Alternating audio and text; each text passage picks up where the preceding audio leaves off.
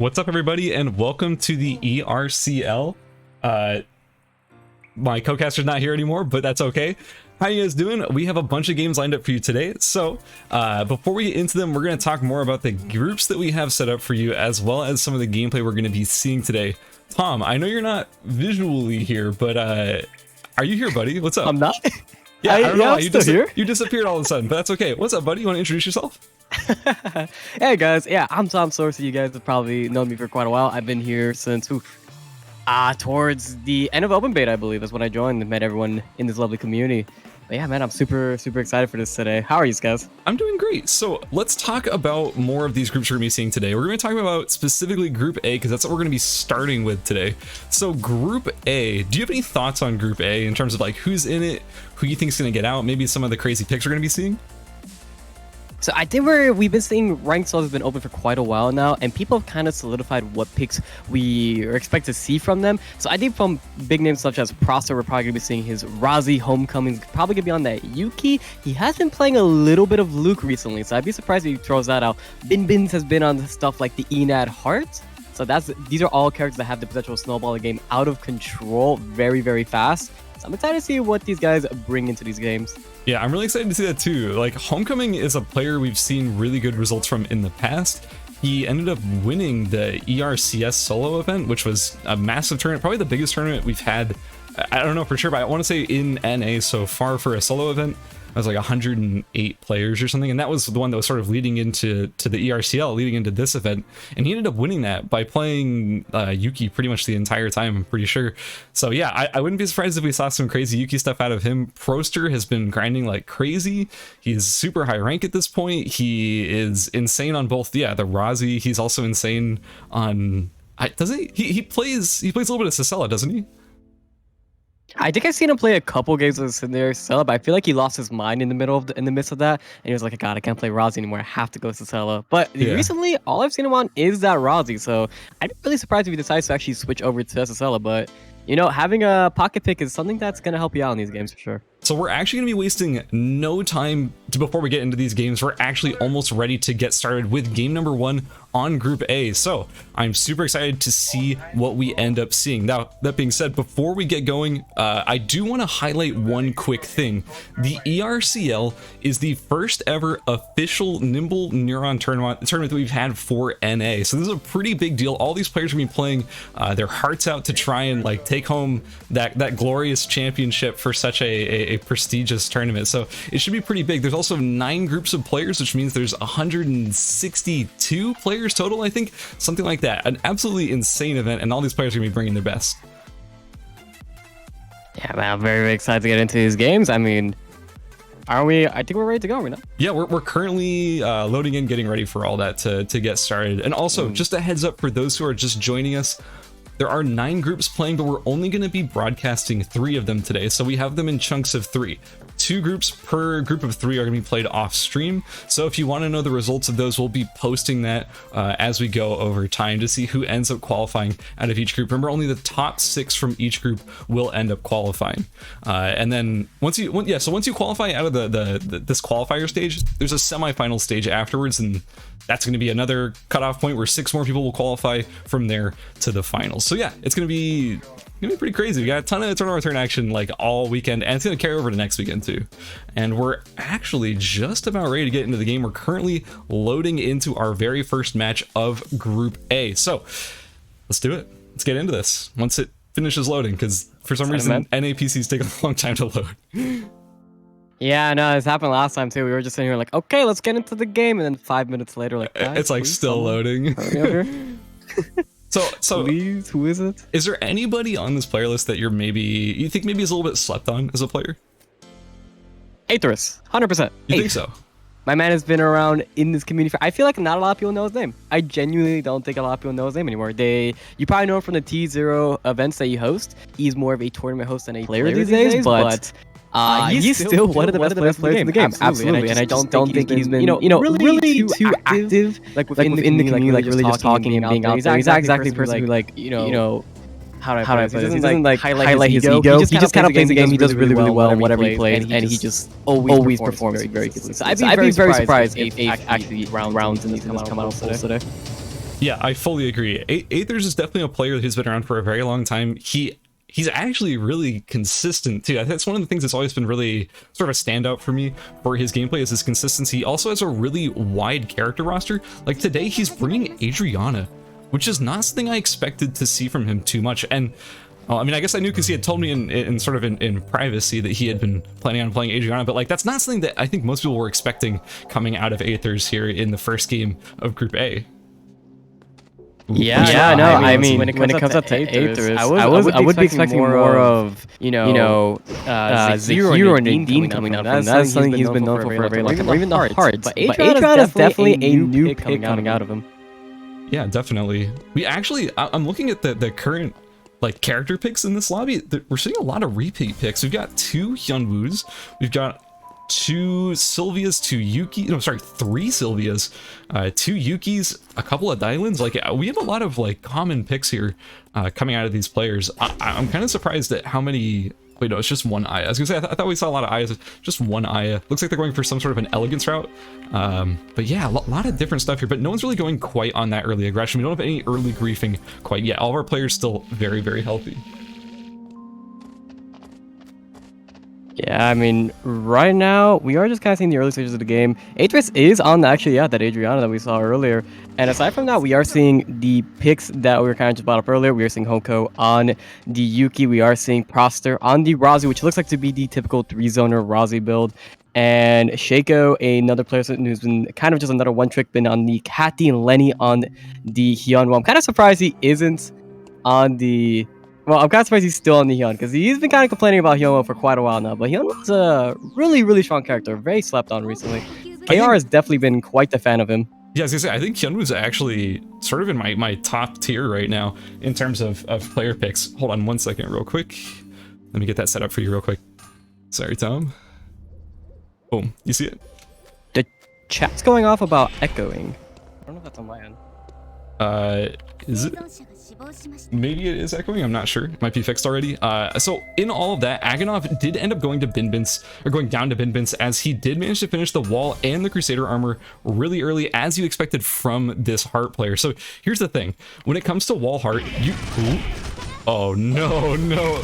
Oh no. That's not what you want to see if you're the Razi player here. Having not finished the weapon yet, probably didn't roll the leather, therefore you're probably in a lot of trouble. But that being said, Tenshinhan goes down to Halifax over here in Avenue 10. He had finished the Magnum Bow, but it looks like Halifax didn't really care considering he already had that Voltacleto. And Binbins, as we just saw, is going to be taking down... Running down the poor Razi. Ice-Kyo. He only had the wall through PPK. He didn't manage to finish that weapon quite yet. Now also over here on the top side, what's going on over here? Ooh, we are seeing Hoko trying to get the engage on Spider. Does whiff the ultimate, but I don't really see how Spy walks away here. We are seeing Hoko on the Erendite build.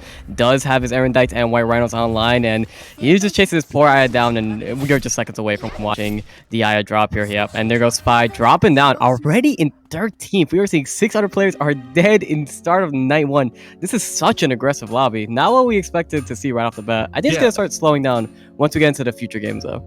Honestly, these players, like at the very start of the game, they were being very passive around each other. We didn't see a lot of early griefing, but then now all of a sudden, just out of nowhere, everyone went completely bloodthirsty and just started chasing each other down. We suddenly have 6 players dead. Table Box is being chased with all the beautiful dash over the wall by Shiv Senpai. Oh, just like that, Table Box will be going down. That was a beautiful ult over the wall. You saw that, didn't you? Yeah, no, the prediction read was absolutely gorgeous, and he is on such a fast build. He knew that even without the enhanced ultimate, it was not going to make much of a difference. All he needs to do is just get a couple auto attacks down, because essentially full build. That is what Crit Dylan does. And we're seeing a lot of crit characters coming down here, like especially this one here, Crit Kiara, coming down, trying to go down onto Nico here, but Nico is not going to be taking the same bully and Tenshinhan did just a moment ago, and he said, no, I am taking you out this time. Oh my lord, that was so much damage coming out of Nico Sushi. Nico only had the boa and the EOD suit. What? Red shoes? Excuse me? How do you have red shoes that early? It's day 1, Nico. What are you doing? Oh my god. So, I don't even know how you could possibly, like, a blue box? It had to be a blue box, right? It had to be, right? There's no other way. It could have been a bear, I guess. He has 7 hunts. Yeah. Only 1 bear on the way there. Yeah, I mean, that's some insane RNG if it was off of a bear, but yeah, blue box is probably the most likely scenario, but man, that's insane. Now it's Yumi's who's in a ton of trouble as Nico is chasing him down, in broad, well, I guess it's not daylight, broad nighttime. Yumi's will end up falling to Nico's Sushi. Wow. We are at almost half. Or Yumi's. We are at half the lobby size already. We've already lost half of our players before we even hit day 2. This is an absolute bloodbath. Yeah, this is not the type of... I mean, I think it's the most aggressive thing we've seen come out of any Souls game. We casted an ERCS, and even then, it wasn't even half as aggressive as this is right now. Everyone's dead. What is going on here?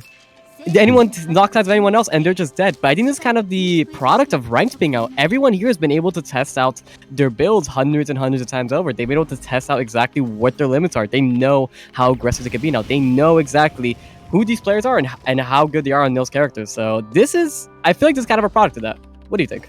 I gotta say that the players, this is kind of exactly what I expected. The players who are still currently alive, who have survived this first culling at the start of round number 1, are the players that I kind of expected to get there. And I'm not trying to, cast shade on anyone who died there. It's more like you said, ranked is out.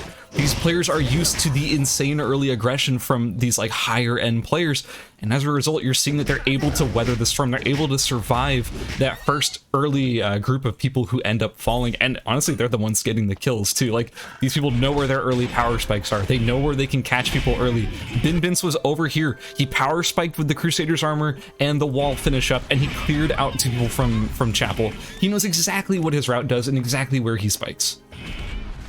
Yeah, and this is where the fun part comes in, because now with half the lobby dead, well, someone did pick up those kills and gain an extra ton of mastery.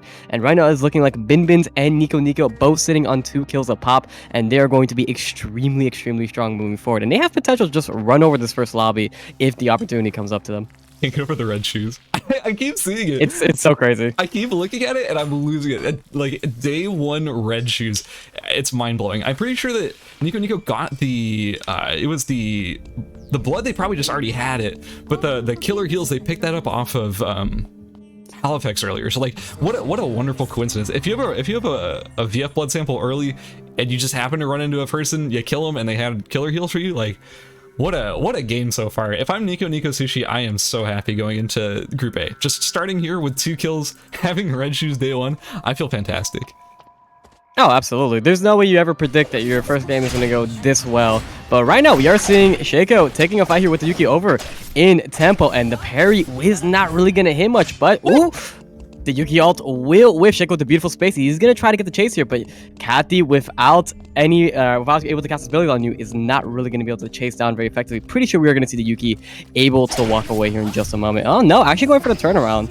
Ooh, that's going to be a free Yuki. Trying to go for the aggression now. Oh man, he doesn't want to take the free walk away. Yeah, they also did miss the they missed the W, they missed the suture thread, whatever that thing's called. Like, that's gonna be hard to press a fight against the Yuki when all of your chasing tools are down. So in that situation, making the correct decision and just walking away, not forcing that engagement. But one thing that's kind of interesting to me is that their builds are pretty similar, but hold that thought. Proster versus Nico Sushi. Ooh, Nico is getting the turnaround, coming back into the fight. Oh, Proster with a fat crit will be taking down Nico Sushi, and I assure you that is about to be some red shoes swapped onto Proster in just a moment, or not. Oh no, yeah, of course not. Okay, yeah. 100%. Don't even think about it for a second. Yeah, Proster slams the red shoes. Couldn't be happier with that pickup.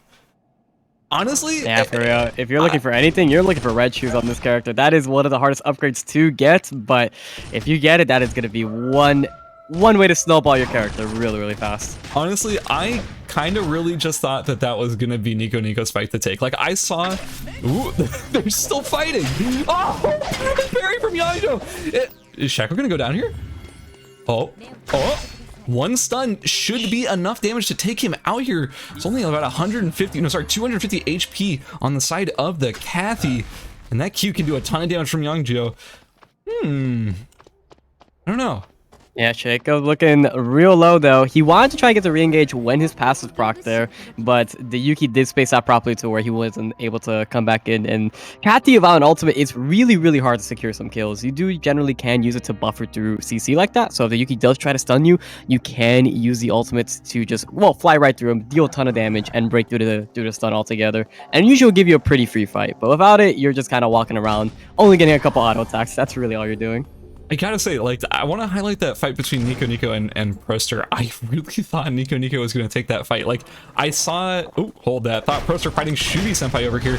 Ooh, you're seeing that Razi burst. It doesn't matter if you miss the R, you're still going to be chunking for some pretty fat hits every time you cast the spell, because you do get that double auto attack, and yes, those shots can crit. So Proster is a threat and a half right now. Proster's so scary. But yeah, in that fight against Nico Sushi, like, Nico had dropped Proster really low, and legitimately, like, one more skill or two, and Proster's going down there, but then, yeah, the nice little double crit there was really all he needed. Oh! After all that, Shaka will end up going down to Binbins. Binbins is in really good shape right now. He managed to get the tree uncontested, as far as I could tell.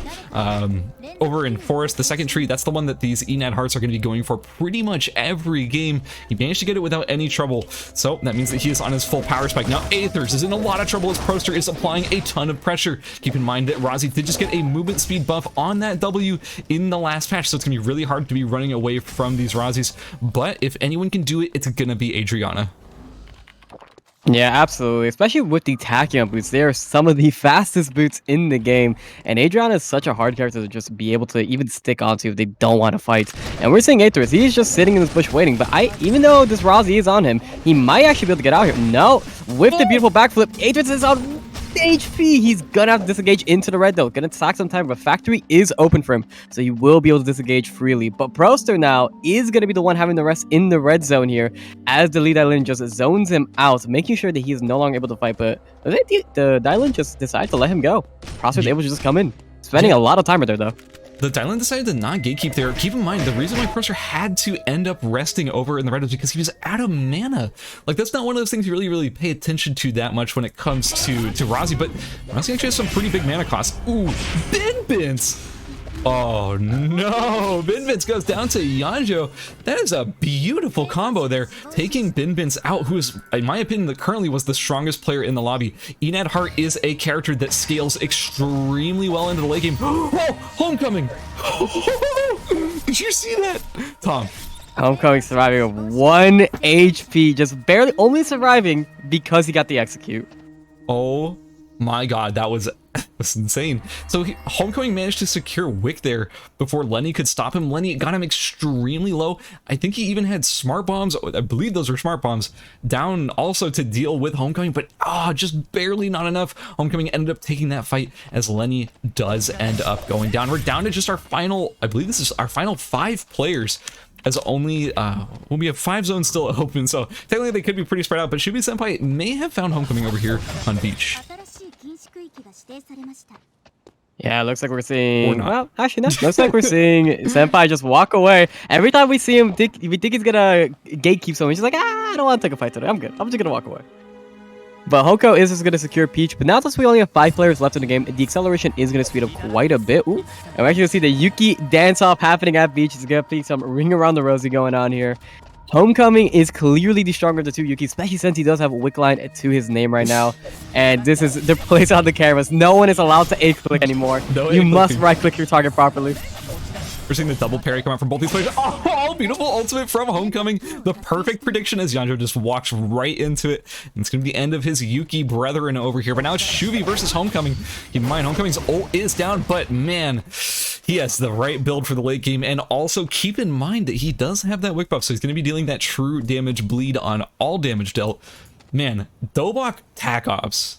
Do you have any words to say for Dobok Tac Ops? Like, what do you think about this build on Yuki? And this is why I think he had the fight so locked down compared to Yanjo. Oh, absolutely. I think Dobok in general, just by itself, minus the Tac Ops, you are going to be having so much extra attack range, especially when you get another melee. And when you think of like the context of a mirror match, how does the Yuki Uvalde Dobok ever do anything? He's just gonna stun you and he's just gonna kite you away from you and just rinse repeat until you're dead. And the other Yuki just never has a chance. And you have so much CDR from the Dobok and Tac Ops that there's nothing you can really do there. But now we're seeing Aethers and Proster try to take a fight in Factory. Aethers going for the hard engage, but Proster saying, no, you are not going to bully me out of here. I'm actually going to turn this around as, well, Razi is one of the strongest duelists in the game if she's able to just walk up to you like that. That lifesteal between the Moonlight Pen and the Red Shoes really showing its colors right there as Proster is able to full heal off of just a couple shots on a Wild Dog. Absolutely insane lifesteal on this build. If I'm Proster, you didn't have to do any work to get those Red Shoes. Well, I mean, you had to kill somebody, but, you know, aside from that, you didn't have to craft them. I'm feeling so good right now. You have all this lifesteal, keeps you nice and healthy in these prolonged fights, because keep in mind, pretty much everyone left in this game is not really a burst character. I mean, sure, you could call Yuki a burst character, but in general, Yuki's game plan, especially with this build, is to sort of kite you out, stun you, go in, go out. So yeah, this lifesteal is going to be huge against this current competition, and now that Just Factory is the only available zone after the zones end up closing in a minute and a half, he's the only person there as well, which means that he has the home field advantage. He can set up, get console, be as comfortable as he wants to be positioning wise, while the rest of these players all have to funnel in through Chapel. Yeah, normally you wouldn't be able to actually take fights in a circle like this, as it's very risky for third-partying situations. You're never going to know exactly what could happen there. But since Prosser is going to have complete vision control of the final zone, he might actually be able to look for a couple more hits before this goes down. Because, you know, a character like Rossi is going to really struggle, since she pretty much has to go into melee range at all times. She's going to have a hard time getting that poke off versus a character like, you know, Adriana, who gets to be so free and lax. She can just wait all the way in the back, wait for those noises to come down on the map and just go for that third party. Hoko going for a tree in the red here. What he's doing with this? So, I can guarantee you the only reason why he would do this is if he already had a meteorite and he was trying to make a force core. That's the only thing I can think of, unless... Oh, someone died. Shoot. Shuvi Senpai did end up going down to Proster over here on the top side of Factory. So, the one thing I do want to bring up about this is that if he's making a force core, it's probably for auto arms or remote mines? No, he is making the Leviathan, or the Leviathan, however you say that thing. So no, Levitine. I get corrected every day. Levitine, sure, whatever. You know, the big fire sword. Keep in mind, this thing is extremely strong in the late game, so this is probably why he wanted to upgrade off the Erendite. It's basically just a straight upgrade. It's just better, right? Like, it's just better than Erendite, and which is the sword that he was already on. So, yeah, it's not a force core. It's gonna be for a Levitine. Leviathan, big orange sword. Big orange fire sword. Well, on the bright side, the big orange fire sword was actually buffed last patch as well. I think it just got 8% attack speed on it. So what was already a strict upgrade, it just became an even stricter upgrade. Which, you know, it feels like that should be the case when you go for the big orange thing, right?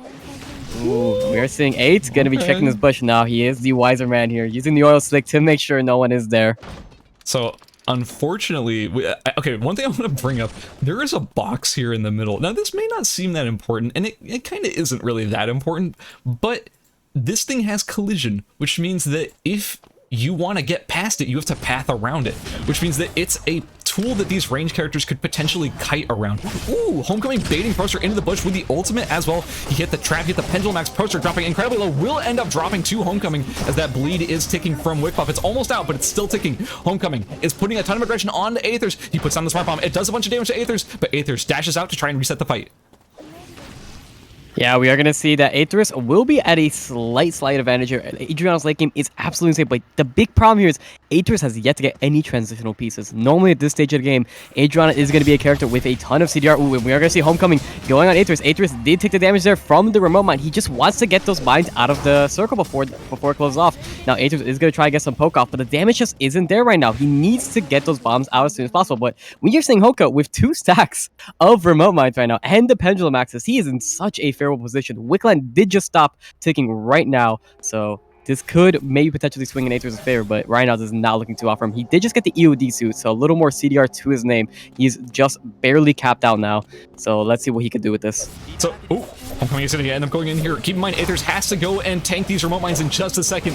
The first one connects, but the second one just barely misses. But there are even more remote mines for Homecoming to drop down here. And now Aethers, with just 18 seconds on his timer, half of his HP bar, gets hit by another remote mine, and that's going to be it as Homecoming ends up sweeping the first game and taking game number 1 in Group A.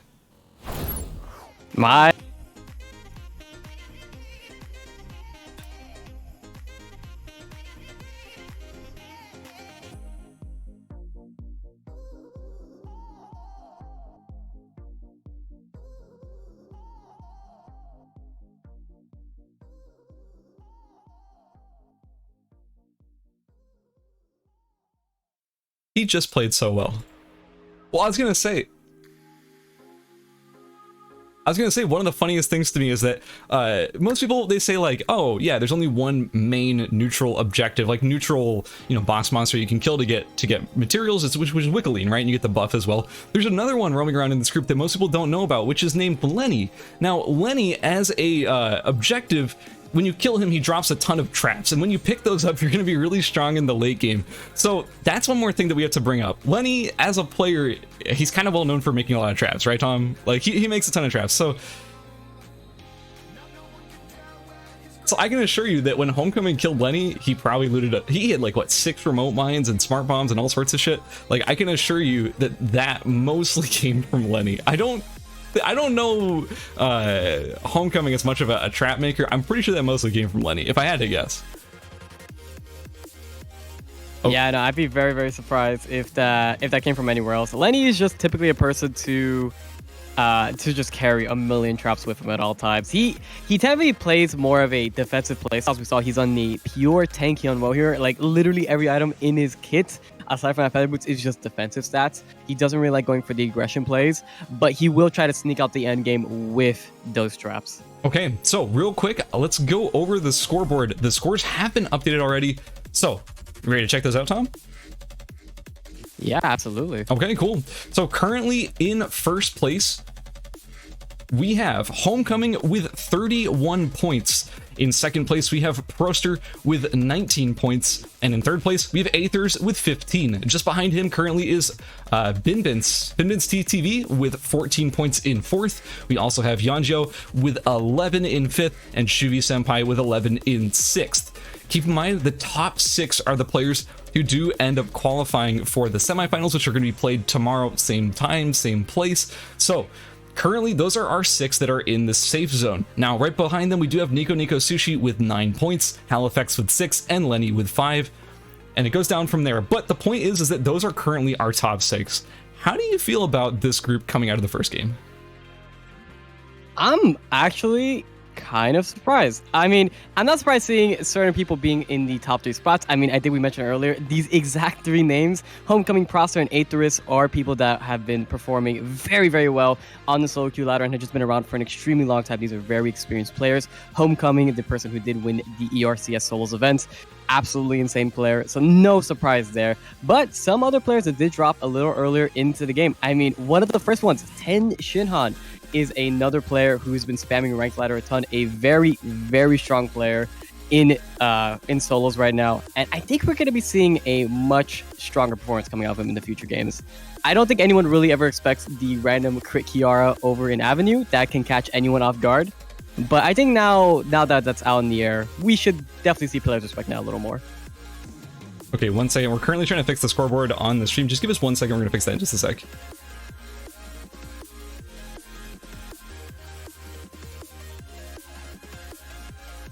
Okay, well, in any case, that'll get fixed. Don't worry about it. We're going to be going into the second game in just a moment. Yeah, I gotta say that the thing about groups, about the first group, like I was expecting Homecoming and Proster and Aethers and Vinvince, all 4 of those players, I was expecting good things out of them, and of course there they are right there at the top with Homecoming in first place with 31 points. One thing I wanted to highlight about the scoring system of this tournament is that unlike previous tournaments like the ERCS, things like that, we've actually upped the value of kills. There's no kill multiplier either though, so that sort of does compensate for that. Kills are worth 3 flat points each. And honestly, I think we've lowered the value of placement points as well. So ratting it out for placement is not a very viable tactic in this tournament. You need to be popping off. You need to be getting kills, things like that. And if you're not getting that, then it's not going to be working out for you. And that's why you're seeing Homecoming all the way at the top there with 31 points, because he did manage to get those 5 kills and then end up winning the whole game. So that was pretty good. Okay, we fixed the scores. Should be showing up for you there. All right. Let's get some things together, and then we're gonna get going with game number 2. Yeah, I really like the idea of the new scoring formats. I prefer seeing players having to kill each other and actually having to be more aggressive than just sitting away, doing nothing the entire game. That is never the fun way to look about things. And especially, third partying is a tactic that a lot of these characters can utilize. It was kind of unfortunate because a character that's really, really good at third party here is Adriana. Adriana has immense range And I think we could have saw that at the very end of the first game there. Aether's just barely not being in range to get his ultimate charge to steal a kill from Hoko, but I think we can see some more stuff like that coming out real soon. Yeah, so one more thing that I want to kind of highlight about Adriana is that one big part of Adriana is the fact that you need a lot of CDR. I don't remember exactly what Aether's build was, but getting that Queen of Hearts is pretty important. So getting the Wick kill is also really important. And since Wick ended up going to Homecoming instead of Aether's there, that was a big advantage for Aether, or a big advantage for Homecoming that Aether's didn't end up getting to pick up as a result. So, I mean, that's just sort of one more thing to take away, is that we'll see if Wick will sort of change the match in the future as other characters, you know, other than Yuki end up getting it. I really do think that Wick was sort of one of the biggest factors in making sure that Homecoming was able to snowball and finish out that last game. Yeah, absolutely. I mean, it was a Wick line with every Wick line part getting a Wick line buff and 50 traps from Lenny, and all that mastery on top of it. So I feel like there was a nice little ball there. Hoko was definitely probably just screaming at the top of his lungs, and I hate that I can imagine his voice in my head. Dude, he was probably popping off so hard right there at the end. Like, I saw him land so many beautiful ults. Like, the ult on the other Yuki was gorgeous. Like, he just sort of mind controlled him into standing in it. Like, I don't know how he did that, but that's just sort of a Hoko special right there. Like, I've seen some crazy ults out of that guy, and he's just showing exactly like why he is such a good Yuki player and why he is so consistent, especially in events like this. Okay, and we're actually ready to get into this first match. Or sorry, the second match here. Ooh, I'm excited here. So, I mean, I'm a little biased to certain characters, but we are seeing our first Shoichi of this tournament. Ooh. And I'm always excited to see one of these go on. And this is either going one of two ways. Either they kill the Hedgen in force, or they die in force with the Hedgen. And there's no in between. Yeah, absolutely. I'm expecting...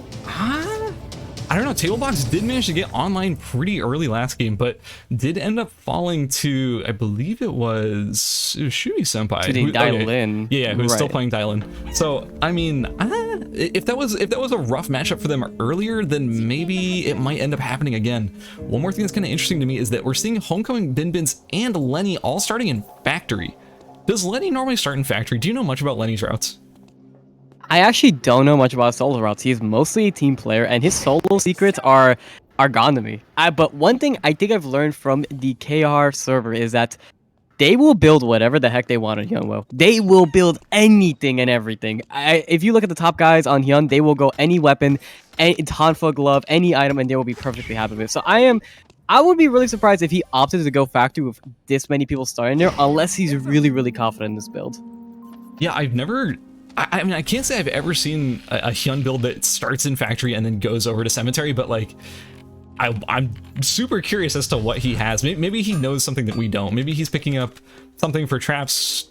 You know what? Actually, maybe that's it. Maybe he's like turbo smart bombing or something. I don't know. Like, I can never get a read on Lenny. That's why I love watching him in tournament play, because he always has some like weird, crazy strategy to like make a bunch of traps. I don't know. I love it. Yeah, it's absolutely crazy. And we're seeing the reverse errand deck coming from Hoko. He's going from Factory to Alley here. Yes. Which it could be a little concerning. I mean, I would imagine he only did this way around since Factory is so contested. He needs to get those resources right away. And I believe this is the build he's been spamming the most of, and it's probably the one he's the most confident on. Considering, you know, we did just see him win the last game on this build. There is no reason not to bring it back, right? Yeah, absolutely. Also, one more thing that's kind of scary is there is a lot of players over here in school right now, and a couple, or there's one Luke, but there's a Luke, which is, I mean... Luke with a weapon finish is terrifying, but thankfully for anyone else there, this weapon is not finished at the moment. Ooh, Sticker is getting in a fight with Binbins, as Binbins does have the wall finish, but does not quite have the Crusader's armor done. That is his big power spike. We saw him clear up 2 players over here in Chapel in the last game, but since he doesn't have the Crusaders done yet, he can't quite close out those kills right here in the early game. Yeah, Chapel is an absolute terrifying spot to be this early in the game. There are so many people that end up having the route to the Hyperloop there that are just very strong, or people just end up getting a massive power spike in Chapel regardless. And one of those people right now is going to be the Enad Heart. If you run into her, you're probably as good as dead. Like, there's not really much you could do about it.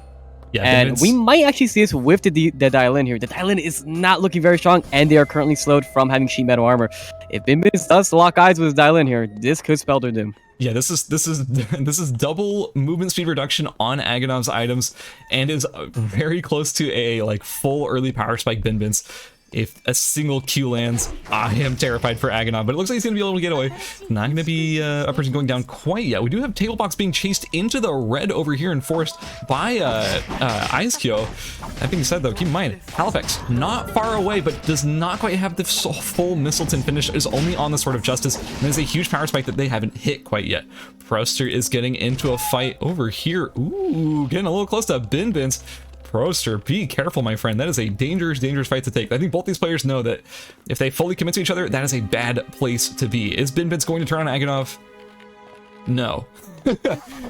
Honestly, or Agonov. They have just been waiting around forever just to be able to go to that Hyperloop. I'm honestly kind of surprised that Agonov didn't get jumped on there. Like, I'm pretty shocked. Yeah, I would have went for it personally. That's a level 5 dial in. I'm more than happy to just go in and be like, hey, how's it going? Yeah, that's some serious shit from Binbins I don't think I've ever seen before. that is really something. So Aether's got chased out by Syllables here. Aether's going to be forced to go to school. I assume he was trying to TP, but he wasn't quite able to because of that very powerful Sylvia right there in Hotel. What else are we seeing here? Anything interesting? How do you feel about this build so far? Oh, he did. He actually got double Ash. Personally, I've strayed away from this build for quite a while now, as I just like the consistency of doing other routes. But right now, ooh, we are seeing Binbins go on the aggression on the Kiara here, but now Kiara just popping the ultimate to walk away. And we are seeing Spy getting super, super low over at Beach, and Ten Shinhan dropping Spy. And oh no, it looks like we're seeing a repeat of last game, but instead of a Hedgen, it is now a Luke. Senpai going in on Yuki, dropping down the silence, and we're going to see Dylan on the chaser. Yumi's will drop. Everyone just dropping at the same time. I swear, we need to give these players a script. Yeah, they're all deviating from the script and all dropping right here at the same time. That being said, though, it looks like it's just these two players are going to end up falling. Both Yumi's and Spy do end up going down, unfortunately, but that was really well played by Tenshin Han, who already has the Mithril Shield done. What a build. What are we looking at here? Golden Ghost, Dobok, Motorcycle helmet? I don't know. Mithril Shield? I feel like I saw this a while ago. I know Hoko and Gunner were people testing out this build, and Nadine is kind of one of those characters where you give her items, she's gonna kill you early game. And speaking of dying early game, we are seeing the Shuichi being ran down by Aetherus. And man, poor position to be in. He doesn't have that dagger skill up just yet to be able to have it really one of his only escape tools, and he's just in such a corridor. That's where Adrian's going to thrive. It's just no rogue character that's going to get away from there in that situation. Adrian's just a happy, happy lad. I'm not sure what Homecoming was doing there. He may have been like AFK or something. Oh, maybe he's trying to stay away from Proster. Oh, I bet that's what it is. He's trying to dodge Proster, trying to stay in the red, or at least as far away from this guy as possible. He probably has a... No, he doesn't have a camera. This is Proster's camera. In any case, he is feeling threatened by that Razi in the early game, and I do not blame him. Razi early game kind of just beats Yuki, from what I've heard. I don't really play a lot of Yuki, but what I've heard of that matchup is that is not a favorite matchup of Yuki players whatsoever. So I'm not surprised to see him trying to be as passive as possible and stay away from that Razi. Yeah, for sure. I mean, I've been playing a little bit of Razi lately, and I feel bad for Yuki's. It definitely doesn't really feel like it's ever in their favor unless they're just super, super ahead. So I can respect Hoka. I'm pretty sure he's ran into that matchup time and time again, and it's just never really worked out for him. Ooh, Homecoming putting the aggression onto Syllables. Syllables forced to drive up towards Temple, which is currently a red zone. Syllables will end up getting away. Keep in mind, when you're on this bike, you're super fast. Like, Syllables gets away here, doesn't even lose that much timer because you are so fast. However, though, right into Lenny, doing a little sweep on the way out to look cool. That means it's some fuel drained there. And unfortunately, going to be forced back into the red by Lenny. Oh no, Syllables, no. That's a bad position to be in. That is a really bad position to be in. But there's another fight happening as Shaco is really low. Also, Yongjo getting very low as well, being chased by Binbins. But Proster is here to clean up whoever survives. And it looks like Binbins pulls down the ultimate. Oh no, the ultimate is gonna explode. Not gonna get full damage here, but again, Proster is in a pretty favorable position here, but the heart is such a hard character to stick onto. So Proster will get the loot from this course, but Binbins will walk over his life, and we are seeing that Tailbox dropping in Cemetery to Senpai here. It looks like a repeat of last match, really having, wow, he had no items to his name there. He was so weak. And Senpai just took full advantage of that. He was only on the Elemental Bow and the White Crane fan. He was just trying to get whatever he could. Just didn't work out for him. Ooh, Tianxinhan getting pressured quite hard by Lenny over here in Pond. I feel like Pond, I feel like every time I see Lenny in the mid game, he is always in Pond. And I can't figure out why. Maybe it's good for trap making, maybe it's something else. I don't know, but I always see this guy over here in Pond in the mid game, and this is his home. And he's making sure that no one, especially not Tianxinhan, can get over here and try and get any of his potatoes or something. I don't know, man. Lenny just wants to be here. You know why he's here. You know why he's at Pond. It's double guillotines, whatever, part of a man. nice trap. Whatever, man. Look, You know why he's there. he's got to have a track mind that's not just traps, right? Like, he's got to have something else going on. Maybe it's just traps, who knows? Aethers, His playlist is just traps. That's all it is, man. he listens to some trap beats. The dude loves it. Alright, so we have Shubi Senpai and Aethers. They're clashing a little bit, but it doesn't think, I don't think they're going to be necessarily committing to this fight. You know, I think they're just going to be sort of backing up, posturing around each other, showing, hey, I'm strong, you're strong, whatever. I can engage if I want to. And maybe that's what's going to happen here. Shubi Senpai is sort of chasing Aeth. Ooh, Yeah, we're gonna see the chase go down. Aids is trying to peel for himself here, but he doesn't have a lot of effective HP to him, and Senpai is on full crit dialing right here. Ooh, but Senpai does need to respect the damage here. He's dropping very, very low, but Aethers has consumed, I believe, all 3 charges of his ultimate already. Yeah, and we're gonna see Senpai ult out for that escape, but that's gonna put it on an extended cooldown 3 minutes, and we are looking at Homecoming going for a third party here. Lenny and Kiara are gonna just disengage. They're just like, yeah, no, we're done. We're good. We're good. Thanks. Thanks for the mastery. We have Kiara, we have Halifax and Lenny both trying to hit each other, doing actually no damage to either player. These 2 tank characters doing like basically no damage to each other.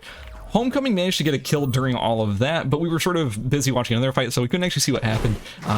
But yeah, that's another case of Homecoming potentially, you know, kind of ramping up there. He's got the Mithril Shield off of Tianxinhan, as Tianxinhan did end up going down, and now we have Agonov getting chased by Syllables.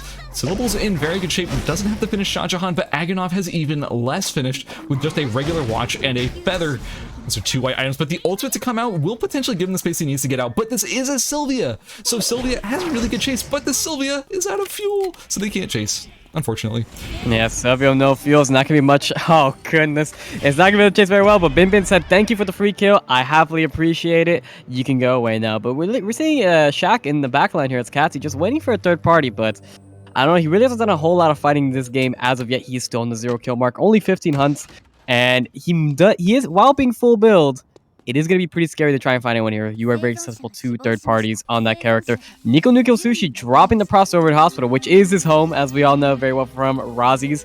You definitely don't want to end up in a hospital against a Razi. They will kill you pretty fast. I was watching for fights there, and Nico dropped pretty much instantly, to the point where I couldn't have even gotten to the fight before it was over. Binbin's dropping a beautiful parry from Homecoming to negate that charm's duration and also give him a little bit of distance. Oh, Homecoming throwing out the ultimate. If that had landed, that probably would have been the end of Binbin's, but well, looks like Binbin's will survive just a little bit longer, as Sticker does end up going down to Syllables. Man, we are seeing some players here it's currently day 3 and they're just having no items. They're just having such a bad game right now. But now we're seeing Shaq. Oh no. He does get the beautiful E down. Is going to help him out here, but while Homecoming does pick up that kill, it will cost him his life. I think he knows he was dead regardless. Beautiful charm coming up from Binbins, stopping Syllable's momentum there, and he's just going to keep on the aggression. Binbins is just going in, and I believe he did get the Wickland there. Yes, he did. The Wickland lead is coming down. Syllables is trying to take this fight here, and I don't think you want to do this against a heart because the reset from the ultimate is coming down, and Syllables is in a very bad position here, and they will drop 2 kills.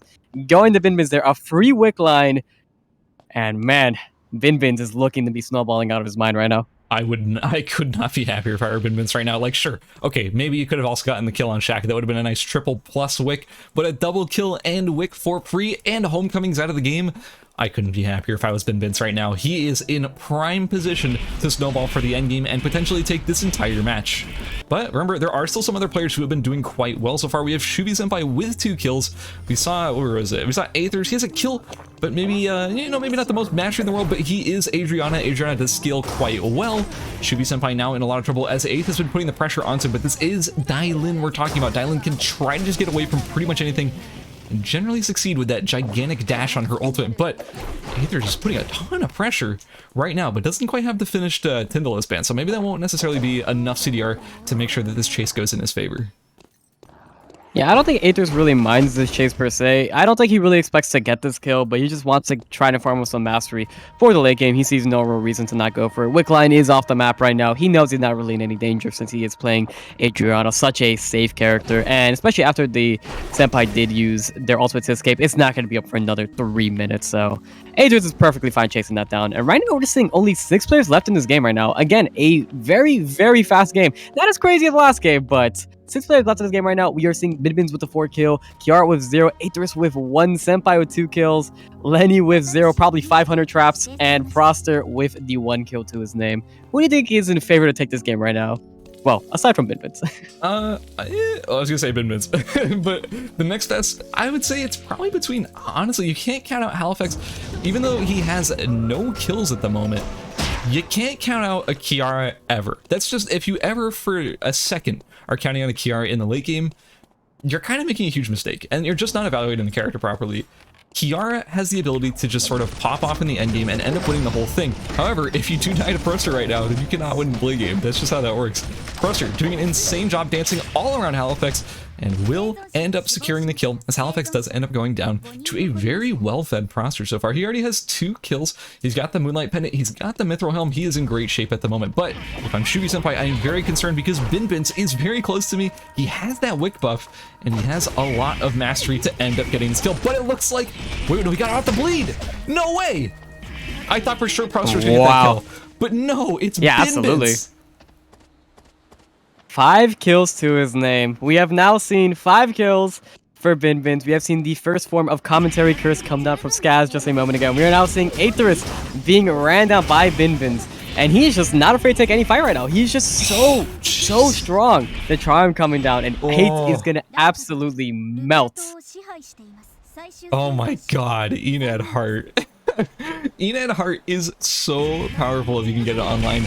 And that's exactly what we're seeing here. If you don't know, oh, you can see the A clicking there, kind of not going too well for Binbins. As Binbins does end up dropping really low, the ult does land from Proster. Will this be a kill that he can end up getting? Without the ultimate, it's going to be a little bit harder, but Binbins is dropping awfully low. Keep in mind, though, that bleed from Wick is ticking constantly, and Binbins can just kite this out pretty much forever with that Q spam.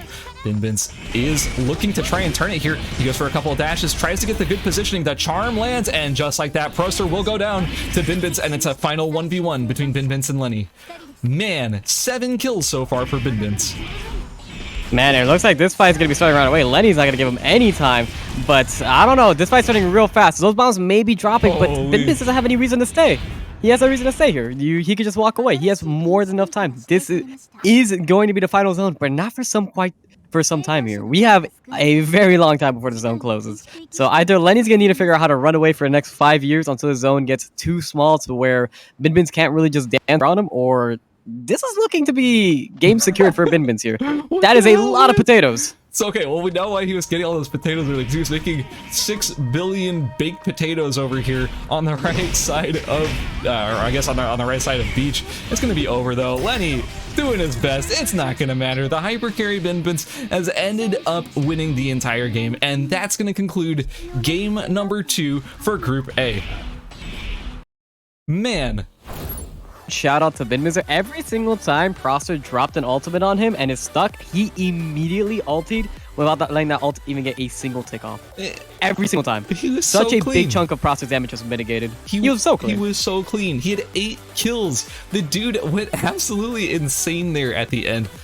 I don't think there was a single fight there that he didn't play pretty much perfectly. Anytime someone had an even slight chance of killing him, boom. Throw down the ultimate, throw down that fight reset. Keep in mind, when Heart uses her ultimate, it makes everybody unable to do anything around her, and it also heals her for quite a bit. So yeah, if you ever feel like, oh, it looks like the Heart, you know, the Heart's awfully squishy, it's only about 1,600-ish HP in the late game, you feel like you might win that fight, but then all of a sudden, boom, you're dancing, boom, they're healing, and there's a lot of regen on that build too, and suddenly they're full HP, and it's just over for you.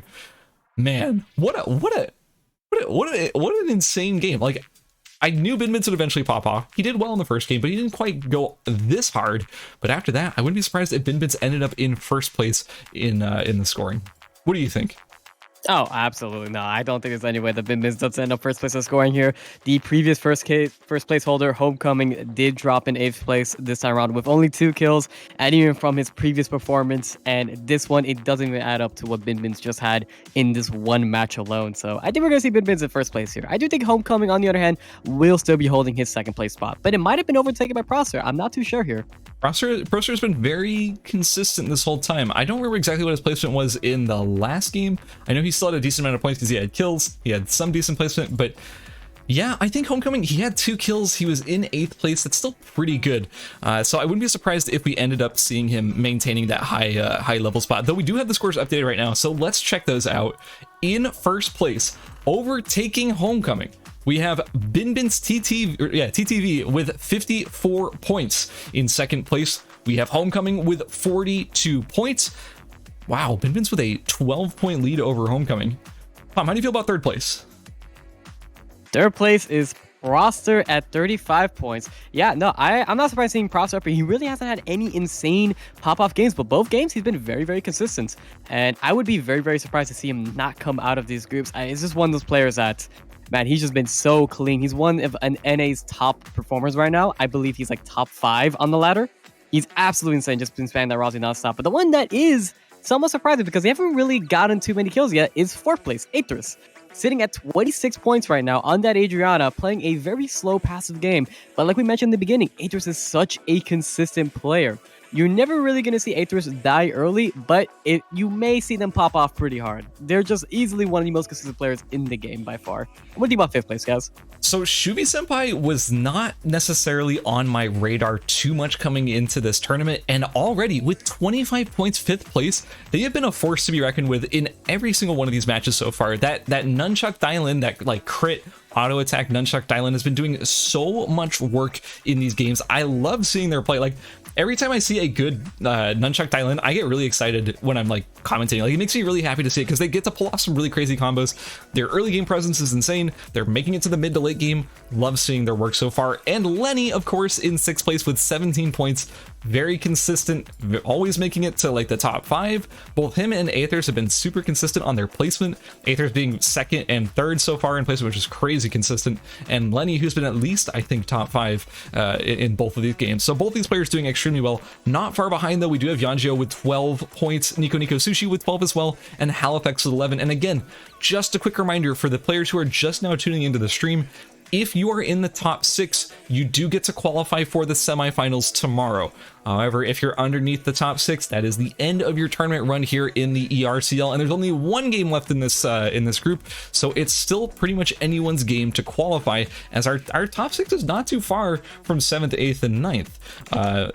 So yeah, I don't know. Tom, what do you think about the current standings going into the last game? Do you think we're going to see any major shifts? I think we could easily see 4th, 5th, and or 6th be shifted out one way or another to anyone below them. Probably not towards the very, very bottom, but looking at 7th, 8th, and 9th place, I probably butchered this. Nico Sushi, and Halifax are not that far from taking Lenny. They're only 5 to 6 points apiece from overtaking him, and it would not surprise me to see Lenny drop out of the standings and one of those other players easily overtaking him. Yeah, honestly, same. And I'm expecting to see, at this point, I would be pretty confident to say that Homecoming and Binbins, they're probably locked into their spots, but anyone behind them could potentially be overthrown if people have some absolutely insane matches in the final game. But I keep saying final game. Keep in mind, guys, this is not the end of our games for today. This is just the final game that we're about to go into for this group. We still have 2 more groups to play after this. We also do have some other groups being played simultaneously off stream, and we can get you the results for those as soon as we're finished with this group. But before we get into those next groups, we do have to finish up here with Group A and see where these players end up placing after all that. And honestly, okay, the thing I am most excited about, there's a lot of things about this group I'm most excited about, but the thing I'm very much the most excited about is seeing if, I think Aethers, like that's the one I want to see the most. I want to see if Aethers is able to have a crazy game. Like he's been doing very consistent on placement, but I want to know if he's going to get those kills and end up closing out a game with Adriana, because he's the only Adriana, I believe, in this group, and he's been doing well so far, but I want to see him really shine, get a lot of kills this game. What do you think? What's the thing you're looking out for this this final game? I would definitely put my money on Aethers, but I do want to see the Dialin pop-off. I don't know. Seeing a Dialin pop-off is always super exciting to me. You kind of have to min-max your combos very, very effectively.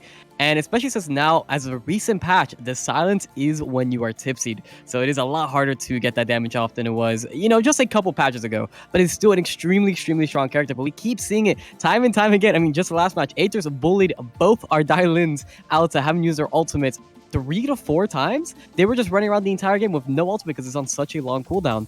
But Adriana, I don't know. I feel like we've had this discussion before, but Adriana is probably one of the best characters in the game right now. I fully agree. Pretty crazy. She's extremely good right now. She's insane.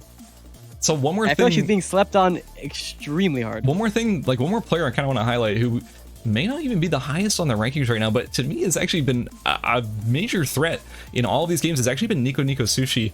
Nico has been very powerful in the early game, gets those early game kills, but seems to get tracked down in the mid game by some of our more power players. So I'd be interested in seeing if they can have a good game here in the third game and maybe sneak into that top 6 and guarantee that spot going into the semifinals. But in any case, we're currently loading into our last game, so we'll see how these players end up doing.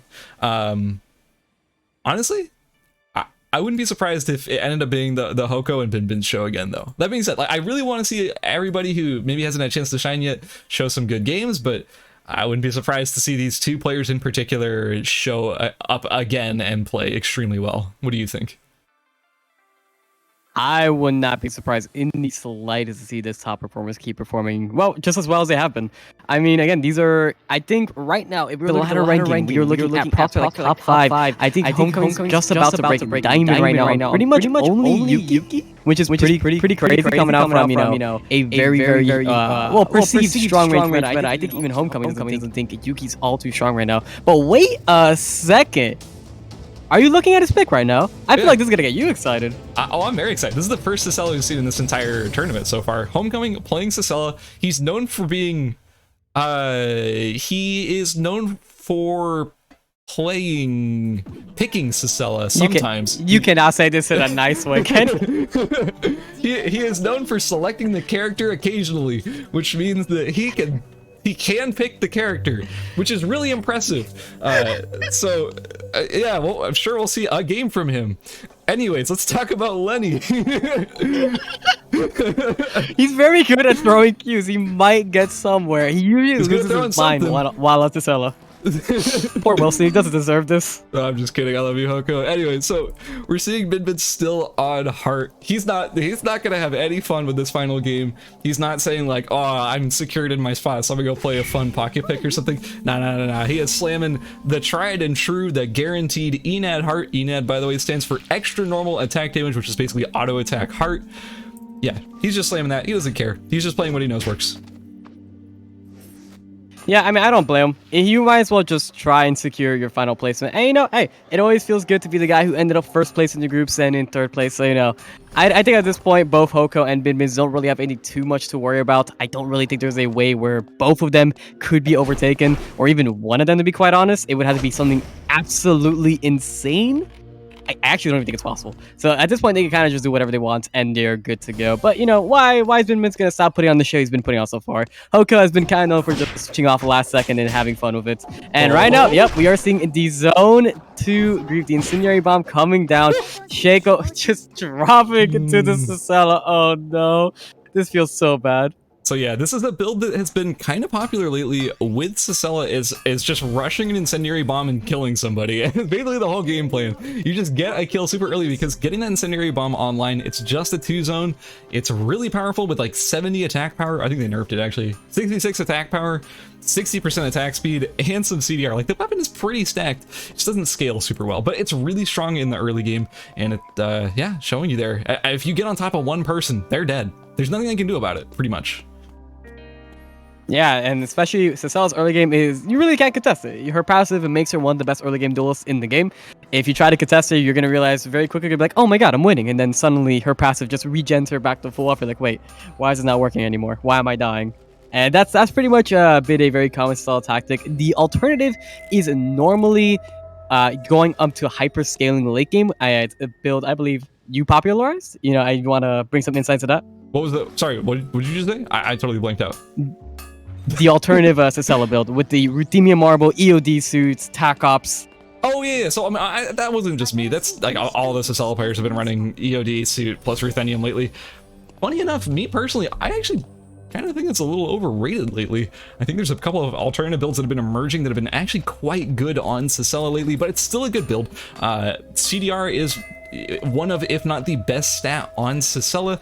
HP also an extremely powerful stat on her as well. So that's a big reason why you want to be playing these builds that do run EOD suit. Tac Ops is still really good too. Attack speed's not bad either because your auto attacks do matter quite a lot. That being said, we'll see if they actually end up running something similar like that. I don't know what Homecoming has sort of in store for us. I think he's just running auto attack. Like, I don't think he's ever really innovated the other like incendiary bomb builds. He's just on the old school, like, I go to factory, I make crit, and I grief people until I die in the mid game, because that's all that build does. Yeah, which is always a cute way to do things. I mean, again, at this point, he doesn't really have anything to be concerned about. He might as well just have some fun with it. And, you know, showcase the cute Sicela skin that just came out a little while ago. It's very comfy, very cute. Sicela's just kind of vibing. But I think that's enough of our friend Homecoming here. He's just kind of walking around Chapel at this point. Right now, what else are we seeing on the map? I think from last game, we aren't really seeing too many changes. We do see our first Magnus here. Yeah. And we are seeing the Magnus, well, just bike out doing what he does. Oh no, Yumi's is on the full rat jam. And we are seeing the Shoichi and Lenny going in. The Pendulum Axe dropping down. Ooh, the TP coming in as well. Homecoming. Oh no! They caught by so many people. Oh no, the worst possible situation occurred as Lenny just gets two people, like one person TPs onto him, one person just walks up behind him. Oh, a missed E from Homecoming there as Aethers will be able to sort of just walk away from this one. Doesn't manage to get the reslow with that passive as Aethers does get away, but no, Lenny was playing that so well too. Aesco, he did get like caught by the Pendulum Axe, which was really good. Oh, a bear stun from Syllables onto Shubi Senpai. This was a player who was currently, why did it switch away? Player who is currently in our top 6 and is still trying to fight for that spot in the semis, but they're going to be dropping right here at the beginning of game number 3. That could be really bad. That could be what stops them from making it into the semifinals. Yeah, it's gonna be really unfortunate, and I think they're gonna learn a lesson today from these games, and that is, if you have Sylvias in your lobby, you probably don't want to go beach. There will be a Sylvia ready to kill you. It is such an open space for Sylvia. They end up padding there so often, and they see any noise, they will run you down. Oh, and now we're seeing Ten Shinhan, his third pick of this. He just doesn't stay on any pick. He went out from the Sylvia. He was on the Nadine, and now he is on the Amp Dual Swords Yuki. What do you say about this? I gotta say, Amp Dual Swords Yuki has been driving me crazy lately. I really can't stand this build. It's so powerful in the right circumstances. It basically relies on using Dual Swords Rampage, which is the Dual Swords weapon skill, to deal an insane amount of burst damage in a concentrated area. But we're going to hold that thought as Syllables and Spy are fighting each other over here in Uptown. Syllables is dropping very low from that yummy IAW, but it looks like Syllables is actually able to turn it as Spy doesn't have much max HP to begin with. We're seeing those like combat, movement cues, those swerves being really powerful from Syllables. But it looks like Spy will end up dropping in the end to Syllables as he manages to survive with all of that healing on the Q. Yeah, and I think one thing we've been noticing a ton of is that, oh, wait, hold on, yet again, we are seeing the Shoichi come in, and Yumi's is going to be dropping. Yumi's just kind of sitting on this Enad Magnus for his last attempt here, and it just wasn't working out too well. And of course, the Shoichi is, well, it's just a natural counter to Magnus. You really can't run away from him, as even if you tried, he can just W onto you, and the bike will stop you in your tracks. And now we're seeing Syllables just going for a bloodbath here. There is nothing, like, he's just fighting anyone in his wake. He doesn't care.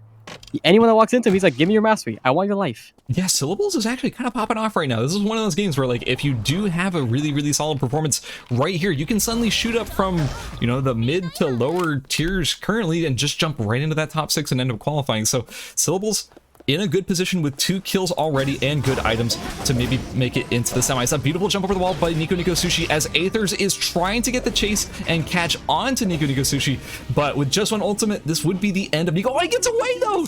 Oh, out of ult charges is Aethers as Nico Sushi just bikes away to safety. Yeah, and that is the life of Sylvia. Either you snowball out of control or you are the one just biking away.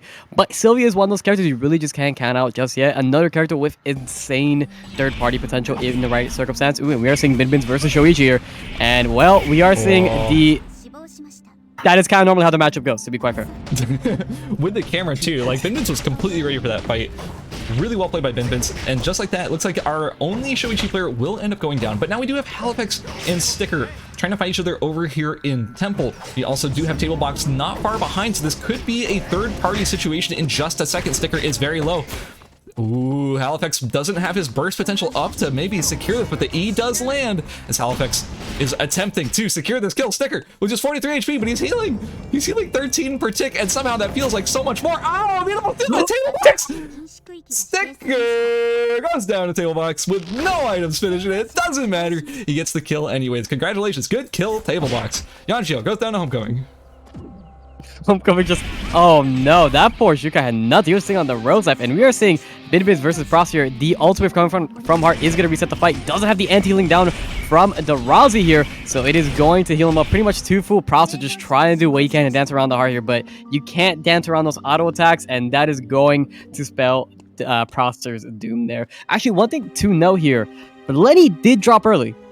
He was in 6th place right now. I think we're going to see someone else take that 6th place spot here, and right now, it's looking like it might be Syllables. I'm really thinking it might be Syllables. If Syllables manages to make it to the end game and keep these kills going, it could be him. I don't remember exactly. Wait, hang on, let me check where he was. Syllables was 10th with 9 points.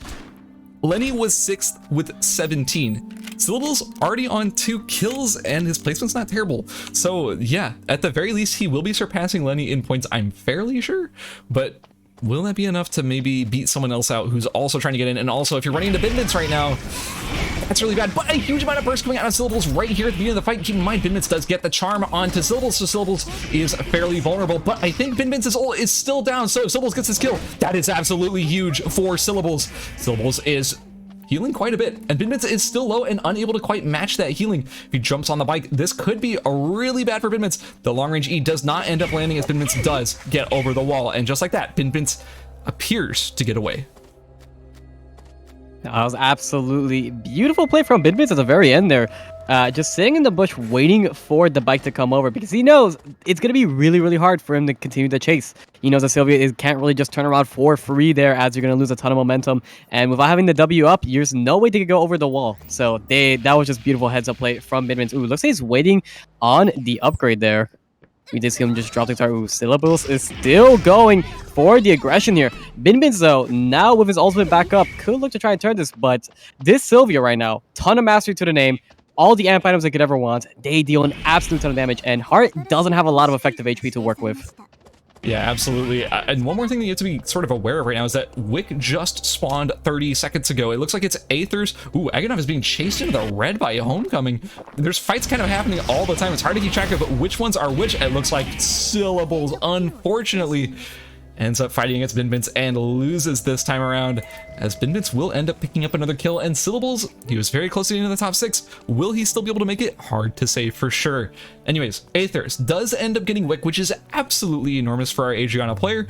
Wick is a huge upgrade for Adriana. You get the materials to make your Queen of Hearts, you get Wick buff, which means that all of your damage, all of your slight little ticks of fire damage will be dealing a ton more damage, as you'll be doing true damage bleed on top of like basically everything that you do, which is really, really huge for Adriana. Range characters in general benefit a lot from Wick bleed.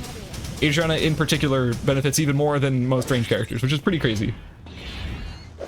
Yeah, no, when you think of one of the scariest characters in the game with Wick line, Adriana's probably in your top 3 because this character will poke you from such a far range, and it is so hard to access anything. But right now, Aethers, 2 ulti charges down, may have the Wick line bleed, but Binbins is just kind of auto-attacking him down there right now. The charm will drop. Aethers is dropping super low, doesn't have his dash up right now, and even though the oil slick will drop, Aethers will fall to the incredibly strong Hearts right now. Enad Hearts just has such insane snowballing potential. Even with that Wick line, it is just not enough to deal with the Heart. Binbins is in such good form right now. Is it Binbins? Is it the snowballing? What is going on? He is absolutely rolling this lobby. Although I will say, Heart is one of those characters where if you can snowball off of some early kills, then that's going to be really, really good for you. And this is the qualifier stage, which means that the level of competition is not going to be the same as the finals or the semifinals, so these kinds of snowball games will be a little bit harder to pull off in those like later forms of the tournament. So Will you be seeing the same results coming out of Enad Heart in rounds, or in the semifinals? In the finals, maybe not quite as much, but at the very least, there's a very, very good showing for Binbins, and is establishing him as one of our top competitors coming into this tournament. We knew he would do well, and he's showing us exactly why we expected that from him. Yeah, absolutely. And with that being said, we also do have some other people here. I mean, syllables did drop pretty early compared to what we thought here. There is always the potential for someone else to overtake that 6th place spot. We are seeing players like Tenchin on here. We are seeing Halifix. And we, of course, the 1 kill from Tablebox, which I am very curious. Does he have still sitting on the bikini right now? Still not doesn't quite have finished. a chest piece to his name. Oh my goodness, poor Tablebox. I am rooting so hard for Tablebox. I want Tablebox to... Dude, what if Tablebox just wins the whole thing? What if there's like some crazy, massive like brawl at the end and Tablebox ends up third partying and wins the whole thing? Couldn't be happier. That would be the best result I could possibly wish for. That being said, Tianshinhan, in really good shape. I mean, no kills, but this is a character that scales really well. This amp. Ooh, hold that thought. Binbins is getting pressured a huge amount by Homecoming, who's on the Grenade of Antioch. Ooh, the charm does land though, but showing how absolutely threatening he is on this auto attack Cicella build. It's not something you expect to scale very well, but if he manages to finish the Grenade of Antioch, which is not the easiest thing in the world to do, you're in really good shape. He throws down 1 auto onto the telephoto camera with the Antioch grenade, which I know he's going, damn, I didn't mean to do that. Ooh, can you get the pole? Not quite. Nah, I believe the pool is still on cooldown, so Homecoming is gonna have to let Binbins walk away there. I just love how he's just trying to fight literally anyone that walks into his way. He doesn't care that Binbins is on 4 kills here. He doesn't care that Binbins has 200 mastery above him probably, but he just will take any fight. And they're kind of chunking right now. These level 17 wolves really aren't standing much of a chance. With hunt mastery, yeah, but yeah, we'll see how much damage they actually do. With the I don't think it's gonna do too much in an actual fight. With the Antioch, it might actually do some pretty significant damage. Now Halifax is running. It's very scared to be sandwiched between a Dylan and a Sylvia, because that's a huge amount of pressure from both sides. Kiara, the kind of character that just wants to sort of take these 1v1 engagements in the mid to late game. We're in the mid to late game right now, but a 2v1 is definitely not where you want to be as Kiara, as you do excel when you can just sort of kill one person who's in front of you. Agonov is sort of playing the rat jam style right here, going for those placement points, maybe afraid that they can't take any of the 1v1s that are currently left in this game, and attempting to instead go for, you know, a third party, go for sort of a big end game, end fight, square sort of situation. I don't know, but in any case, they're playing it very safe, and I do respect that. Ooh, we're seeing Tablebox opting to just run through every form of red here, really trying to check one box of cemetery. Can you My hop that god, wall? he is desperate. I think you can. You should be able to. I believe he can, but Shinhan is forcing him out here. No, I Tablebox. believe he could have went into cemetery and actually hopped this wall without him knowing it. Oh, no. Walk right back into Shinhan. Oh, there it is. That's the Tomsorcer Rampage, and that is Tablebox, unfortunately, dropping. No. Almost finished the chess piece. It was a very good try. Very good try, Tablebox. Very, very good try. Dude, Halifax being chased by Nico Sushi. Ooh, wait, Binbits takes out Homecoming. During all that fighting, Binbits and Homecoming ended up brawling, and it ended up being Homecoming that ended up falling to Binbits over here in archery. I'm not too surprised, because the Wonderful tonight has already come out for our Heart player, which is not something we've seen at all in this tournament so far. Yeah, I tried to bring this up earlier when he was dropping the guitar, the craft. It was pretty surprising that he wasn't on it already, considering just how much hunting he's already been doing. 35 hunt to his name. Kind of surprised he hasn't found a meteorite to that point. And now, I mean, it's not really much surprise seeing Homecoming drop to Binbins. You know, 5 kills to his name. All he really does need is 1 charm with that Wonderful tonight, and that's gonna spell the end of anybody right now. Really, I think the only person that could potentially blow Binbins up fast enough would be Shinhan. I kind of He agree. does have a ton of burst to his name. Yeah, I kind of agree. Like, one good stun plus dual swords rampage, you remember that buffers through the Heart ultimate, so if he manages to get the perfect combo, I think Shinhan can actually take out Binbits here, especially if it's a third-party situation. If we're having like a 2v1 sort of thing going on, if people decide to, I'm not saying team, but, you know, group up, you know, a little bit of damage comes in from Binbits, he's low, he runs away, he gets caught by Shinhan, it's kind of over for him if Shinhan plays it correctly. Now we do have Halifax being chased out by Nico Sushi. I'm not sure if Nico knows that Shinhan is close by though. Keep in mind they've been sort of in the bottom side of this fight the whole time. They've been really too present in it.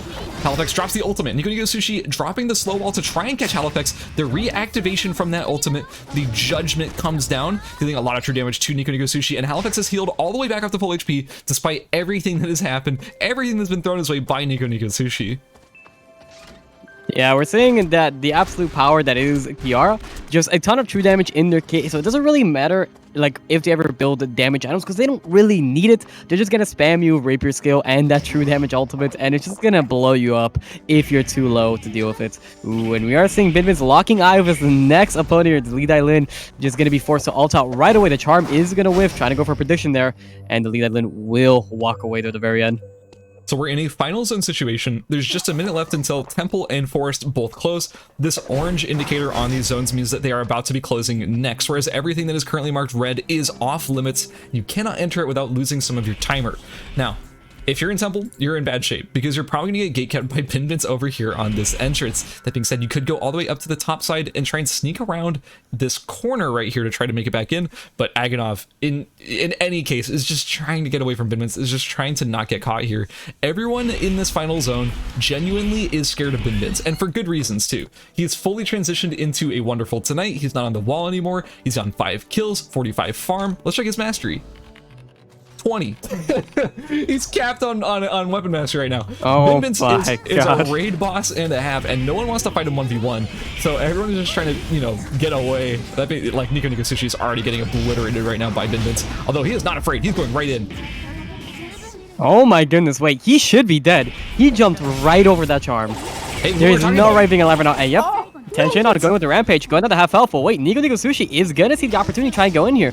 Binbins is taking some nice food right now, but it is not gonna help him out too much. Tension can't really go back in. He doesn't have the rampage to him anymore. He really doesn't have any more damage going from him. The ultimate will drop, but no, he will die before the animation will conclude there. And we are seeing that Nico Sushi says, no, I am tired of Binbins. I'm going back on Halifax. This is my fight. I don't want him. Absolutely, and I'm kind of surprised that the everyone there didn't sort of like threat assess Binbins there and sort of, you know, posture around him, make sure that if he was low, they could try and clean up that third party, that kill.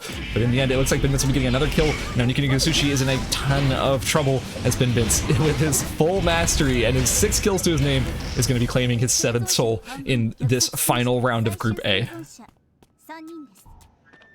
If I'm I don't see any way. I'm thrilled. Sorry, continue. I was gonna say, if I'm Agonov, I'm thrilled. I got 3rd place already, maybe even 2nd. Ooh. Yeah, I don't know what his current placement is, if it's high enough to really push him over the edge there, but that is going to be some points coming down from very soon here. Ooh, and then ultimate is going to drop. He does hit the chicken, so it will get a lower cooldown, but I don't think that cooldown is going to help him because he's going to drop here. That will drop him down into 3rd place, and we are going to see the last 1v1 going between Binbins and Halifax here, and Binbins will take the final game of Group A. With a very triumphant finish, strumming that guitar right there and making everybody dance beneath his feet. Looks like Binbins will end up taking game 3 as well. And that's going to be it for Group A. We're going to calculate the scores for you real quick and let you know who is currently qualified for the semis and who is not. One thing I want to highlight there, like I have to highlight it, is that Halifax was unfortunately met with his 2 worst matchups in the lobby right there at the end.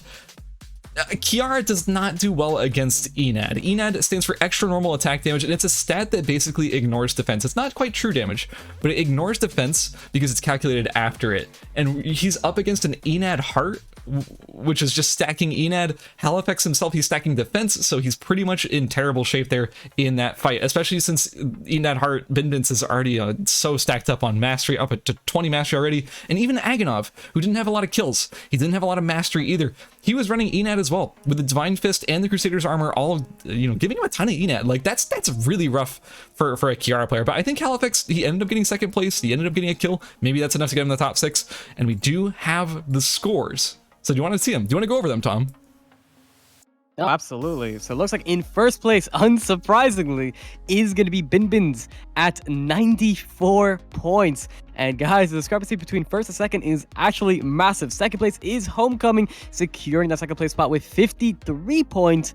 3rd place will be Prosser at 38 points. And yeah, anything to say about the bottom 6 here? We are seeing some shakeups. Yeah, so let me see who was previously in the top 6. It was previously Binbins, Homecoming, Proster, Aethers, Shivi Senpai, and Lenny it looks like we're seeing one of our players getting shifted around here, as Lenny, unfortunately, Lenny, we love you, buddy. Lenny unfortunately dropped out of the top 6, and Halifax ended up securing that position instead.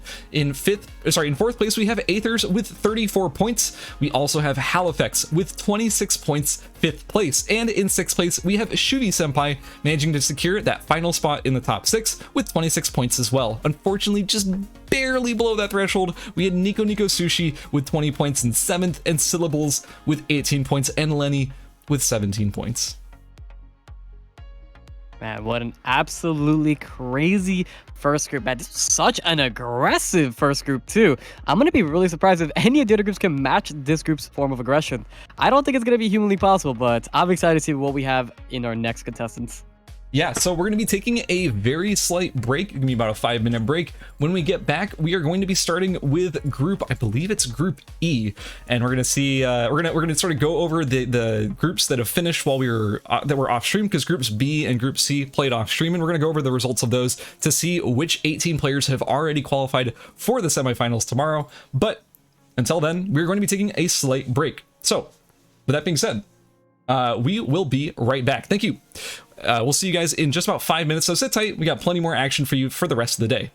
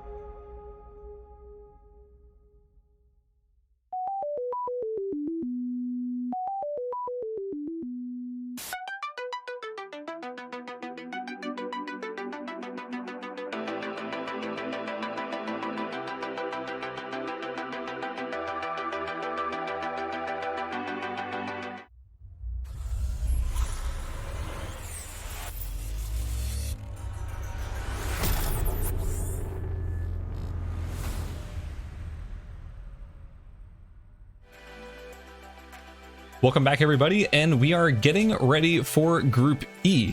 Before we get into all of that, I want to quickly go over something that we need to talk about, which is the results of the previous while we were in all of that, 2 more groups played that we didn't actually get to see. So actually, you know what? We're gonna go over that in just a little bit, but before we do that, let's talk about Group E. Tom, do you see who is going to be in Group E? Yeah, Group E has one of our biggest streamers in the English community right now. ERBS, the best hedge in NA, previously hitting rank 1 in solos right now. Absolutely insane player. We also has Prismat, which I believe is Prismaticism. I hope I'm not butchering this. He is I don't actually know how he plays that. I thought he was playing a Hyunwoo. Correct me if I'm wrong there. So Prismat's been playing a lot of stuff. Prismat recently has been playing a lot of Hyunwoo, like Tonfa Hyunwoo. And the one I have to hype up personally is ECUN. I think he's the best Shoichi in NA. This man is absolutely nuts. He plays on nearly 0 ping. He gets to use everything to his full capabilities. ECUN's a beast. He gave me a bunch of advice. Yeah, he's crazy good. So I'm very excited to see him clash off with Verse early on into the game. And then of course we have Michael Udall, one of the only Zahirs on NA, really. Insanely good player. What do you think? So honestly, like, look, it's obvious to hype up ERBS, right? Like, ERBS is a very good player. He's a very consistent player. And something that I have always noticed about ERBS's playstyle is that in the group stages of tournaments, I have never seen a player more dominant in the group stages of tournaments. It doesn't matter if it's a team tournament, he did it in Lumia Mania. It doesn't matter if it's a solo tournament, he did it in the ERCS. He's done it in other tournaments as well. The dude knows how to feed off of a lobby that's like, not necessarily like the finals of a tournament. Like, if he has players he can prey on and really eat up early game, he will do it, and he does it very consistently. So I'm expecting huge things out of him in this tournament, especially before we get to the semifinals and the finals. He plays well in those too, but his qualifier strength is pretty much unmatched in my opinion. Also, I am expecting really big things, like you said, out of Michael Udall, ECUN, and Prismaticism. These are also 3 players who are very good, very consistent. But there's also one, and I don't know how to say his name, but roughly it's like, how do you say that? It's like OQWNM. I should have seen what the pronunciation of it. What is it? Oh, I have no idea what that is. I've seen him around. Wumbo? I think it's Wumbo is how it's pronounced. In any case, Wumbo is, he's like high plat or diamond at this point. He's very close to diamond. He's a very good player. Not a player a lot of people know the name of, but he's actually very good. So it's someone you should be paying attention to as well. Now, real quick, before we get started with this group's games, I do want to highlight the fact that Group B has finished. We don't have the results for Group C because they're still playing, but Group B has already finished.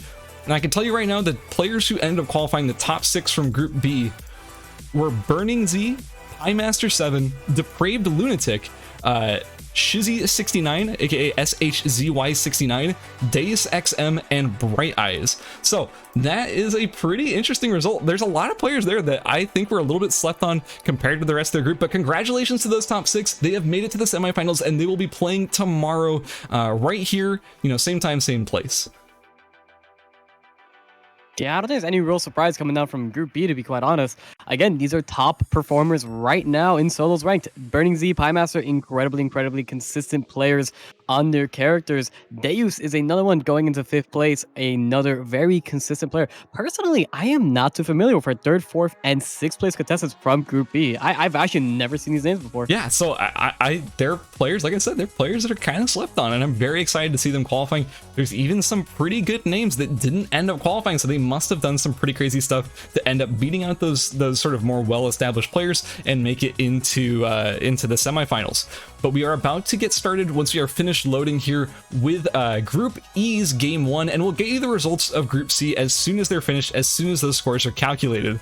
One thing I kind of want to highlight is also there's another player on here. Okay, I'll be honest with you, Tom. Last night I was smurfing a little bit.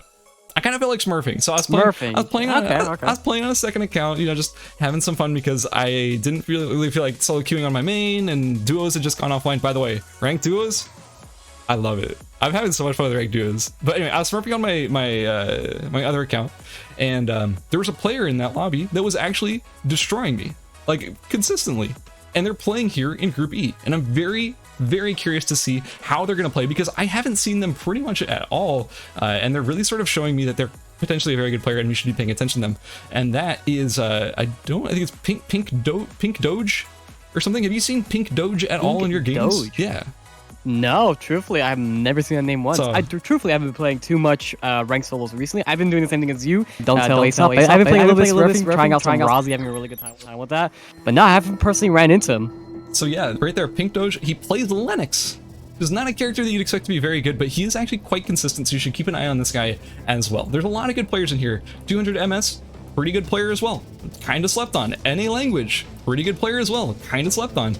A lot of good players in this lobby. I'm expecting some pretty good games, and man, Prismaticism, he is so consistent at making it to that mid to late game, so I'm expecting a lot of good stuff from him as well. So we're gonna get right here into game number 1. Yeah, he's playing that Tom Hyunwoo exactly as I expected. So what are your predictions? Okay, you have to see into the future, Tom. You are a wizard, so to speak. Ah, wow. You know, you got that crystal ball in front of you, and you have to like peer into the future. I see the future. What do you see happening in game number 1? Well, I'm going to assume that we're going to see quite a few people end up dying to Lennox's quite early. I think Lennox is not a very popular character. People don't respect their damage threshold at all. And early game Lennox, even though they have one of the most linear, probably the most linear path in the entire game, they are still insanely strong. That damage threshold they have is so easy to pick up kills. 2, I think we're going to be seeing... Well, we're either going to see the Shoichis die in forest or the hedges die in forest. And there's rarely ever an in-between where they all just walk away very happy, holding hands, singing Kumbaya. It doesn't really work that way. Generally, one of them is going to die in forest pretty early on, and that's just kind of the cycle of life here. But the one that I'm very surprised about, Adela. Adela was nerfed very heavily. Really, we've only been seeing the form of crit Adela. How do you feel about that? Well, I think we're going to be seeing crit Adela here as well. Like, we're seeing the Apricot sword come out, which really only means Durandal or Voltacleto. I mean, yeah, sure, it could be a Meteor Claymore, but you have to have a Meteor for that, which they don't have. So it's going to be crit, I'm pretty sure, no matter what coming out of this Adela, but Adela has been a little interesting since her nerfs. The crit variants have been showing up. They're not doing insane work, but it's unexplored territory. Like, it's a brand new nerf, so we don't know exactly how that's going to play out. But we do know how it's going to play out between a Verse and Wumbo, as the Verse just nails him over here in Forest, and he cleans up his first kill. This snowball, what's that? Is it cold in here, or is it just me, or is that snowball already getting rolling? No, snowball is getting rolling for sure, and we are seeing a Hedgen on Hanvok Elemental. Oh no, we're seeing the one weaker Lennox getting bullied by the stronger Lennox here, and poor Pink Doge is gonna be getting ran down. But no, does land the beautiful W there. We'll get the speed up, and we'll have some time here to disengage. But they're still on that gray whip. That is not looking too hot for them. They will be able to TP out there with their life. And man, right now, I'm looking at that forest, and I'm a little concerned of what's going to be happening there in just a moment. Yeah, looks like that Verse was forced over the wall. Crit Adela smacking Dr. Z here, telling him, yo, I'm the doctor. You go back into the office. This is over. My goodness, more fighting going down here. Prismaticism. Prismatic got chased. Oh, easy! He's 5 HP! A Verse, he was forcing the red earlier, and he jumped over the wall into a forest. He gets met with ECU once again, and he is in so much trouble. And Verse will be sitting down here. Oh, is this what I think it is? Oh, you beast. Go up, go up. Go to the corner. Go to the corner, ECU. Show me what you can do. He knows. He knows. He knows. ECU putting the aggression again onto a Verse, saying you do not get to play this game, my friend. Chasing him back into the red for the 3rd time. A Verse doesn't go for the wall jump. He's going right back into ECU, and he has no timer. He has to commit to this fight, or he is 100% dead here. Ooh, ECU really wants this kill, but again, these are both characters that are very heavily ultimate reliant. And I know I've been hyping up this route for a while, but ECU is running the route, and he's just punishing everybody. It's such a fast build. If you look at his items right now, he's on Mount Slicer, Tachyon Boots, White Crane Fan. While it does have some SP issues, he has so much flat amp and so many defensive stats to his name here in the form of Tachyon Boots. It's so crazy. It's so crazy how strong it is early on to the game. You get to bully out these Hedgens for free most of the time, and we even saw that Verse pick up a free kill there. Wasn't even enough to try and bully out ECU. Yeah, ECU is in incredibly good shape right now, is able to sort of get online very consistently. As you just mentioned, there's a sort of a new route now that Tachyon Brace does exist. These new cooldown shoes, they actually have a ton of movement speed on top of them, and defense. Dude, Tachyon Brace is just loaded, man. This item is insane. But yeah, showing what a single new item in the game can do to completely revitalize a character's routes, as Shuichi's routes were a little bit rough before. But we have a 3-person fight over here in Alley. As Simon said, Maki Bathory and 200 MS are all trying to get kills on each other. Like, people can't decide who wants to be the third partier and who wants to be the third party. But it looks like 200 MS is sort of dictating this fight, as Maki Bathory does drop really low, but a really beautiful heal from Maki will end up putting him in good shape, but he'll end up falling. And Simon says will follow immediately afterwards, giving 200 MS a nice early double kill over here on the top right side of Alley. Nicely done. Yeah. 2 free kills for the newest character right now in Eternal Return. Adela, such a sick character coming out. It's very much a shame they are being forced into the crit variant rather than, you know, the ability-based playstyle that she had before, because there's so many cool tricks and combos you could do with this character that really kind of gets overshadowed by the fact that you could just right-click right now. Oh no, we're seeing Michael Uldal chasing down ECU down for Punch. Michael Uldal with the Mithril armor is going to be incredibly fast, but no, looks like ECU will be able to walk away here with his life. Zahir, a very hard character to chase with if you ever miss a single ability. But if you do land it very consistently, you can pretty much chase on whoever you want. One more interesting thing here is the fact that it looks like Prismaticism ended up taking down, who was it? It was NA Language over here on Beach while we were finding that double kill over there in the top side of Alley. Nice kill from Prismaticism. That's going to give him a lot of the momentum he needs to end up snowballing to the mid game, to the late game, as this character is really strong in the late game. Like, Hyun Woo is... would you say Hyun slept on at the moment? No, absolutely. I think if there's one of the biggest discrepancies between regions right now, I think Korea absolutely adores Hyun, while NA just kind of thinks he's there being a big dumb idiot, which is Hyun. Like, there's not another way to say it. Hyun's just kind of a dude who just kind of does a thing. Like, yeah, Hyun... but... yeah, he's crazy. Like, he's actually so strong. He's so tanky. What is this fight? These people are not doing damage to each other. Like, the mithril it's armor... a wet noodle fight. Yeah, it's like they're slapping each other with some noodles right now. Like, the mithril armor is making Michael Udall take no damage. Kiryu Setsuna is now in a lot of trouble as Gino has come by and is ready to third party this fight. Kiryu Setsuna has really no way of getting away from a Kiara once they're locked. Oh, be careful! Oh no, the double slash misses. If that double slash hit before the shield got popped by Gino, that would have been a kill right there. That's crazy. Yeah, that was actually really well played from our fellow Lennox there. I'm being told it's pronounced Gano. We're seeing a fight over here in hospital between Sage and ECU. ECU trying to drop down the full combo, and this is generally a matchup you can't really fight, as Razi has a lot of HP, especially on this build. Motorhome Magazine and the Shiva Shajan just giving you so much HP to work with, generally putting you out of the burst threshold, so ECU will disengage right away. We're seeing tier 98 on... Wait, when did tier 98 get in this group? What? Yeah, I don't remember this either. I feel... Did I just get like Mandela effect or whatever? Like, when did tier 98 get into this group? What? I didn't see him. Okay, well, when did he play Dylin? My professional voice. Tier 98 has been in this group the whole time. He's playing Amp Dylin over here in Hotel. Yeah, when has Tier ever been a Dylin player? I always known him as a Shoichi player mainly. Yeah, same here. I think I've seen him on Emma and Shoichi. I don't think I've ever seen him on this Amp Dylin, which is typically very snowbally, but will drop later on to the game. And right now, he hasn't really picked up any kills to his name. He's still just kind of walking around with that 0 kill. Right now, it's kind of been, yeah, very slow. And if you just look at what we saw over an hour ago, our first game of Group A, half the lobby was dead at this point. There were 6 players dead at the moment, and we're seeing some more aggression come down here. Veer's trying to put down the aggression onto Tier 98 here, but there's not really much he could do. He didn't get the fear off with those chakrams, so Tier is just going to be able to walk away to safety. And we're seeing Tier is starting to walk slowly back to Averse. We might see a re-engage come down from the Dylin. I mean, Dylin just has so much front-loaded damage on this type of build that, yeah, just look at that damage go. Averse so nearly dead. One ultimate. Averse will drop here. Goes for the Q forward, trying to predict his movements, but it looks like it's not going to quite connect. Although, yeah, like you said, one good ultimate here, and it is over for ERBS, but ERBS has been healing quite a lot. The Q over the wall, trying to put the pressure on.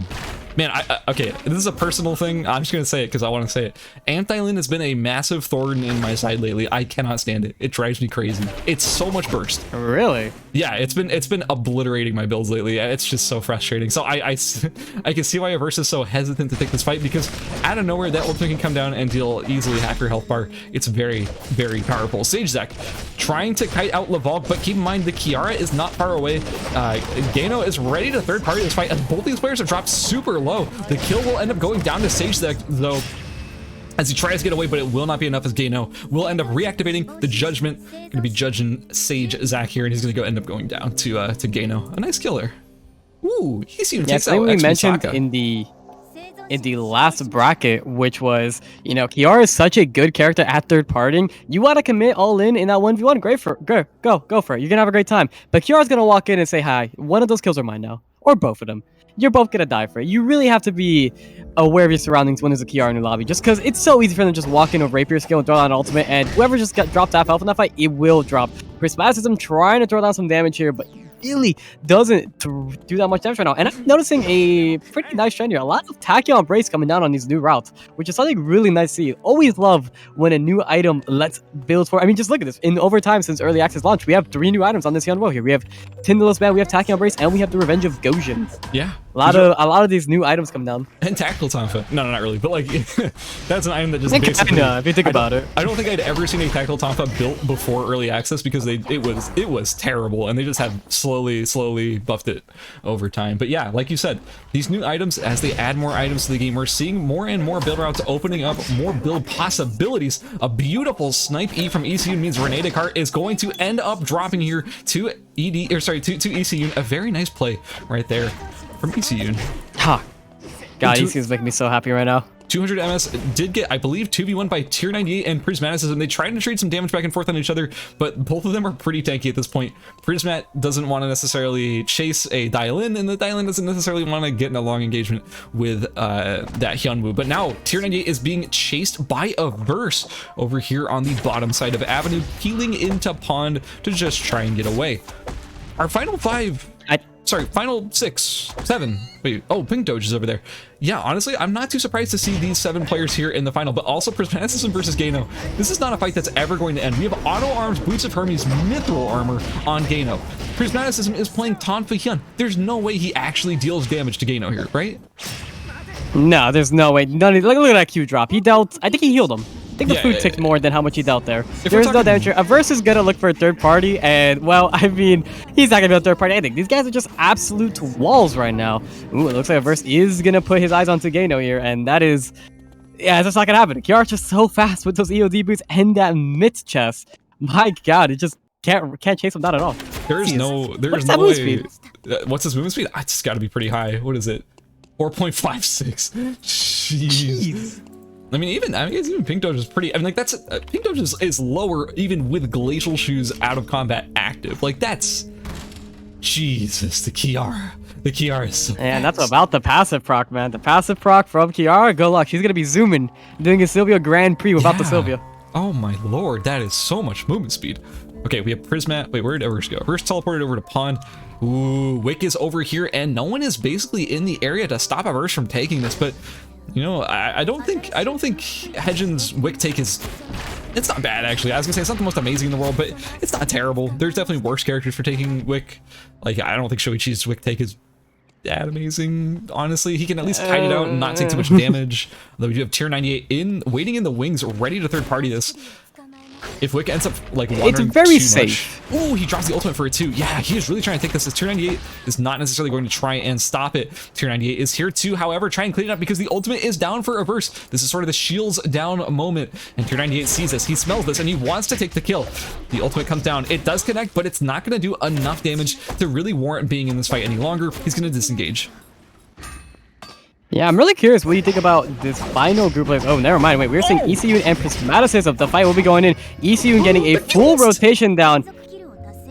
That's so sad. Had that Q connected, Prismaticism would have dropped. He had the full rotation come down. And guys, when we say the power of zero ping, you just saw it. There was a zero reaction time from Prismaticism there. There was nothing he could do. Like, genuinely. Had ECU landed that final Q, Prismaticism would have dropped. And that would have spelled the end for him. And man, that is just such a sad way to go out. But such a good performance. Honestly, one of the best Shoeichi performances we've seen, combined from the ERCS and the ERCL. That's personally the best one we've seen so far, I think. Yeah, that was beautiful play from ECU, and he did end up falling there. Like, we should highlight Prismaticism. Prismaticism ended up winning. So congratulations on that kill to Prismaticism. We don't want to just highlight ECU, who did end up going down, but I gotta say, that Shoeichi play was really clean. Like, he did that really, really well. The ult next to the wall to get the double daggers. Very nice instant jumps. He did it super well, but unfortunately, the wrong direction on that Q, missing wasn't going to be enough, and he ended up falling there in the end to Prismaticism, who is scaling up quite well. Oh, a Lunar Embrace. Talking about new items, has switched his Gojin over to a Lunar Embrace, one of the newest items in the game. This thing says counter target Hedgen. like no, counter target this lobby. There is no other person here that is not on. There's no attack power really used. Everyone here is on some form of amp. You're totally right. Yeah, dude, and there's so much mithril armor in this lobby too. Dude, Pink Doge, what? Everyone has, like, we have 3 mithril armors and 2 lunar embraces. ERBS is crying right now. I feel so bad. Like, Pink Doge is on mithril armor, lunar embrace, auto arms. I'm losing it, dude. This is the tankiest lobby I've ever seen in my entire life. This is insane. Yeah, we're gonna see some issues though, because Tyr is a character is on a character and build right now that wants to get those squishy characters, and right now, really, the only person he even has a semblance of a chance of killing is honestly ERBS, who just doesn't really have a lot of HP to his name, but it's gonna be such a hard character to even try and bully out because they're so safe. I mean, just like Squishy is, these bears, I mean, they are level 20 bears, but he is getting absolutely demolished by these things. He's playing a little riskier. Had Pink Doge stayed nearby, this would have been a dead Tyr. God, that is so risky, especially since that's right under console. Everyone can see that happening if they have console. Like, that was the ballsiest thing I have ever seen. Like, if I took that in solo queue, I'm dead. It's not even close. I'm just dead. Prismat right now attempting to kill a bear. A ton of convergence over here, Nally. Okay, we have this bear, none of these people are killing the bear. This level 20 bear taking for the rest of the game. Ooh, ERBS is dropping my doll really low, but vice versa as well. ERBS is pretty fucking, excuse me, pretty dang hurt here. ERBS has dropped the ultimate already, and Michael Udall kiting backwards. He will end up getting away in the end. Keep in mind, ERBS does have the wick buff too, so that's a pretty nice advantage for him. How's the wet noodle fight doing? They still fighting? Yep. Still trying to, you know, last hit the animals before the other ones get the chance to stop them. Yeah, but on the bright side here, for Prismaticism, Hyunwo's scaling is, even though he's not on glove, is still really, really good. And he is a character that it's just gonna stat check you by being a giant bully tank. He's just gonna walk into a lot of these squishy folks and just absolutely destroy them. One character though, I think that's going to perform very, very well here in this final circle is going to be Pink Doge. Having one of the only silences in the game built into their kit is gonna help an absolute ton. And currently sitting on that myth armor is gonna help an absolute ton as well.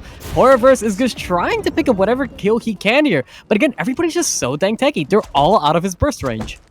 So he ended up dropping the ultimate there. I don't know if he had the camera down back when he ulted. I think his omen started hitting Prismaticism, which I do not think he knew was there. And I think that was sort of like, oh, shoot, like I've got somebody behind me. Like, oh, wait a second. I can't necessarily chase this fight on a Gano. I need to do something else. I need to get away from these players. Because if I get 2v1 by a Kiara and a Hyunwoo, it doesn't matter how good you are at Hedgen. It doesn't matter how much wick buff you've got. It's bad news.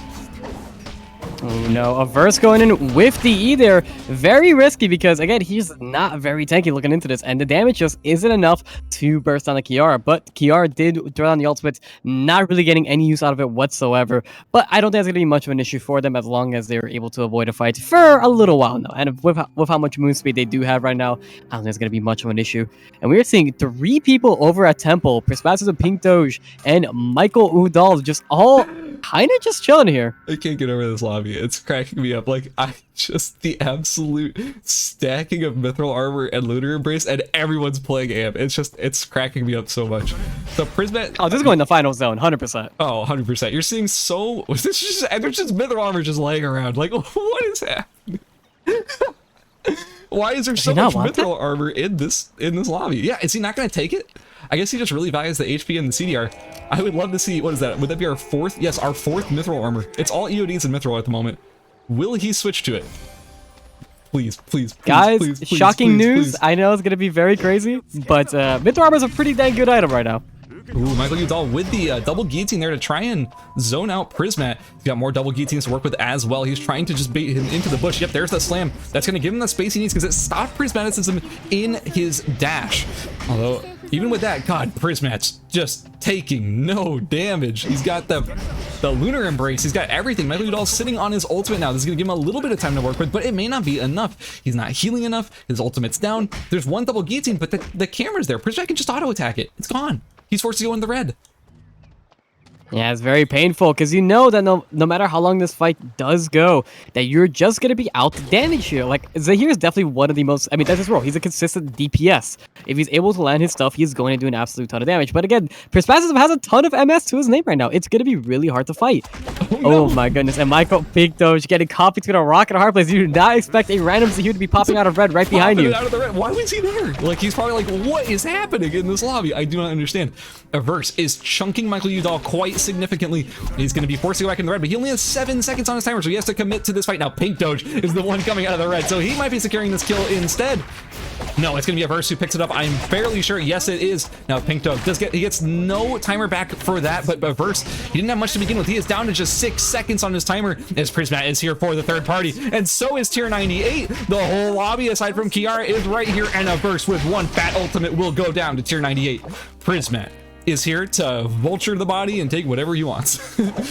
Charged up ultimate, won't do anything. Goodness. Gano gets Pink Doge over here, and we're down to our final 3 as everyone is about to be forced to filter across this tiny little bridge to go to the final console square. This is insane. This is absolutely insane. One thing we just saw there was tier 98 just killed ERBS from, I think, 3/4 of his HP with a single ultimate. Oh, it was huge. It was massive damage. Like, I'm telling you, man, Amped Island is so obnoxious. It drives me crazy. It is so slept on as a build in general. I think it's really, really powerful. Guys, after this, you need to go queue up ladder and play some Amped Island. You need to show the devs what's going on here. But now we're going into our final circle here.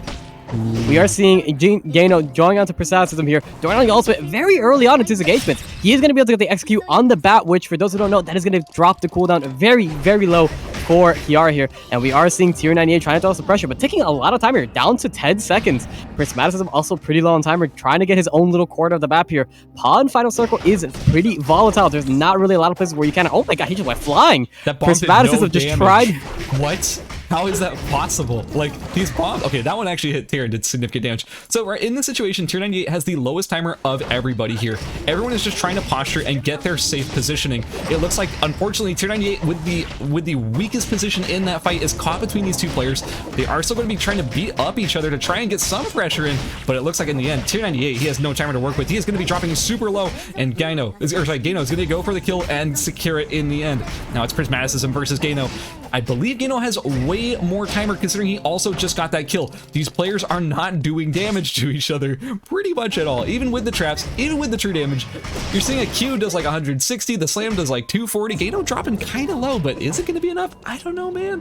What do you think, Tom? We got plenty of time to kill. I don't know. We got 40 seconds of nothing. Yeah, we got plenty of time to kill. I mean, I think this actually just might come down the timer. And right now, I believe, wait, who got that final kill? That's actually huge. Wait, Gano did Prismatism get? No, Gano. Okay, yeah, that's actually going to be huge. Kill. But he's using all his timer right now. This could be really bad because you definitely want to wait out timer. Oh no! Oh, it's Gano over. Might have actually messed this up. Yeah, there's no way they're gonna have a coach. They can stay here, throwing every spell out for the next 20 seconds. It will not make a difference. They're too dang tanky right now. This is going to go to Prismatism just due to that final time play. 1000%. This is done. Is over. This is signed, sealed, and delivered. Prismat is, I'm going to call it early. Prismat is going to win this game because the timer is about to run out. This zone will disappear, and now it's 15 versus 10, and it's all over. Gano understands what has happened, and it is, in fact, the end of the game in 5, 4, 3, 2, 1. GG. Prismat takes game number 1 in Group E. I mean, phenomenal play. It's not like he was just running around doing nothing. Prismat is a fourth name, picking pretty much any fight he could early on into the match, taking down 2 free kills pretty early on, taking out ECU, who was snowballing out of his mind, and just playing that final circle very, very beautifully, forcing Michael Udall into such a terrible, terrible spot, eventually getting that kill for his own. What do you think, Saz? That was, I said it like a bunch of times during the cast, I'm gonna say it again here. That was the craziest itemization like stack I have ever seen in a lobby, maybe in my entire life. We had lunar embraces on several characters. We had 3 mithril armors with a 4th just sitting in someone's inventory. So 4 mithril armors in play. We have like 2 sets of Hermes boots. We have 3 auto arms. We got glacial shoes. How do you even prepare for an end zone like that? You will never see that in a normal game, generally speaking. And yeah, what a fascinating end zone. I'm actually blown away by the way these players played. I had so much fun watching it, and I'm not gonna highlight mistakes, but it will highlight advantages. Prismat playing his timer perfectly there at the end. He was able to secure the timer advantage and use that to just stall it out, get the kill by just being there, being alive at the end, because that's just how you win as Hyunwoo in a lot of these situations. The scores are updated, so we're gonna shoot it right over to that just now. You guys ready? Because I'm excited to see who's currently in 1st through 6th place. In 1st place, Tom, take us away. Well, I mean, shouldn't be surprised with anybody right here, but the 1st, 2nd place are going to be pretty obvious. We got 1st place as Prismaticism at 28 points on that pure tank. Said, hey, we don't care about Spell Amp. Hyunwoo. With 2nd place, we're going to see Gano on the 24 points. On the Kiara also saying, I don't care about Spell Amp. Just super tank monsters. And tied for really 3rd place right now, 3rd and 4th at the exact same points.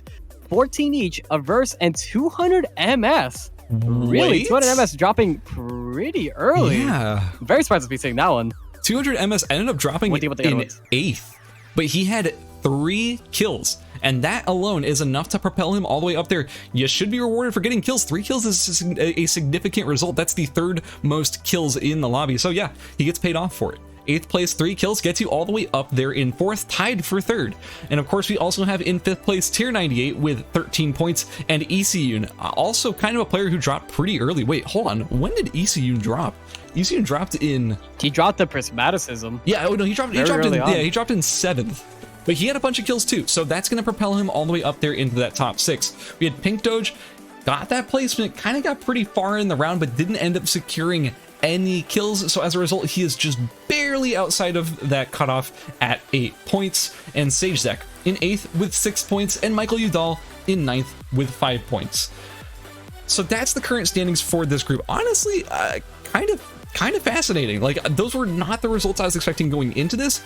I wasn't expecting the whole round to end in a timer scam, which is really fascinating to me, but also seeing what happens when you have those tanky characters, when you sort of counter what else is in the lobby because you have the amp reduction against a bunch of amp characters. It really pays off. Yeah, no, that was, I think, from anything we've seen, like you mentioned earlier, the craziest lobby itemization we have seen. So many mithril armors, the lunar embrace, just so hard for Tier or a Verse or the Kiara to really do anything against any of these massive tanks, and they were just trying to slugfest it out. And poor Michael Udall, same thing, a character who has some of the most consistent damage in the game, and the form of here was also able to do essentially negative damage to anyone. He just got out damaged by pure tank Hyun. It's just, man, crazy itemization. That was just really good adapting from everybody in the top end of that lobby, and I'm very excited to see what happens in game number 2. So before we get into game number 2, Group C has finally finished, so we're going to be talking about the scores and who ended up qualifying and going into the semifinals tomorrow. So you can't see it on your screen, but I'm just going to tell you right now what the current scores are for Group C. Group C in first place was Absolute Terror with 47 points. In second place, Water Fudge qualified with 45 points. Third place was Goof with 44 points. In fourth place, we had Gunner 62 with 37 points. In fifth place, we had Gobu with 33 points. And in sixth place, we had Cuddy Boo Boo with 33 points, just barely beating out Strixer with 31, Lynxmon with 24, and Uveris with 21. Wow, that is a stacked group. That is a lot of good players. There's a lot of really good players, and honestly, I'm And I'm really excited to see what they're going to be bringing in the semifinals now that we do have those 6 players qualifying for the semis tomorrow. Yeah, I mean, that's going to be absolutely crazy to watch. I mean, again, these are players that we've seen just do absolutely insanely well on ladder. These players have been grinding out their characters a ton, really refining their play styles. And it really isn't that much of a surprise to see pretty much any of these names over in Group C just qualify. It was... Yeah, no, I'm not surprised in the slightest. What do you think, Scouts? I fully agree. Like, honestly, if any of those players I had just mentioned in the top 6 didn't end up qualifying, I would be like, damn, like, did they have like maybe it was a bad day, maybe their routes got griefed, something didn't go their way. But nope, that's pretty much ceteris paribus. That's what I expected. All things held equal, those are the players I expected to end up qualifying. So congratulations to them. I look forward to seeing what they're going to be bringing in the semifinals. And keep in mind, we do not know what the semifinal groups are going to be. They're going to be randomized once we do have all of our players qualified. But that is our first 18 so far between groups A, B, and C. That's a lot of really good names and a lot of really good players. And I'm looking forward to seeing what they're going to be bringing in the semifinals. Now, back to the group we are currently in, which is Group E. We do have the 6 players we mentioned earlier, which are, hey, let me double check to make sure, which is Prismaticism, Gano, Averse, 200 MS, Tier 98, and ECU. And those are currently our players in the top 6. And they're the ones who have the best chance of potentially keeping this lead and moving it on through games 2 and 3 in order to qualify for the semifinals. And honestly, like, Tom, we saw in Group A, you can be in the top 6 for rounds 1 and 2, and maybe things don't quite go your way in round 3. Oh no, it's real easy for the points to distribute very widely to the point where it's very easy for someone else to overtake you. All you need is one good game. If you think you cannot qualify right now for maybe having a poor performance in the first match, you're just wrong, and you really got to pick yourself up. There's always the opportunity to make it back in these games. We saw in the ERCS, we are going to see it here, especially throughout these groups. We don't know how Group B and C work, but maybe that happened there too. But we saw it in Group A. Poor Lenny, rest his soul, amazing performance. He did not make it to the end of Group A there. He did not qualify to the semifinals because just one bad game and someone else performing slightly better was able to take it over him. And that could happen here just as well. Absolutely. So the player, okay, look, we know the 6 players who are currently in the top 6 for this group, but the player I am the most interested in seeing what they're going to bring in this game is actually going to be 200 MS. Yes, they're in the top 6. They didn't do too well on placement, but they really popped off and got a bunch of kills last game. And they're the only player so far in the tournament that I've seen who's played Adela, and I want to see more Adela coming out of 200 MS. So I'm super excited to see what they bring. Obviously, I'm pretty sure we're going to see Prismat and Gano make it to the end. They're playing those really safe, tanky, like sort of CDR bot characters in the late game, so I'm expecting good things out of them. Averse, can't count him out. He's really good. You can't count out a bunch of these players. So is there anyone who maybe didn't quite show up last game that you want to see some good stuff out of this game?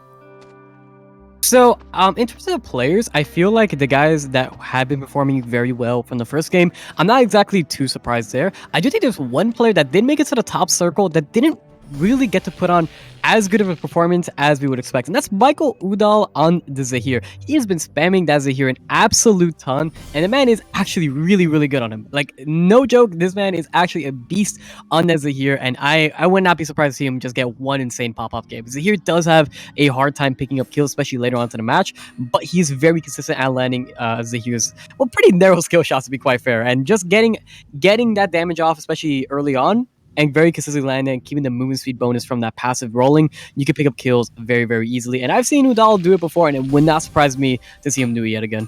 Yeah, and one more thing that was really interesting to me about Michael Udall's play is that he did make a ton of double guillotines last game. Like, his trap game is on point, which is something that I very much respect when it comes to playing in tournaments.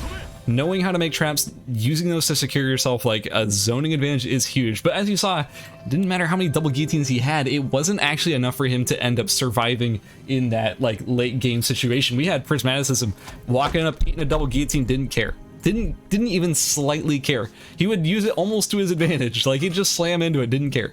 So like, that's just one of those things where you're going to be seeing these characters like make traps, but it may not even be enough to make him survive in that mid to late game situation. We do have the Lennox battle between Kiryu Setsuna and Pink Doge, but the shoe is on the other foot this time. We're seeing Pink Doge. He's the one with the finished Gleipnir. He's the one with the finished Imperial Crown, and Kiryu Setsuna is just on the back foot trying to run away, trying to get away before this tree ends up spawning, because this is the main contention point for these Lennox players. And I'm very surprised to be seeing what we're seeing here. Oh god, we're seeing a repeat of what happened last game. No. Averse will be dropping, I mean, we could take a guess as to what happened here. Averse did blow their entire kit, having a very high cooldown to take off his fellow Hedge brethren here, and ECU on a very similar path was able to clean that up. It's just not a guy you would be expected to drop this early. Averse is one of the most consistent players in the game right now. Top ranking player, insane Hedgen, and that is going to be very unfortunate for him there. And we're seeing Language and Luke over here take a fight. Oh, the boar coming in. The Luke all dropping. Language so low. He needs to land his Q if he wants to continue the chase. The Q will whiff. And Simon said, I am walking away. I'm sorry, that was a terrible joke, but I don't know. That boar. Oh my goodness. Dude, that boar was a paid actor, and then halfway through that, switch sides. Like I was like so confident that any Language was going to use that boar to his advantage, and he kind of did. But then, man, going back in with the ultimate to try and hit him after the stun already landed, but hitting the boar is such a heartbreaker, and I'm so sad to see that. I have to say, Wombo, he's getting bullied out in like all the situations. He's on Bohemian. Okay, then maybe that's his build that he does a lot. I don't actually know exactly what his builds are, but I do know he is a heart player, and that's about it. So I'm curious to see if he has some spicy Bohemian stuff for us. I'm excited to see that. Maybe he was trying to go for tree, didn't end up getting it, but it's not quite contested yet. I expected these Lennoxes to really play for it, but they're not here. They're not contesting it. So it looks like it's gonna be Wombo who gets it basically for free. Yeah, that's really interesting. I can't say I'm much of a hard player myself. I don't really know Bohemian's routing like that, but generally that is a weapon you don't see a ton of. Ooh, we are gonna see Maki just biking away here. Pink though just not gonna be able to secure that kill for himself there. But Lennox's early game is just so strong that you're able to just put down such a ton of damage. But we are seeing ECU on the chaser, does whiff the E, but that Q is gonna absolutely chunk him there, getting a ton of materials from the two Hedges over a forest. He is looking real strong, pretty much full build night one here. And one of the scariest things in the game is when Shoichi is able to snowball. So there's going to be a lot of players that are going to need to be very wary of that. We are seeing tier 98. What? This is bad play. Wait, this he is on Enad Heart. What? So Enad Aya, yeah. So he's pivoted from, he was playing Amp, Nunchuck, Dylan straight into Enad Aya. What? This guy is he's bag of builds. He just reaches in, just grabs something, and then he pulls out a slip and reads it and says, "All right, you're playing, Enad AR Aya. Go for it." He doesn't even care. Also, timeouts there. Normally, when we talk about AR Aya in like the context of generally in solos, they're not too strong because it usually has a hard time getting built. He's practically full build. Yeah, he's just missing a Laurel's Reef, and right now we're seeing Simon said and this Fiora just take a full fight. Oh, just one more crit. No, Simon said will drop Levak. I hope I'm pronouncing that right. The W was not able to... Oh yeah, go ahead. No, I apologize. That was my final thoughts there. No, it's okay. Yeah, the W was not able to come out just in time to finish off Simon Said, and just like that, it's going to be a kill going over to our Luke player. Also, we had a kind of a brawl breaking out over in the main building on Hotel, but it looks like those players are going to sort of, they all danced, they all found peace, they found harmony. They're going to back out and just let it be. They don't want to be involved in that necessarily anymore. Michael Udall in an engagement with, I can assume is Gano. Keep in mind, Michael Udall, his mana is incredibly low, even though Gano is ooh. If another root does land, nope. It looks like it's gonna be. I'm pretty surprised by this. Yeah, I'm pretty scared if I'm a Michael Udall fan right now. Like, there is no way you're gonna easily get away from this. He should go for the TP if he wants to safely get out, because Gano is probably gonna come over here and try and block off the entrance. And it looks like he will be TPing out nonetheless. So just like that, he does end up getting away there. Yeah, I'm really surprised that Gano did not actually continue to chase there. But now we are seeing Dr. Zahir and Sage Zek taking a bit of a fight over a hospital right now. Sage Zek dropping very low, but he's able to turn the pressure onto Dr. Zahir with the pistol reset. Dr. Zahir does need to try and get away, but he's putting Sage Zek into a small corridor, which is exactly where Zahir wants to be able to land those straight line skill shots. And if Sage tried to chase there, he would be as good as dead. So this could easily go to any player right now. Even though Dr. Zahir isn't sitting on too many items and Sage Zek is pretty much full build, you can never really put Zahir's damage out of the pool just yet. Absolutely. We have ECU though catching Dr. Zahir over here in hospital. You're seeing that very low ping Shoichi play. Oh, It's gorgeous. He absolutely God, I'm so jealous. destroyed him there, showing exactly why a snowballing and powerful low ping Shuichi just does so much work. And he really had no chance to react to all that stuff there. Yo, GG to ECU. Nice kill. Yeah, this is something that, I mean, I feel like I've seen people talk about the build, and one thing that I mentioned, he gave me that same route that I took to plat within a few games. It just feels that good.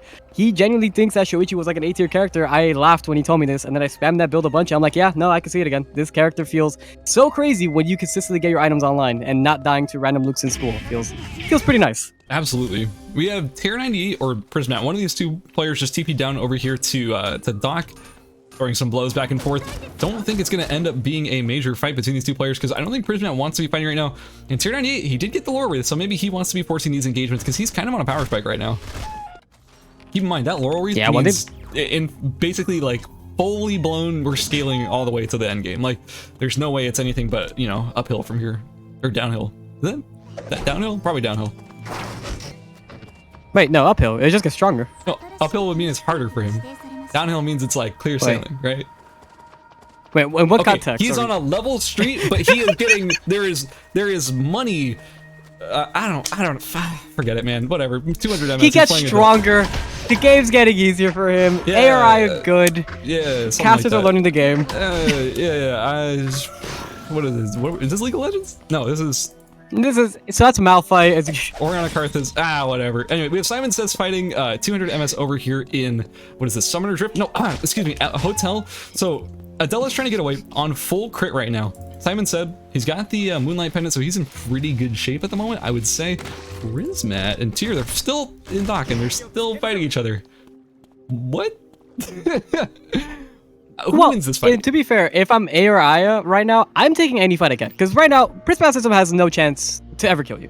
You are a character that, you know, we mentioned, what we were trying to mention was, you get more mastery, the longer the game goes, the stronger A or Aya gets, and she is, I'm sure you've dealt with yourself. You get to a final zone of A or Aya, you're just like, oh, you're in the game. I guess I lose. Yeah, like A or Aya, similar to how you saw the Enad, sorry, was it the Enad Heart in the last group? Can just sort of snowball and pop off. Yeah, Air Eye is pretty much the same thing. Not quite as snowbally, but yeah, very tanky, does a lot of damage, has very high Enad, will do very well against these defense stacking end games. Maybe that was the adaptation there, you know?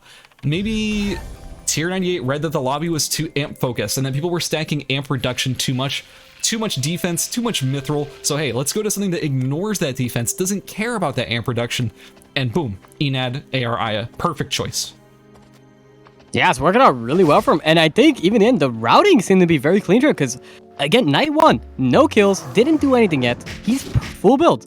Usually the biggest issue of that build is just getting online. You generally have a very hard time. You could get killed in Chapel, you get killed in Cemetery, but no, he was able to get everything for free, not contesting the slice, and it just feels really good. Simon Says on a Chinese opera mask, Moonlight Pendant. Oh my goodness, this Luke is going to be a powerhouse. Very squishy right now, but so much lifesteal to his name.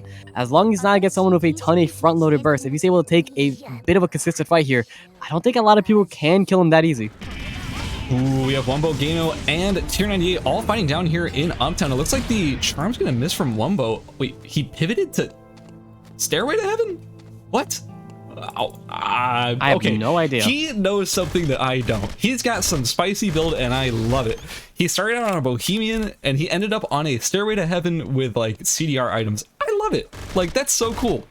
He clearly had a game plan and I'm very fascinated to see like what that's going to be sort of as the game progresses. Going from one guitar to another, not something you see every day, and it's kind of paying off for him. He's kind of a threat right now, although that charm, that's the second charm we've seen miss in a row, so unable to secure that kill. But man, he is tanky as heck right now, and he's got good CDR too. You love to see it. Michael Udall will end up taking Wick over here in Pond. Looks like he was completely uncontested. I know ECU was sort of like kind of contesting it earlier, but he ended up just backing off and saying, you know what, Luke, cheers, buddy. But then Luke didn't take it, and it was Michael Udall who got it instead, so who knows? Ooh, and now we're seeing Sage Zek being ran down by Pink Doge. Pink Doge does get the movement speed up from that W. but the ultimate from Sage Deck will decrease the move speed of Pinktoad just a little bit. And it's just still happening. I don't know. Even the outer combat MS from those glacials, I don't think it's going to be enough for you to catch his Rossi. The Rossi is going to keep spamming W forever, and it's just going to be insanely hard to catch it. Oh, Mikasa. Drop it to ECU. Oh yeah, Misaka. That's us. Drop it to ECU over in Avenue right now, and we are seeing Sage Deck dropping to Michael Ulda, and we're seeing Language just at a quarter of HP trying to run away from Wombo here. He is gonna get the dash over the walls here, gonna try and connect the Q.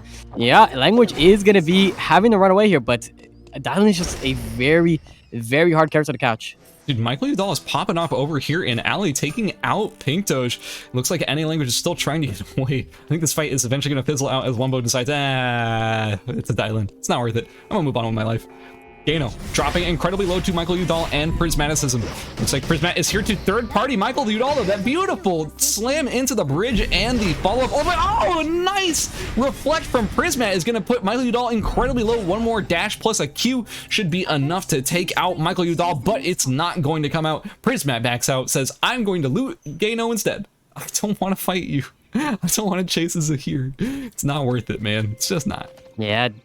Doesn't matter how tanky you are in this game right now, but having to deal with a Wickline Zahir, we mentioned last game with the Adriata, but Zahir is just up the same alley where Wickline is so scary. Doesn't matter how tanky you are, they will absolutely melt you. Tier 98 on the chase here for ECU, but I don't think Tier 98 wants to go anywhere near that bush. Ooh, ECU he's honestly kind of a threat. I could see ECU just completely obliterating Simon Said. He does have the ultimate up. If he uses this as an opportunity to engage, it could spell doom for Simon Said. Simon Said already dropping incredibly low. He may not even need to use the ultimate. The dagger reset. Yep, the ultimate gets thrown out, and just like that, one more kill up to 5 for ECU. God, I'm so happy watching this. You don't understand how happy I am. It's just, go off, ECU. You're doing God's work right now. Nah, come on. If there was a Cell doing the same thing, you wouldn't stop. I know already. I'd be glowing. You can't, like, yeah, Cecella, she's so broken. Larry Cecella's in this lobby. Anyways, Prismat in a lot of trouble as Michael Udall with that Wick buff is chasing him. Oh, beautiful Q. Prismat accidentally jukes right back into it. He is trying his best to dodge the next Q, and he does manage to do so. He's down to just 75 HP at his lowest point, just trying to get away from this here. But if Hyun can do anything, it's get away from things. Like, he can run away, he's tanky, he heals, he's fine. Yeah, Captain on CDR2 is going to be very hard for Michael Udall to chase that down. Just one whiffed ability, and that's pretty much was the end of the chase. Even though he was so low, there's no way you're ever getting another ability off on him. But Language in a very bad position here. Michael Udall is going to be able to try and... Well, I mean, those are just auto attacks. The Wickline just doing... so much damage. Oh my god. Language will drop from one tornado. God, that was so much damage. Like, each W was doing, like, it looked like 400-ish damage. The Q was doing like 500 or something. Like, that was... Ugh, that hurt. I mean, I know that's a passive proc too, but my lord, Michael Udall is in such good shape with 5 kills. Hermes boots, Scotty, Wick buff. Wouldn't want to be fighting this Zahir right now. Would not want to be fighting that Zahir right now. Wait, Prismat, what are you doing TPing in the red? Go in the hotel. Yeah, no, this is looking like we just hit a bit of a stalemate here. With Wickline off the map and only a few contestants left. We have 6 players left in this game right now. Not a lot is happening. We're just seeing players can go for their finalized builds. Try to get some traps. I could imagine that we're seeing Wumbo over here at Beach. Maybe trying to get some farm down. Maybe potentially try to get some more telephoto cameras to their name. But right now, aside from that, it's just gone very slow. We are seeing 3 players going over to Beach, though. We are seeing, I believe, Prismatism and ECU meeting up with our fellow Heart here. And this could get really scary very fast. Like, I like how we see 3 players over at Beach and 3 players at Pond. And nobody anywhere else. And fights are breaking out like any second now. We have Udall and Tier 98. Yep, they're clashing with each other, throwing poke back and forth. ECU was clearly in a position to try and jump on somebody as soon as they sort of stepped out of position. But one thing to sort of pay attention to is the fact that these 2 zones, Hotel and Beach, are both going to be closing soon. That's what that orange, like, tint on the zone means. This means it's going to be closing within the next 50 seconds. And, well, that just means Forest and Avenue and Pond are the only available locations. If players try to TP out over here on the TP, they're going to be met with ECU and 200 MS. But if they try to all funnel in the same direction, they're going to die instead. Oh, those are some smart bomb materials down there. ECU dropped down the ultimate. Ooh, a beautiful ult to counteract it. Oh, nice dash to the dagger by ECU, but now he's being met by Wumbo. Wumbo, who does miss the charm as Prismat ends up grabbing 200 MS on the side for the free kill. That Dynamite and cell phone is still sort of just sitting there on the ground with just 20 seconds left until the zone closes. These players need to make their decisions and make them fast. Yeah, I'd be really surprised if we just leave 3 smart bombs sitting right next to each other. God, can anyone in the chat tell me how to make a smart bomb? Because I don't know if Prismaticism is aware of the fact that those are the materials to finish smart bombs. Oh no, he's leaving it. He's leaving it. Oh no, Prismaticism doesn't know. He just needed one more scrap to finish smart bombs. Or so I would know if chat had told me how to make smart bombs. Unfortunate. But that was a very, very beautifully played from 200 MS. Did use his own ultimate to counteract the show each other there. But sadly, the third and fourth party did come in, and someone had to spell the doom there. And sadly, 200 MS did have to drop it, being the only Adela. I think we're probably the only Adela we're going to be seeing today. The only man bold enough to bring it in, and he's performing pretty well. Pretty high placement, 0 kills to his name this game around. But I believe he did have 2 kills to his name last time, and let's see if he brings it in game 3. Yeah, wouldn't be surprised if his placement alone was enough to keep him sort of in these higher ranks, but keep in mind, placement points are pretty nerfed in this tournament. We do not want people just qualifying based on ratting. We do not want people just hiding in bushes to get into the semis, things like that. So we've put a lot of emphasis on kills in the scoring system. Each kill is worth 3 points, and you don't see major placement points until you start hitting the final ranks of like 5th, 4th, and above, you know? So yeah, just going for placement may not be enough, and even though 200 MS made it to roughly 6th or 5th place, or sorry, 6th or 7th place, may not be enough to keep him in that top 6. And we have Wumbo and Prismat getting awfully close to each other, throwing some damage back and forth. Prismat tries to go for the reflect, and it doesn't quite time correctly, and Wumbo's gonna get that free damage in there. And now his reflect is kind of on cooldown for a little bit. It's another pawn. Yeah, we are gonna see that. Interesting.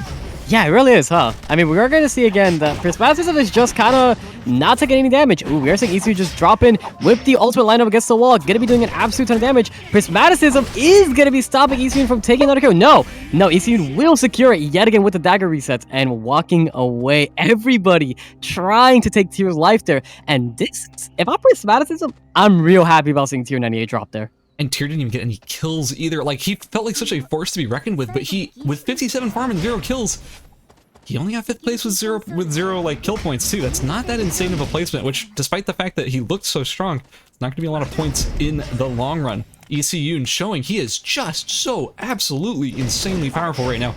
6 kills to his name. Doesn't do much damage to Prismat though, because Prismat's got that Lunar Embrace. He's pretty much in the same place he was last time. He's got the Moonstone. He's got everything he needs to be able to handle these very bursty mage characters. Michael Udall is currently in a fight with Wumbo, dropping very, very low as Wumbo goes for the reset with that ultimate. Trying to drop everything he can to stay alive. But keep in mind, Wumbo is not playing Enad, so he cannot get that sustained damage. It's more of a burst, giving Udall the time it takes to get away and reset his own HP bar.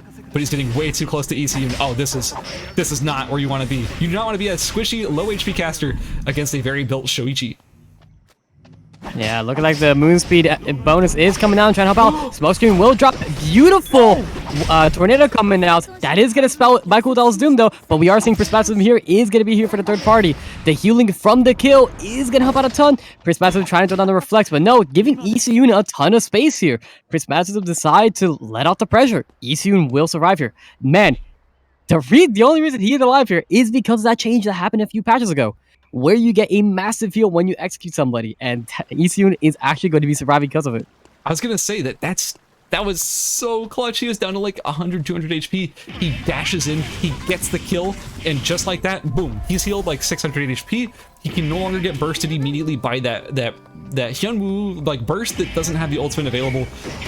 Crazy stuff. ECU showing how like confident he was in that play. He knew that was his out. He couldn't get away. He had to just go back in and get the heal off the kill. Mad respect on that play. It was very well done.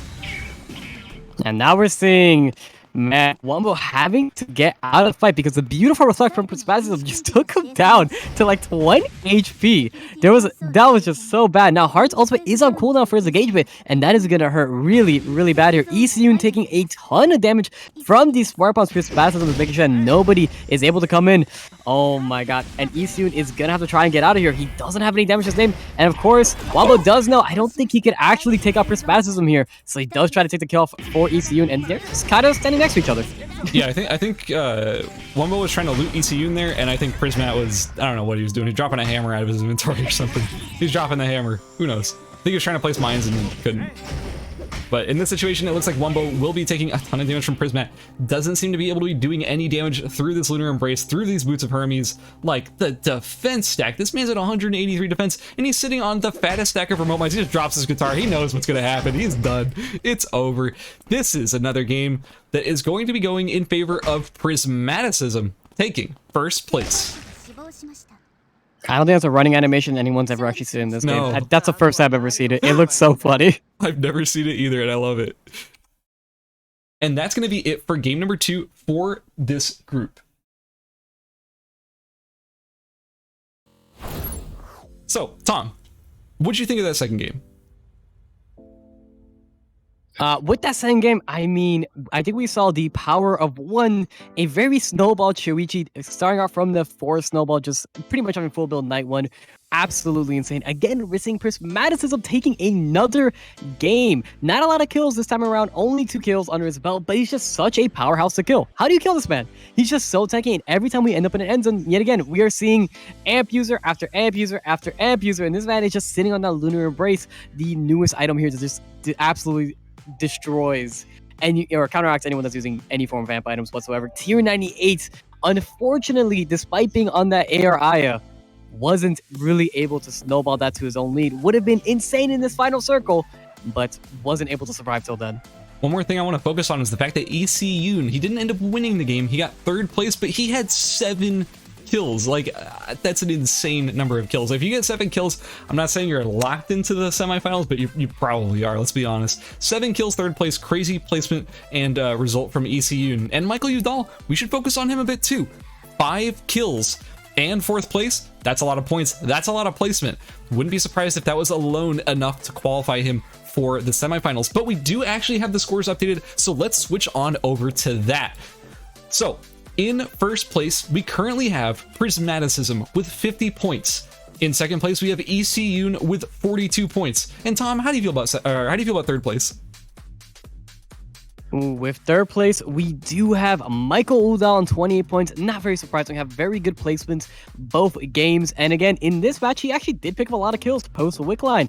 Did miss out just barely killing Prismaticism at the very, very end there, but was still able to, was still able to just pick up a ton of points for his name there. Gaino picked up 27 points for himself there on the Kiara, right? Oh my God, he's been playing Kiara the entire time. Yep. Yeah, he's on the Kiara. So he's absolutely destroying there. Tier 98, picking whatever, honestly. He's been going. He's on the AR Aya. Last game, he's on the Amp Dylin. Who knows who's going to bring for game 3? He's sitting on 21 points. And lastly, we have the Crit Adela. One thing I never thought we would ever be saying is going to be sitting at 6th place, 19 points. But again, anyone could overtake that 6th place and 5th place spot respectively fairly easy. The guys below him are not that far behind. Averse at 17 points.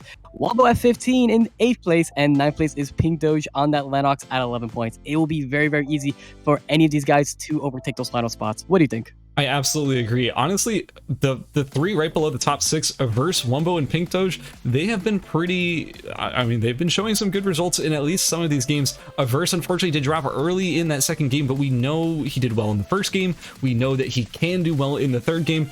My main concern is that is he going to adapt well enough to avoid ECU in the 3rd game?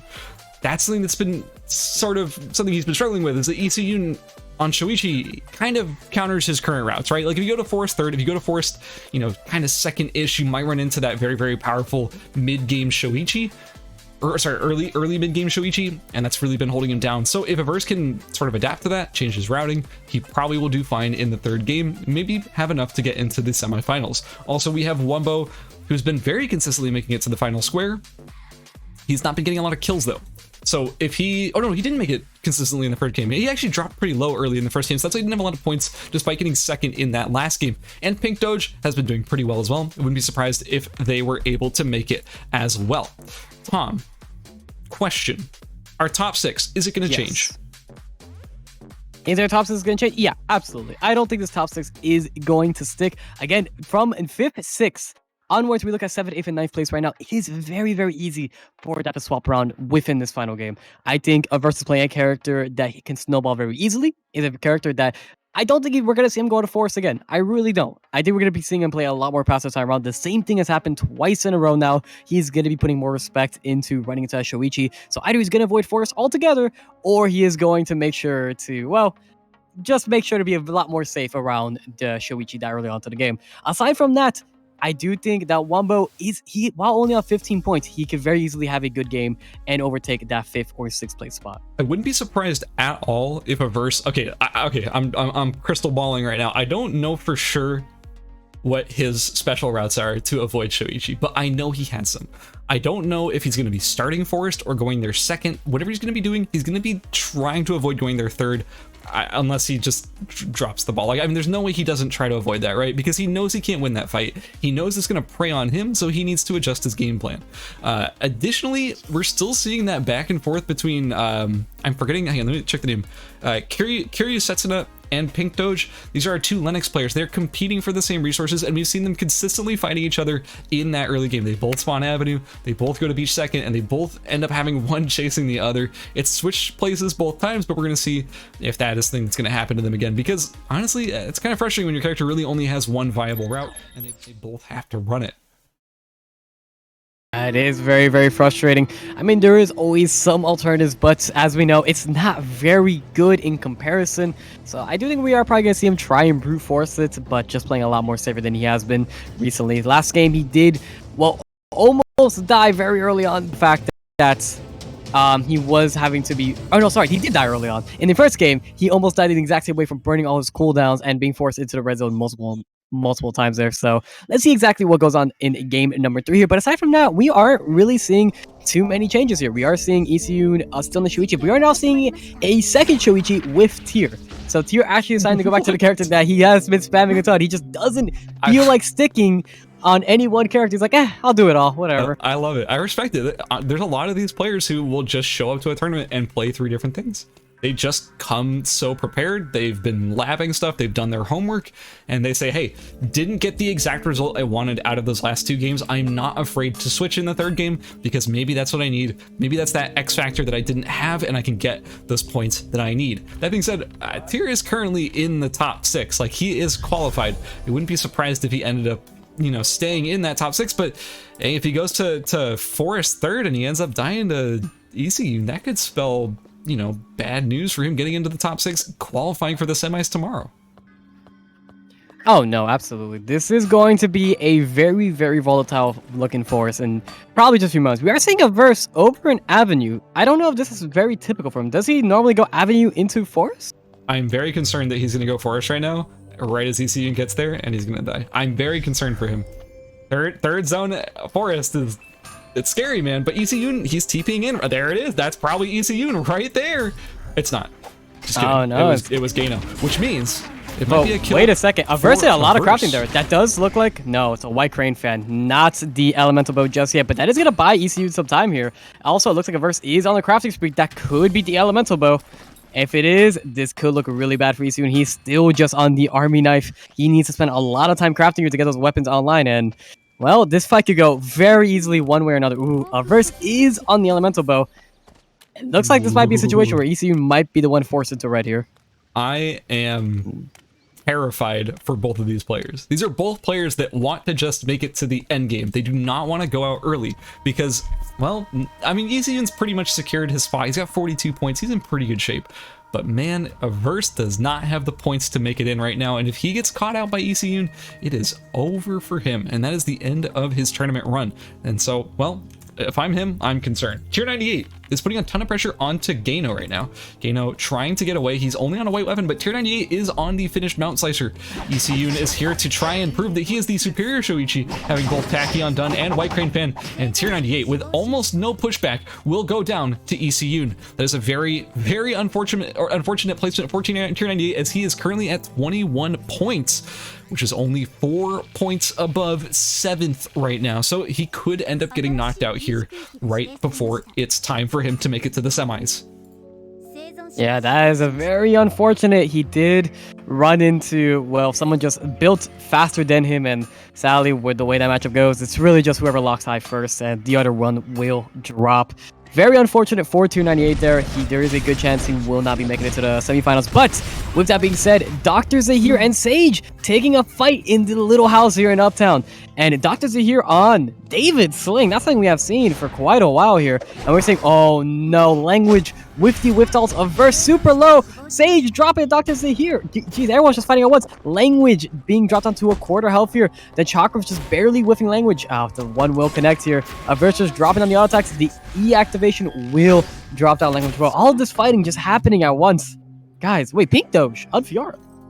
Wait, is Pink Doge? Wait, where's Pink Doge? Pink Doge is on VR? Wait a minute. We have no Yeah, Lennoxes. look at that. Both of our Lennox is switched off. Kyrgyzstan is on ISIL, chasing down Lavalk at the moment, switching over to the 3-zone Beach Dock Hospital version of ISIL. Now Lavalk is in a ton of trouble, trying to get away with the Twantian and the Creed of the Night. Unfortunately, I was going to say Twantian lowers your movement speed, but it doesn't anymore, so that actually got changed. But Creed of the Night, lowering the movement speed, no shoes either. But then again, neither does Kyrgyzstan, but getting away from an ISIL, especially when you have no shoes and a little bit of movement speed penalty, is quite difficult. Lavalk here will end up going down to Kyrgyzstan. Yeah, it's one of those builds where it's just, you can never really turn that type of fight because ISIL just has so much HP to his name right here. He's such a tanky character. If you ever get that 3-zone build off, it's very common. We've seen it time and time again on a ton of different characters. And I'm not really too surprised to be seeing ISIL pop off too hard there. I think we're going to be seeing, and I mean, what do you think about ISO in general? We haven't really seen him in any of the groups so far. He's just such a safe character with a ton of damage early on, and especially with a passive that can snowball him into the late game. Like, I'm just generally surprised we haven't really seen too many ISOs just yet. I think ISIL is a very good character. I think, yeah, he's one of those characters where if you are playing him correct, if there's a couple builds where if you play him correctly, it's almost impossible to even die until you reach the end zone. And at that point, you can at least stack up traps and it makes you pretty viable. If you're just trying to go for placement points, ISIL is quite good. But keep in mind, like we said earlier, placement points, not the most valuable thing in this tournament. So you're more beneficial going for characters who maybe can get those early game kills or just get kills in general. You want to be snowballing. We have a nice kill coming down here from Simon Said onto Misaka. Unfortunately, Misaka will end up dropping over here in the top side of the temple. We have 200 MS, our only Adela player, chilling deep in the red zone. I assume forced out by Michael Udall, who is currently teleporting up here into Archery, where Prismatism and Gyno are both hanging out. Gyno, very poorly built at the moment and is trying to finish anything I assume was forced out of most of their zones. Keep in mind, alley is closed, and there's generally one of the last points that Kiara needs to hit on their build path. So Gyno is just in rough shape right now, despite having a very good performance in the rest of the tournament. Yeah, absolutely. We are seeing now a ton of pressure being dropped. Oh no, 200 MS dropping to Averse over on Pawn.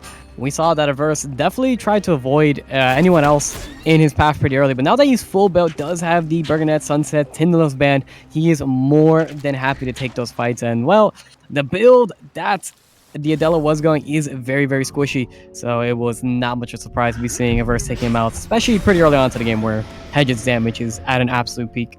I really enjoyed watching 200 MS in this tournament. I'm a little concerned that they may end up falling out of the top 6 with a 0 kill, roughly 12th place.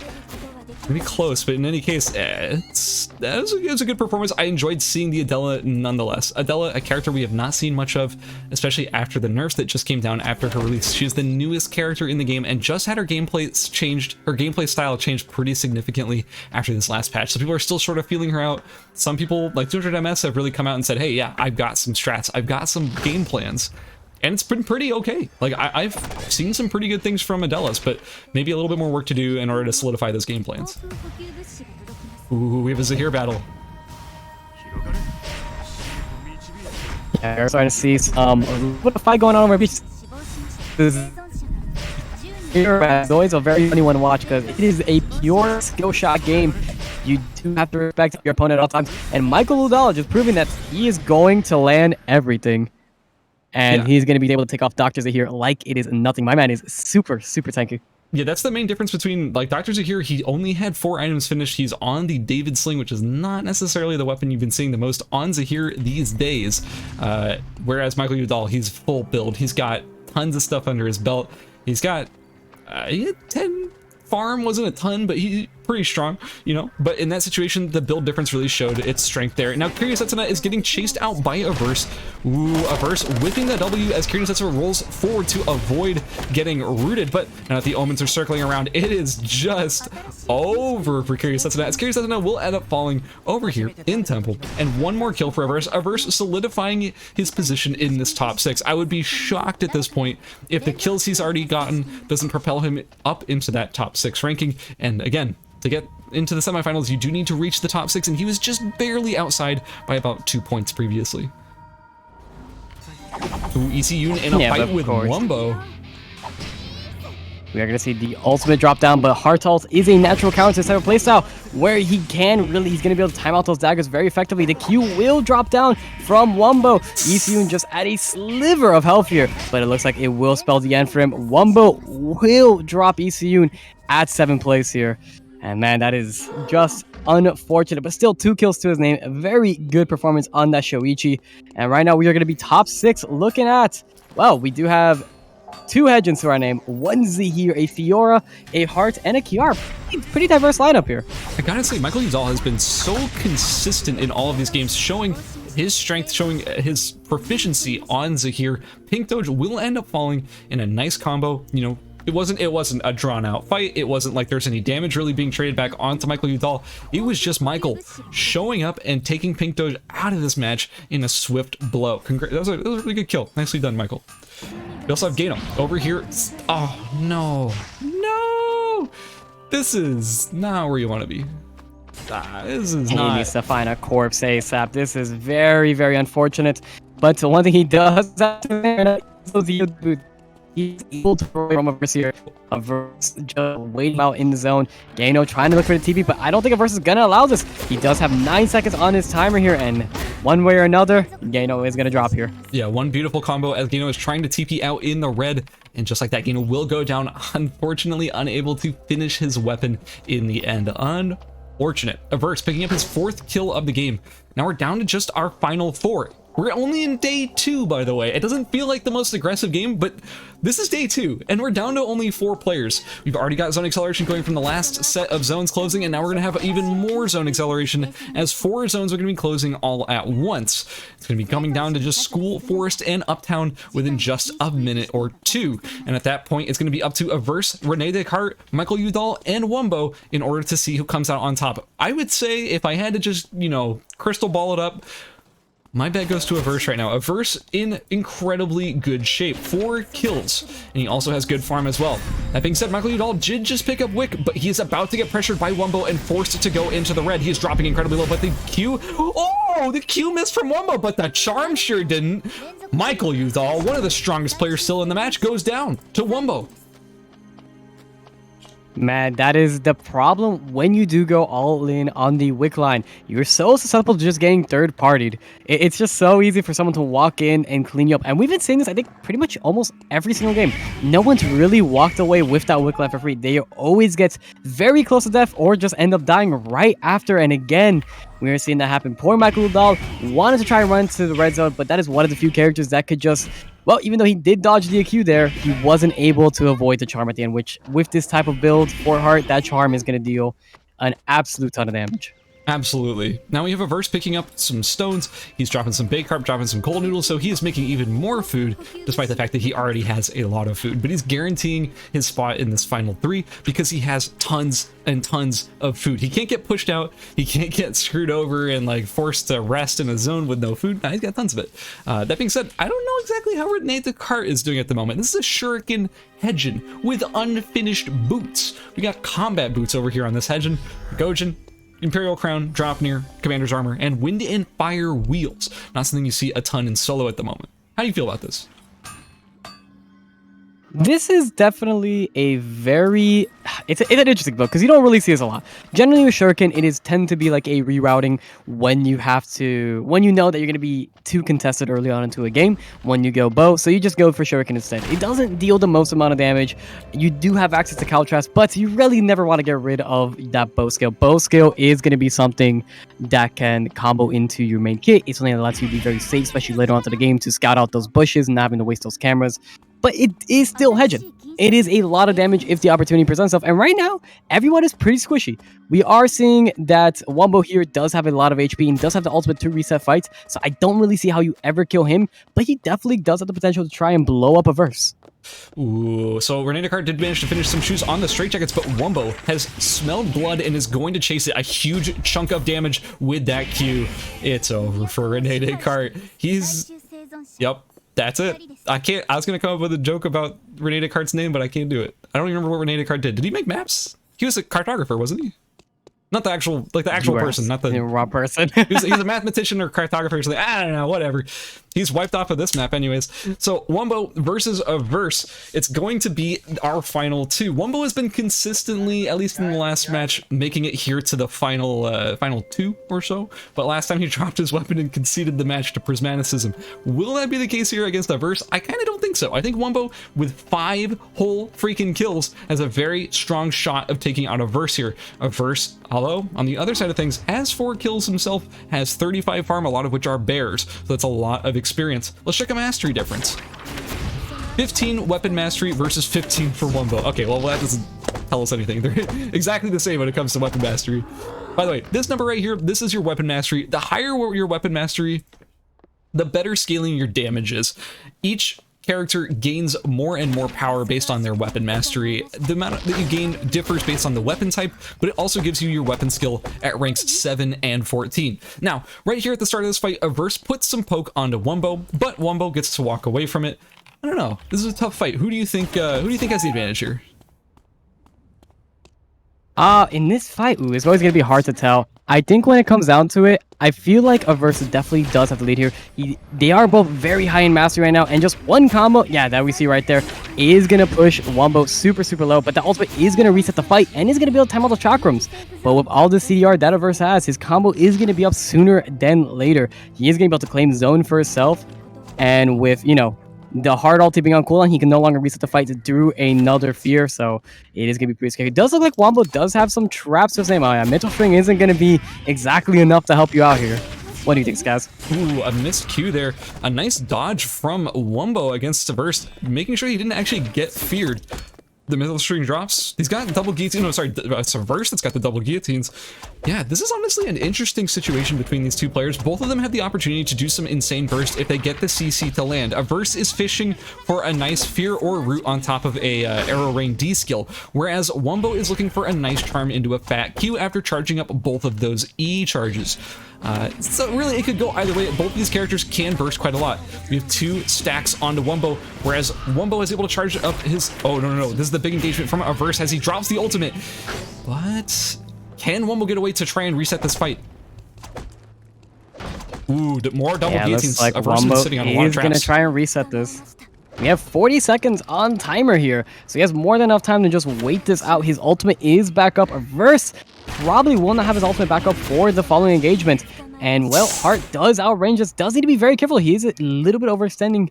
I don't know. This is going to get real scary real fast, but I'm not sure if Wombo has any more traps to his name. Oh, C-Force. Not the best, but it is something. Okay, so Averse baits out the C4. Once Averse cleared out the camera of Wombo, he accidentally pathed right into that double guillotine and ended up eating it. He got more C4s though to cover the zone and a Crimson Bracelet too. Wombo is a little bit hurt going into this last engagement, and Averse, he tried to bait out the C4 with the E, but he didn't end up triggering it. Now as a result, Averse has no E, and Wombo has the zone advantage with the C4s down. Averse, he's got 23 seconds, which is not a bad amount of time to work with, but it's still a little bit stressful. He goes in for the ultimate, he goes in for the combo, dodging the C4s perfectly and even able to bait one of them out. The omens are circling around him, and some more double guillotines are going to be dropping. It's going to be hard for Wombo to get into the zone. Another beautiful bait onto that C4, playing this zone absolutely perfectly right now. Yeah, right now we are going to see the fear come down yet again. We are going to see that Averse does go over the wall to try and time out Wombo's Q there, but the consistent damage from Heart is coming down, and a Hedgen with no ultimate is going to struggle quite a bit. We are going to see that Wombo does have his ultimate back up, so he has another opportunity to reset the fight here, and Averse is running out of time here. Oh no, we are Averse dropping very low, but Wombo only at a quarter HP. This is getting very, very scary for both players here, honestly, because they are both very, very heavy burst characters. It only takes one more ability to kill them. A burst down to 1 second. He needs to get back into zone. He cannot leave the zone ever again. No. He tied the timer. So that's one misstep. Oh, that slow from the heart ult ensured that he would end up dying to timer. And Wombo, he takes first place in game number 3. That was an insane final fight between those two players. It was pretty much up to ERBS to be able to like land those skill shot combo actually ended up landing, but in the end it ended up being Wombo who ended up taking that fight. That was a beautifully timed ultimate there at the end to make sure that ERBS lost as much timer as possible. And yeah, beautifully played from both of our competitors, and that was just insane. That was a crazy good fight between those two players. Yeah, and here's the thing. If we look at the previous scoring here, both ERBS and Wombo were not even qualified for the semifinals yet. They were 7th and 8th place apiece. And Skaz, would you like to talk about what the newest scoreboard looks like? Ooh, I do have the final results of this scoreboard. Group E is looking a little bit shaken up after some of these changes in this last round. Well, right into it. In first place, we have Prismaticism with 53 points. In second place, we have ECU, also tied for first with 53 points. Now, this is a player who was not quite in there to begin with, but now he is here. We have Wombo sneaking into third place, a massive rise in power from previously not being in the top 6 to now being in third. Excuse me, with 49 points. Congratulations, Wombo, on making it to the semifinals. We also have Tom. Do you want to talk about the last 3 players to make it into the semis from this group? Absolutely. We have Michael Dahl, probably to no one's surprise here, having one of the most consistent performances tonight on that here, playing incredibly well with 42 points, and who was not even qualified yet from the previous match. Now qualifying in 5th place is ERBS at 41 points.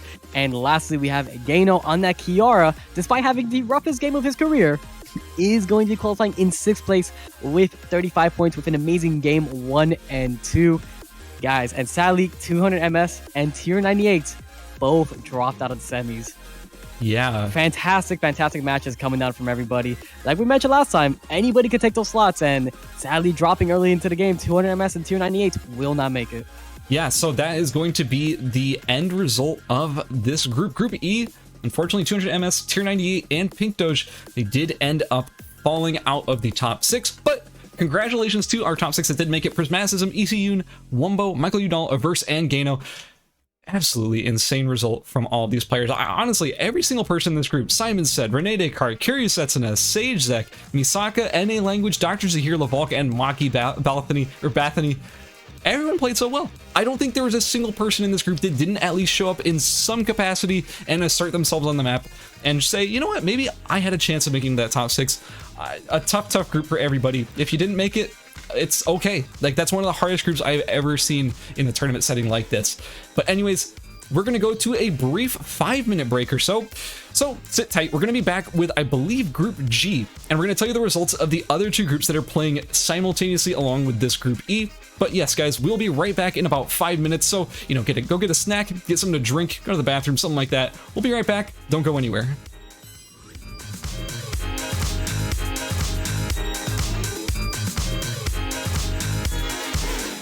Cool. Yo, question. Did you hear did my background pick up?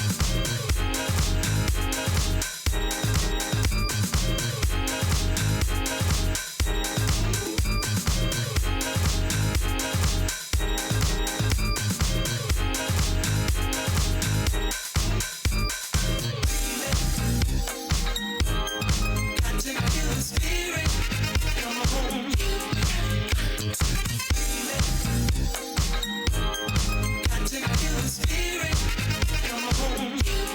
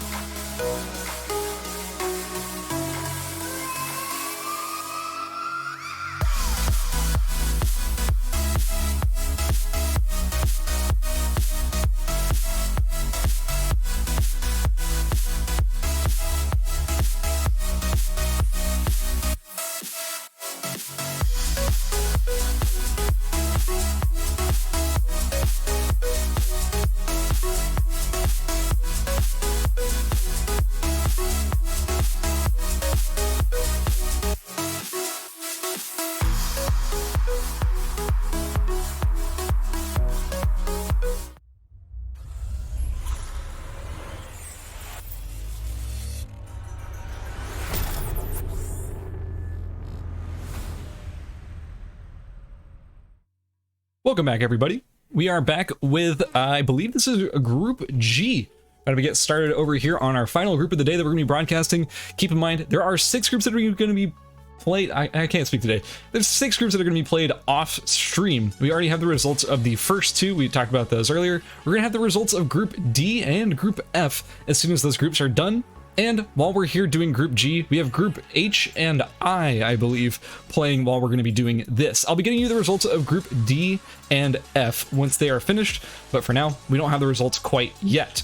We are, however, ready to get started with Group G. So, if you guys are excited, I am too. Tom, are you here, my friend? Oh, absolutely. Would you like to talk us through Group G and who is in it?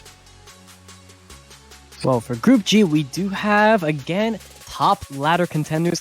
Not to the extent we always seen before, though, but we are seeing more so... we're seeing a pretty wide spread here. We are seeing players like Magnus Ape, which honestly, despite the name, I don't think we're going to be seeing him on that Magnus. He has been playing a lot of Emma recently. He still does pull the Magnus occasionally. I would love to see a high tier Magnus play be bought out in one of these games, but really hard character to pull off his solos effectively, but he's managed to do it pretty well. Bamboo, a top tier Yuki player himself. Would not be surprised to see him bring out that Yuki and just absolutely destroy lobbies. Toki, one of the few Razi players, I think in NA in general, not too many to look out for. He's the better for. Well, you want to talk about the rest? Yes, I would love to talk about the rest. So, in the rest of the group, we also have, honestly, like, I'd be surprised if we didn't see some pretty exciting stuff out of Lily Dongo, which is one of our more ardent Emma players. We also, I don't know, there's a lot of people in here who people are probably sleeping on. There's a lot of good things that can come out of most of these players. However, I do want to sort of interrupt us for a second, as we do have the results of both Group D and Group F. So if you are fans of any of the players in those groups, we do have those results for you. So I'll be announcing them right now. The top 6 from Group D. Group D, in first place, wait, hold on, I don't actually, I have to see who that is. Who is first Group D? It's in a language I do not speak, so I don't know who it is. Well, anyways, Nazimi. Okay, in first place is Nazimi with 62 points. In second place is Miyazroy with 49 points. In third place is Flint with 43 points. In fourth place is Teska with 43 points as well. In fifth place is Sleeping Lion with 38 points. And in sixth place is Flammable with 27 points. An absolutely insanely stacked group, because that's not even to talk about the players who didn't quite make it. Just below them in 7th, we had Gwillo, and in 8th, we had Blem. These are players who are pretty dang good and have had good results in tournaments before, were at tops of their regions, and even they were not able to quite make it against the 6 players who did. An absolutely insanely stacked bracket. And of course, in Group F, we also had in first place Ashen with 59 points. In second place, we had Wadafax with 56 points. In third place, Superior 1 with 49. In fourth place, Isu with 47 points. Fifth place, Zared with 51 points. And sixth place, Ibusaki with 25. Tom, were those some insanely stacked groups or what? No, those groups were absolutely insane. I mean, looking at the what's called Group F, not really too much of a surprise seeing Ashiant getting first place. He has been one of the most consistent solo players pretty much of all time. I think with the most tournament winnings ever in the history of ERBS. So it doesn't really surprise me seeing Ashiant come out in first place there. Wadafox, another very strong player coming out from the ladder. We're seeing Superior, a Emma player. Not much of a surprise from him. He's been spamming the Emma non-stop, just absolutely crushing ladder. And in fourth place from Group F, Isu-sama. Again, one of the only Zahirs on ladder. We don't really have that many here in NA, and he has been a very, very vocal Zahir in the community. I believe the highest rated Zahir right now on NA ladder. And I believe so. Man, he's been absolutely crushing it. Yeah, Isu, he's very good at the game. He's been playing Zahir super long time. That's like the character he plays. Doesn't really play anything else pretty much at all. But yeah, so honestly, not results I'm too surprised by. A lot of really, really good players, a lot of really recognizable names up there at the top. I'm kind of excited to hear Ashen got first, and that's not because I think Ashen needs any more prize money, but because Ashen is just one of those players I love to have in semifinals and finals of tournaments, because he is he's not even a wild card. We know he's playing Fiora, but we know that he brings a style, like a confident style of play that I just really do not see from a lot of other players. And he's playing on a really, really high ping because he plays from Europe nonetheless. So for such a consistent, aggressive player who's playing on such high ping from another region, like, love to see it. Genuinely love to see it. Love to see Ashen do so well. Yeah, no, absolutely. He's also one of the only guys playing Fiora. I think that's like another thing to add there. I could imagine that he bought Fiora to his groups. I don't see any reason why he would ever switch off of that. That is a character he's been super comfortable on for such a long time. So not really too surprising there. Even though I know the consensus right now is that Fiora isn't exactly the greatest. I think Fiora's but really definitely good. the perfect. I think Fiora's actually really, really good. Yeah. I don't think she's like S tier. I think she's slept off for sure. I don't think she's like S tier or anything, but like the fact that you can finish, you know, Dobok and Durandal or whatever like that, you know which build I'm talking about. Like that thing finishes very consistently early in day one night, and it's like that build chunks. That build does so much damage. I think she's quite a good character at the moment. I really do. I really do. I don't know if she could scale. Yeah, I think super if well. we're playing ending for Fiora, it would definitely be Rapier. Yes. I think right now I would rather be on Rapier than Spear. Absolutely. Which is usually, I usually think the other way around, but Rapier seems really good right I think Rapier is sort of the way to play her. Fioras in general, they just sort of phase in and out of like playing Rapier or Spear. It like ping pongs back and forth depending on the meta. But yeah, this is definitely a Rapier meta, if I do say so myself. Now, we're about to get into game number 1 of Group G. We are currently loading in as all of our players have already locked in their characters. So once we have the loading screen finished, we'll get right into game number 1 of Group G. I gotta say, this tournament so far, like, I'm so unbelievably stoked for the semifinals, and I'm also at the point where we have insanely good players in every, like, coming out of every single group. Like, every time I've read off the 6 players who have advanced from their group, I've been like, oh yeah, of course they're advancing. Like, it's why wouldn't they be? And now we're gonna get to the point where we need to eliminate 2/3 of them tomorrow. I don't even know how that's possible. Yeah, I don't know how it's going to happen either, but sadly, only so many people are going to make it through that final bracket, and man, it can't be everyone. Someone does have to drop an 18th, and somebody will come in first. Doesn't matter if you're the best player in the world, but it doesn't matter if you're the best player in the world, you can still drop in the bottom half of the bracket. It is always possible, especially when you are out of the groups and you know you're in a lobby with 18 insane players. Yeah, absolutely. So, in this group, we are seeing a character we have barely seen whatsoever. I don't think have we seen any Emmas yet today in either of the groups we've casted? I don't think so. No, I don't think we've seen a single one, which is generally very surprising because right now, I think the general consensus is Emma is insane. Absolutely one of the best characters in the game. Super safe. Can pick up kills very, very easily. Does have access to cow traps.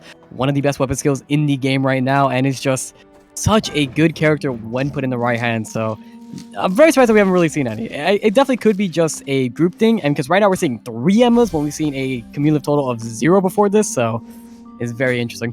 One of the most interesting things too, though, is that all 3 of them spawned in different locations. We saw Lily Dongo up in Alley. I believe it was, I could be getting this wrong, I think it was Chueri over here in Chapel. And I don't remember where Akiba Zelda was, but they were in all 3 different zones. So that was showing that despite the fact that they are all playing the same character, there's very flexible ways you can play them and very different build paths in general. One thing I do want to highlight is we have Tree and Magnasape both on Shukai. Shukai is a character we have not been seeing pretty much at all in our games today. Kidu and Magnasape both have their weapons done already. Magnasape going for a Karn-Wennen start. Now, I can assure you, though, that this is not going to be a finished Karn-Wennen at the end of the game. He is going to pivot into a, what's it called? Mount Slicer at some point, like pretty early, but he builds this early just for that early aggression. He can't really get chased out early because he's not on a 3-zone weapon if you were to just go for the Mount Slicer. So this is sort of a patented brand build that Magnasape has been playing a lot lately. It's very, very good. He also, I think, got Diamond with it, so you know it's pretty good stuff. Yeah, I mean, I've been running into him an absolute ton playing that build, and it's always very surprising because it just gotta end up forgetting about him. Like, he gets to pick up a kill or 2 early on into the game because that is the nature of the Karn-Wennen. It is a very, very strong early game weapon, and then he just kind of does. You feel like you just forget about him. He just doesn't really have that much of an impact on the game. He just kind of minds his own business, stacking up, going for that slow transition to the Mount Slicer. And then once you get to the late game, you're like, oh, geez, I'm dead. He has 200 stacks. I can't kill him. He's going to one-shot me. So very, very nice Magnus build that, Magnasape has really just been fleshing out more and more over time. Yeah, so one more Wait, thing. Magnus, but the Jukai build, I apologize. Yeah, it's hard to remember when it is Magnus. Actually, just in his name. Oh, so interesting things to point out here. We do have Bamboo playing the build I expected to see from Bamboo. He's playing Yuki. He's playing that 3-zone Yuki build. We have Smarton getting chased out by Vespucci over here. Ooh, Vespucci playing one of my favorite builds of all time. Purple Haze Amp Heart. Love to see it. Already getting a very early kill. The first blood of this entire group going down to Vespucci on Amp Heart. Unfortunately for Smarton, probably going to have to adjust the route to try and avoid that in the future, because that is a really, really powerful early spike. He managed to finish... Wait, hold on. We have another fight happening between Christian SH, and Choueri. No, Choueri goes down. Oh, no, Choueri, no. That is... What a build coming out of Christian this early. My lord. Yeah, very, very scary. The Bloodwing Knuckles Hyunwoo is always something very, very scary to deal with. Is the complete opposite of what we saw from Prismaticism in the previous game, where he just wanted to go pure tank. No, Christian just says, hey, I'm going to go pure hybrid amp, and I'm going to just pick up those kills as early as possible. Hyunwoo's base damages are so freaking high. If you're able to get one wall stun pretty much on anybody at this stage of the game, you are going to kill them. We have a fight breaking out between Choi and... who is it? Dancing. Vespucci. So Vespucci is trying to put a little bit of burst onto this Fiora player who is on Dragon Guandao Spear Fiora with the Powder of Life in the accessory slot. What? I assume they're just holding the powder for later, but this is not something you see every day. You do not see Dragon Guandao ever. Have you ever seen a Dragon Guandao ever in your life? I don't think I've ever seen it in a very competitive match. Yeah. It is definitely more of a joke weapon per se. It's very tanky since it's got that added HP a while ago, but it does have the minus MS on a... Well, it is minus MS on a melee character, and it is very hurtful in that regard. You generally don't see minus MS weapons be all too popular because of that reason. It's very hard to get in and stick to your opponents. Ooh, a nice bear stun.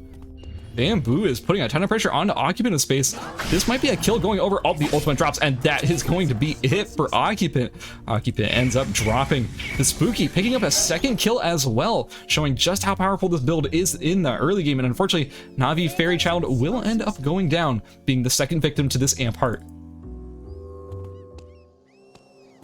Yeah, where now we're seeing Magnus pretty much full build here. And again, man, that Tachyon Brace, such a common item to be seeing. We are seeing the Jackie is going to be jumping in here. Magnus going to be whiffing his combo, but again, Jackie with no jump is pretty much going to be doing next to nothing here. Magnus is going to be walking away, just getting a little bit of poke off for some mastery, and just be calling it a day. Yeah, absolutely. So we're seeing over here, Lily Dongo is already pretty well built. The Fuma Shuriken, done. Dragon Dobok, done. Sheath of Shah Jahan, it's already finished. And the Gojin, finished as well. The Repaired Slippers and Mask, though, not quite where you want to be. But, you know what? For a day one item count, it's pretty good. I'm pretty happy if I'm in Lily Dongo's shoes. I have a lot of CDR. I have a lot of movement speed-ish. And I have a lot of ways of sort of taking these fights in a prolonged way as a Emma player. Now, we have a fight over here between Tolki and our Fiora player, Choi. I'm pretty sure that's how you pronounce it. Choi. We have La Grosse Brioche coming over here, also trying to get in on this fight, but Choi will end up falling to Tolki. Tolki is one of our highlight players coming into this group who has been playing a ton of Razi lately and is quite... I don't know. How do you feel about Tolki's Razi? It's pretty scary, right? Yeah, Tolki's Razi is one of the scariest on ladders. Haven't seen him too much recently. I do think we play pretty much as like separate times completely. But I do know that everyone does fear him quite a bit. He does have an interesting build because I don't think this is a reroute. I think this is just straight up his main build. That's something you see that's very common coming down from Razi's with the Feather Boots battle suits. Usually we do see more of the optical camouflage suits and the Bucephalus, and he also does go for the Buccaneers doubloon as well. Another new item coming down from the recent patches, which has been really, really nice at speeding up some of these builds, turning a lot of these typical 5-zoners to 4-zone builds, just helping an absolute ton. And we are going to see Bamboo trying to go on the aggression here on Bleach, but no, that is not going to work out for him. The Yummy W is going to say, no, you're going to walk away. And Bamboo on the Levantine, going for that full transition from the forestry, is going to be helping him out an absolute ton. Where do you think he got that tree? Wait. He got it from the Fiora, didn't he? You think he picked it up off the Fiora? I mean, that would make the most sense, wouldn't it? Ooh, I keep it Zelda will Laurel end up falling Reef, to though. Kitu. Dude, there is so much happening right now on this match. Like, it's impossible to keep track of everything that is happening, as we have Lily Dongo in the longest fight I've ever seen against Vespucci. Both of these players poking at each other aggressively. Vespucci just trying to finish either the arm or chest piece. I'm not entirely sure which one. We have Bleach Mossy trying to kite out Bamboo, as Bamboo is trying his best to avoid eating that yummy, delicious Aya W. But Bamboo, keep in mind, Bamboo is geared to the teeth right now with the Leviton and the Laurel Wreath all finished, but Vespucci is sitting in the bush ready to try and third party and steal this kill. The charm into the Q, perfect execution, and just like that, Vespucci is up to his 3rd kill of this game. Insane. Ooh, Bamboo getting pressured by a huge amount by Lily Dongo. The polymorph into the Caltrops directly on top of him is going to put a ton of damage on him, but unfortunately, Bamboo playing Yuki is able to dash, reset, and dash once again and get into safety away from that Emma aggression coming out of Lily Dongo.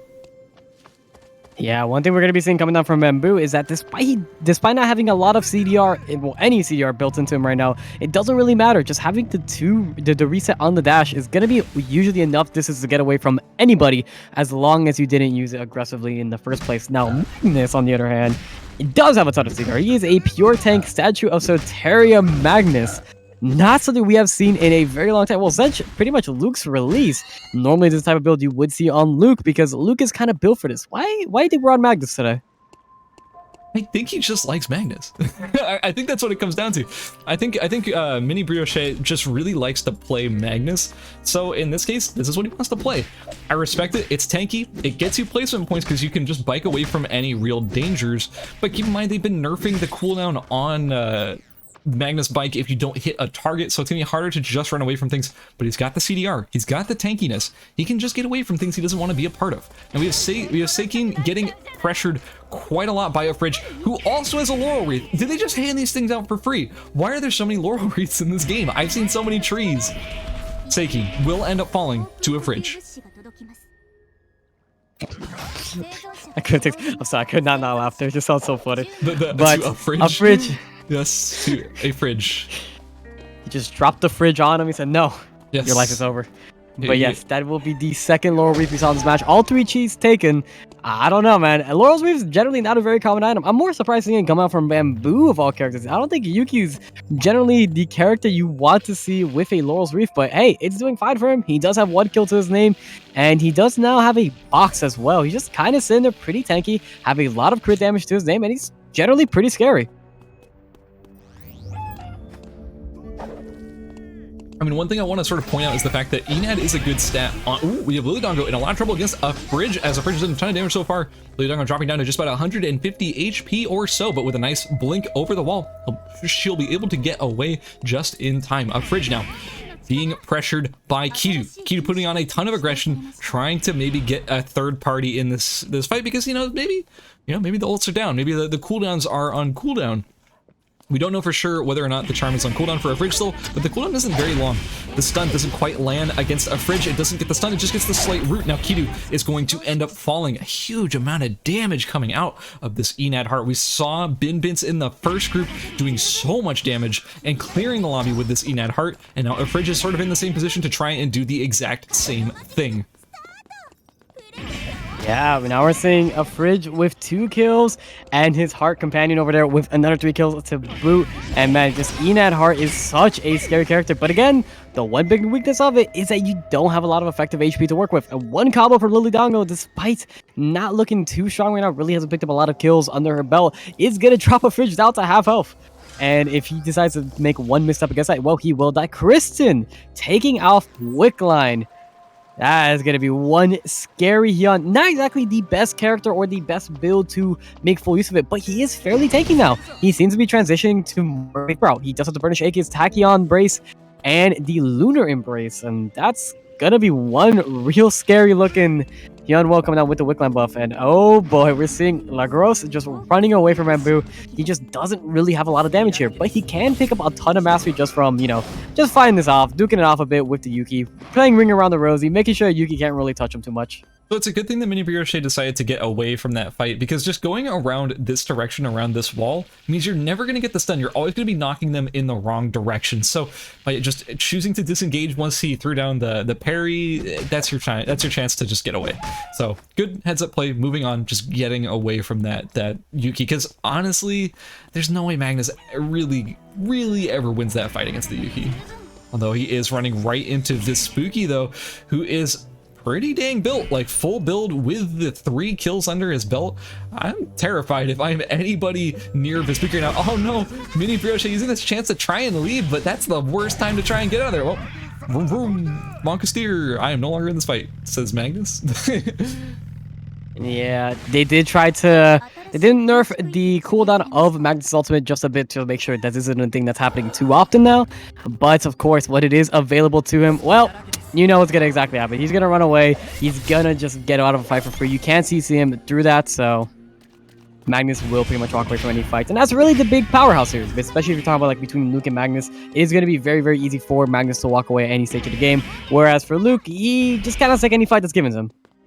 Absolutely, and this fight between Christian and a Fridge, in my opinion, I'm just going to be honest with you, I think has the ultimate advantage, being an Enad Heart versus an, just like a sort of tanky, what would you even call this? It's some sort of tanky build on Hyun. It's really not favorable for the Hyun whatsoever. Enad Heart shreds Hyun for breakfast, because basically, that doesn't even make any sense. But anyway, basically, the Hyun has a lot of defense. He is very tanky. He doesn't do a lot of burst damage, and if you can't be bursting down these Enad Hearts, they're just going to regenerate because they do have high regen, and also Enad Heart is mostly just ignoring your defense anyways, so it's a really tough matchup. Now Christian's going to be getting the stun onto Mini Brioche and trying to throw him into the wolves as he is now forced to deal with this Enad Heart. He is sort of, oh no, he is unsure of which way to go, pathing back and forth. Unfortunately will mean doom for Mini Brioche. He does go down, and now we do have a Fridge trying to heal as much as he can before Christian is done dancing. We also have Tolkien in the background trying to third party this fight.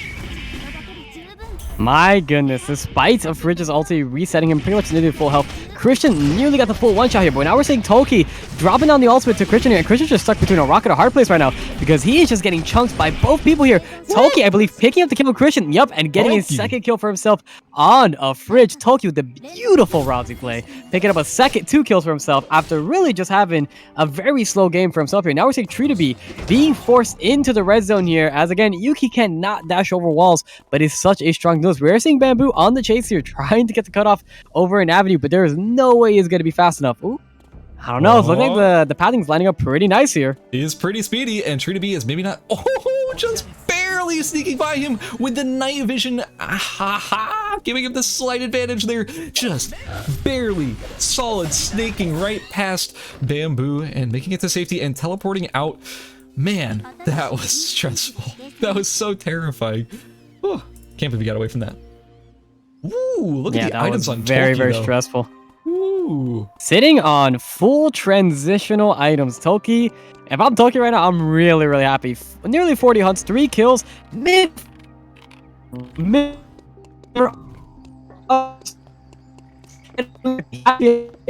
who does he even lose to this point? I think probably. You want to run that back? You sort of lagged out there. Oh, I apologize. He is sitting on, every transitional piece you could possibly want on the Razi, and essentially, I think the only person Gary really struggle with if he plays his cards right here is going to be the Xiukai. Xiukais have kind of just been playing the game very slow right now. They've had time to stack up, and I'm curious, well, what are the stacks looking at this stage of the game? So earlier I saw Magnasape was way more stacked up than Tree. Magnasape is currently at 86. For me, I'm not much of a Xiukai player, but my main breakpoint when evaluating a dangerous Xiukai, well, is for them to be alive, but mostly for them to have over 100 stacks. Now, that's not exactly, you're not going to get 100 stacks and win the game immediately, but that's where they really start threatening with a lot of damage off of those stacks. Now, that being said, Magnasape is currently at 86, so he's a little bit short, but he is over here in Pond, which is a fantastic location for getting even more stacks. You have water, you have fish. What more could you want as a Xiukai player?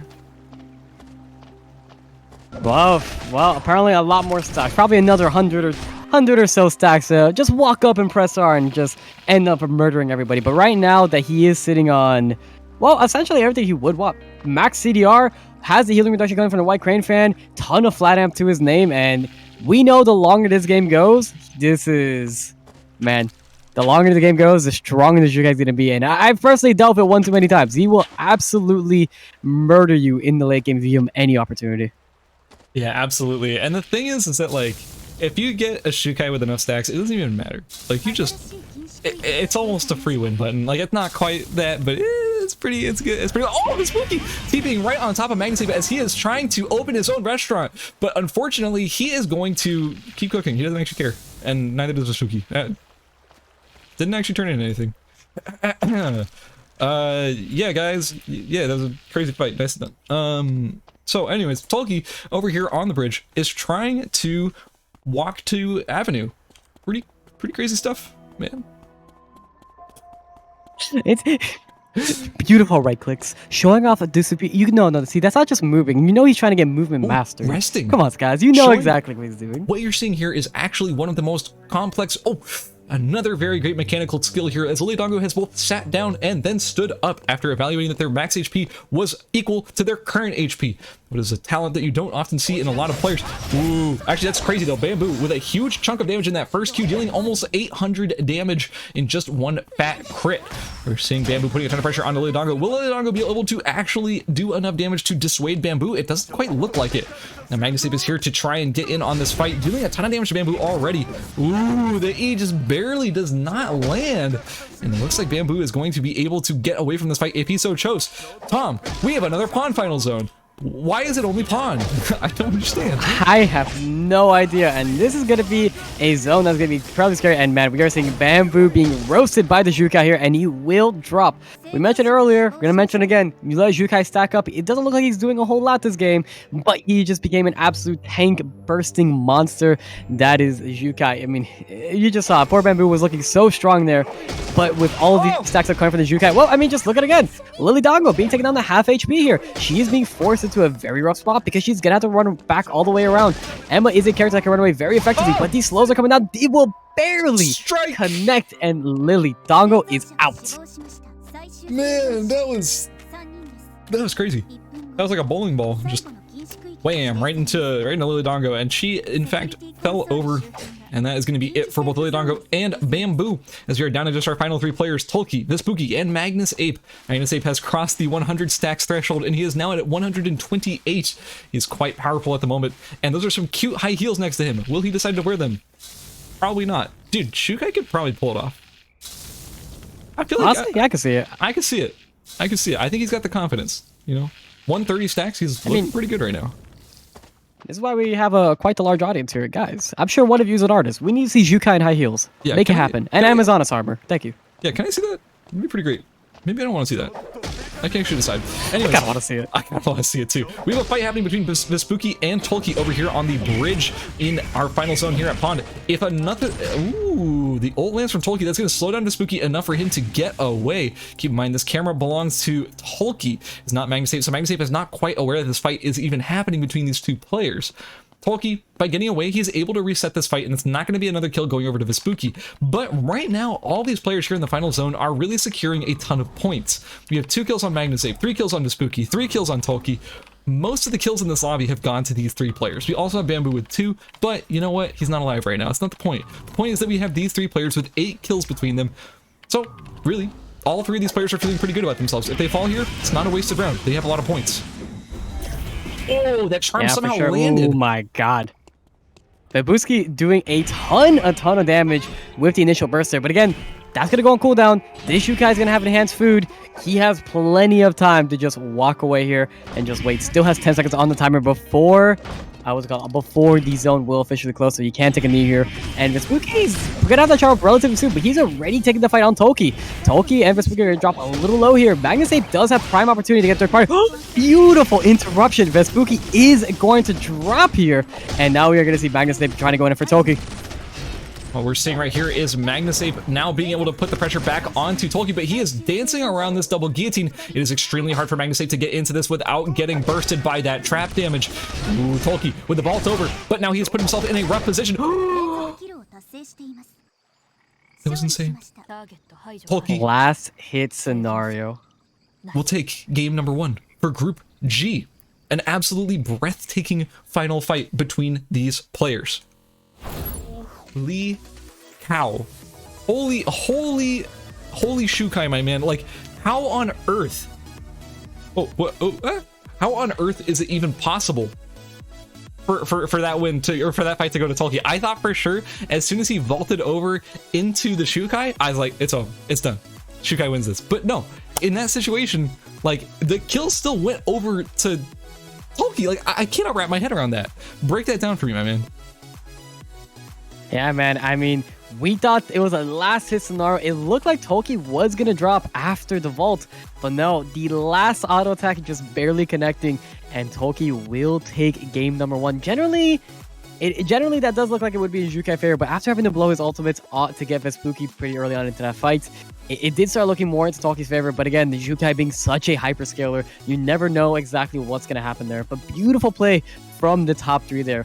First place could be going to Tolkien, 4 kills there. Yeah. And I'm curious to see what the standings look like. I'm also extremely curious what the standings look like currently at the moment. Once those are updated, I will let you guys know exactly where all of our players stand. But at the moment, that was insane. One thing I want to highlight that's actually kind of the most exciting thing for me is Vespucci popping off with that Purple Haze Amp Heart. That's a build that is sort of not been seen a lot lately. It was very good a couple of patches ago, and then they nerfed Purple Haze a pretty decent amount, but recently they've been sort of adjusting it a little bit back up into viability, but it's not something you see a ton on the ladder. But there we go. There was Vespucci just showing up and doing insane work with that Amp Heart. I love seeing it, and yeah, he scaled well into the late game. He was bursting people with like 4,000 max HP or whatever, or something like that. Love to see it, and I can't wait to see what Vespucci brings in games 2 and 3. Is there anyone in that lobby that surprised you, Tom? Ah, man, I can't really say anything too crazy to surprise me. I mean, the people that took the game, it's kind of what we expect. I mean, to be fair, it is very surprising seeing a Razi generally win the final circle, not a character that generally has the highest win rate. I was more expecting seeing it come down from the Jukai at the very end. But for the most part, I think this is kind of where we expected things to be. But again, one person I would like to see, you know, hopefully make it on later, a little later into the game here is Christian. With that, he has very, very spicy Hyunwoo build. I remember we brought it up during the ERCS saying how Hyunwoo is just kind of this weird character you can put like any form of stat on and you're going to have a good time with him. And Christian's just kind of like, yeah, I'm building pure amp, but here's a Bloodwing Knuckle and here's a Quiver. And he just rolls with it. And he was doing so good early on into the game. Totally. Yeah, and also another person I wanted to kind of highlight was Lily Dongo. Lily Dongo had some really good moves in sort of the mid to late game. They had survivability, durability, everything. But unfortunately there, Shukai, if a built fed stacked Shukai meets you in the late game, it's going to be rough no matter what. But in any case, guys, we do have the scores ready for you for this group, so let's hop on over to that and we can check it out real quick. Currently in first place, we have Tolkien with 28 points, which is surprising. Oh, actually, no, Tolkien ended up winning that. I mean, mentally, I'm still in the train of thought that Magnus Ape is the one who won that. No, it was Tolkien who won that. It's crazy stuff. But anyway, Tolkien won that with 28 points. In second place, we have Magnus Ape with 21 points. In third place, we have Vespucci with 19 points, which is kind of what we expected because those are the 3 players who made it to the final 3. In fourth place, we currently have Bamboo with 14. And in fifth place, we have A Fridge with 14. Christian is rounding out our top 6 with just 8 points, which is actually a tie with Lily Dongo, who also has 8 points. Yeah, that was a pretty crazy game 1. I mean, this is definitely seems to be the slowest lobby we have so far. With the other 2 groups, we definitely saw a much faster pacing lobby. But when you do have characters like Emma and Jukai, the game kind of just slows down a little bit. Very safe characters that can scale very, very well. So I think we're expecting to see some pretty long games moving forward. What do you think? One more second. What do you think about what's going to happen in this next game? I have to handle something real quick. Yeah, absolutely. You know, when it comes down to it, one character that probably didn't see enough of the limelight there was Lily Dongo on that Emma. The poor Emma is such a good character, such a safe character, but definitely does need a little more time to scale. Doesn't allow those SP pots really to try and get things working down because, well, at the end of the day, you are a character that chews through SP like it's nothing.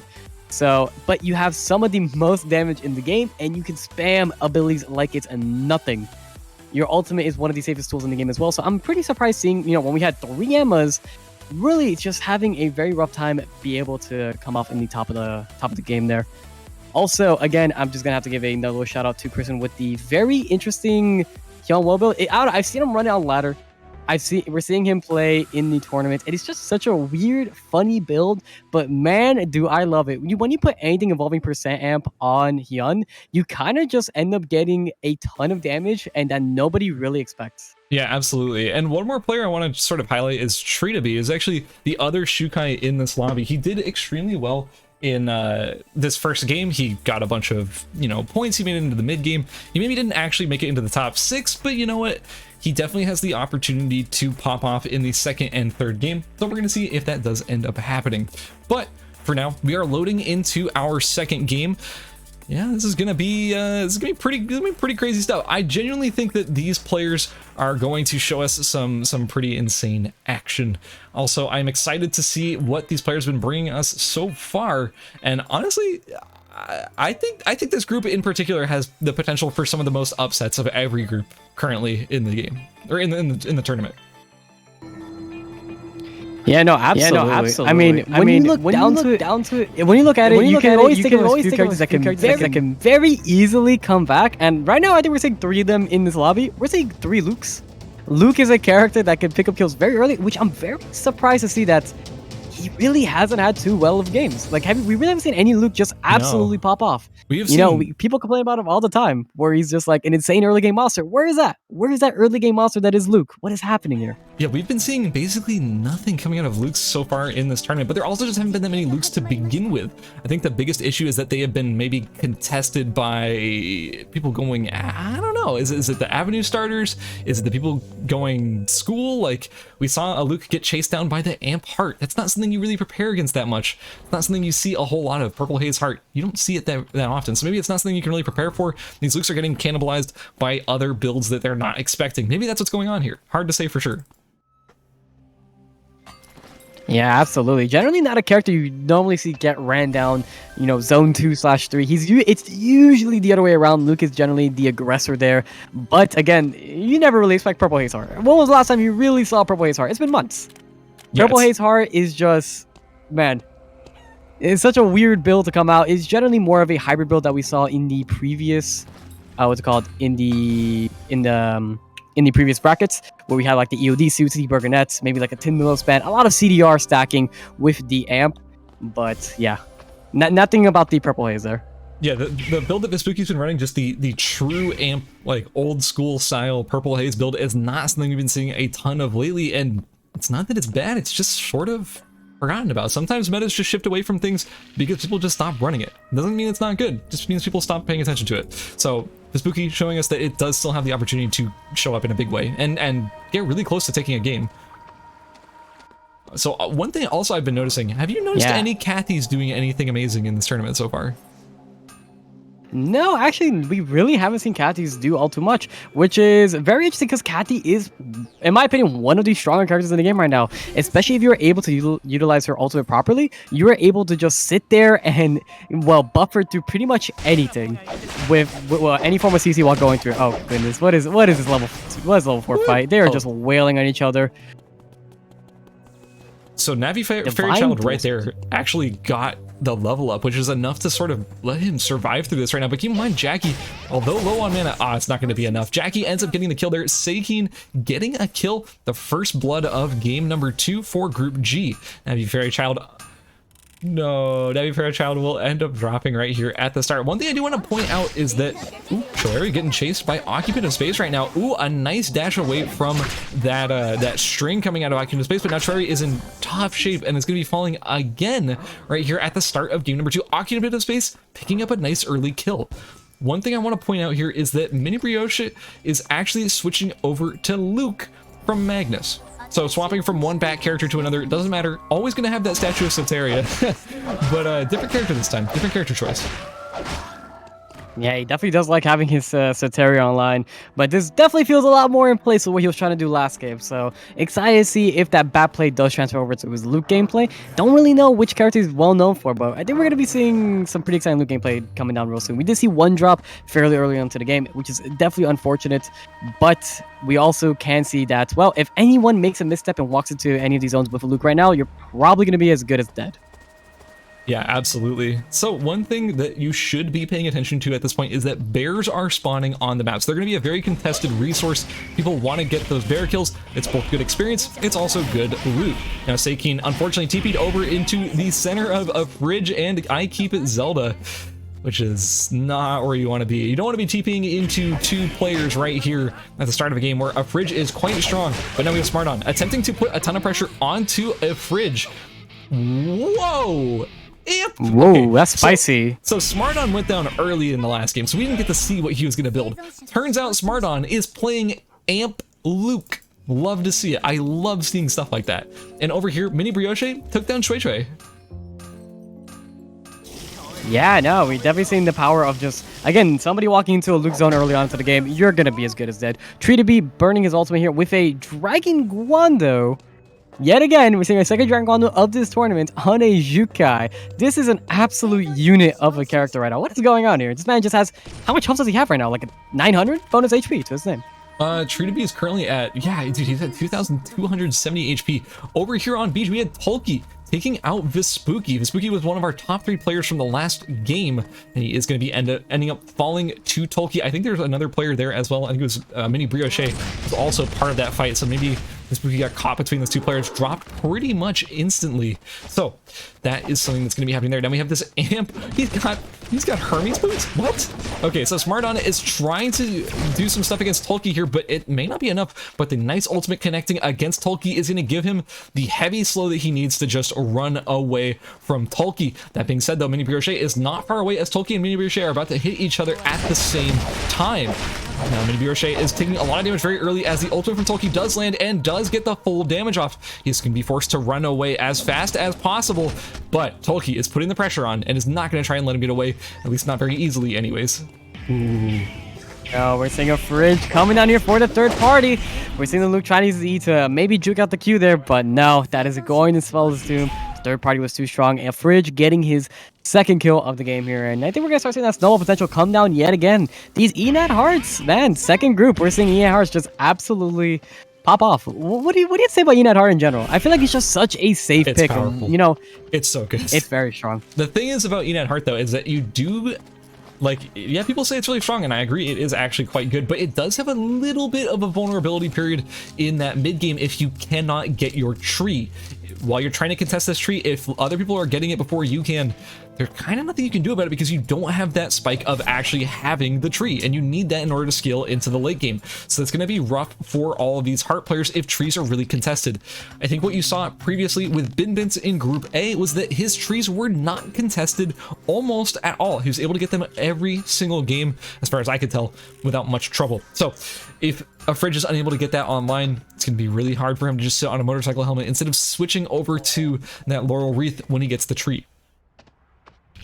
Yeah, absolutely. You definitely need that Laurel Wreath to try and get as much ENAT as possible into your build. For those who don't really know, the whole premise of ENAT Heart is when you do evolve your passive, you essentially get extra bolts on your auto attacks, and those bolts will apply any form of ENAT that you have. So all the attack speed and ENAT that you're seeing coming down from this build, well, that's all going to be applied, and it is an absolute insane amount of damage. If you just land a charge on somebody, they're as good as dead. And now we're seeing Ikeep Zelda getting ran down by Christian here over in Factory, and wow, Ikeep Zelda really behind this game, only really on that Smoke Bomb, Mavericks, and Motorhelm, and well, Christian is just kind of sitting on full build right now.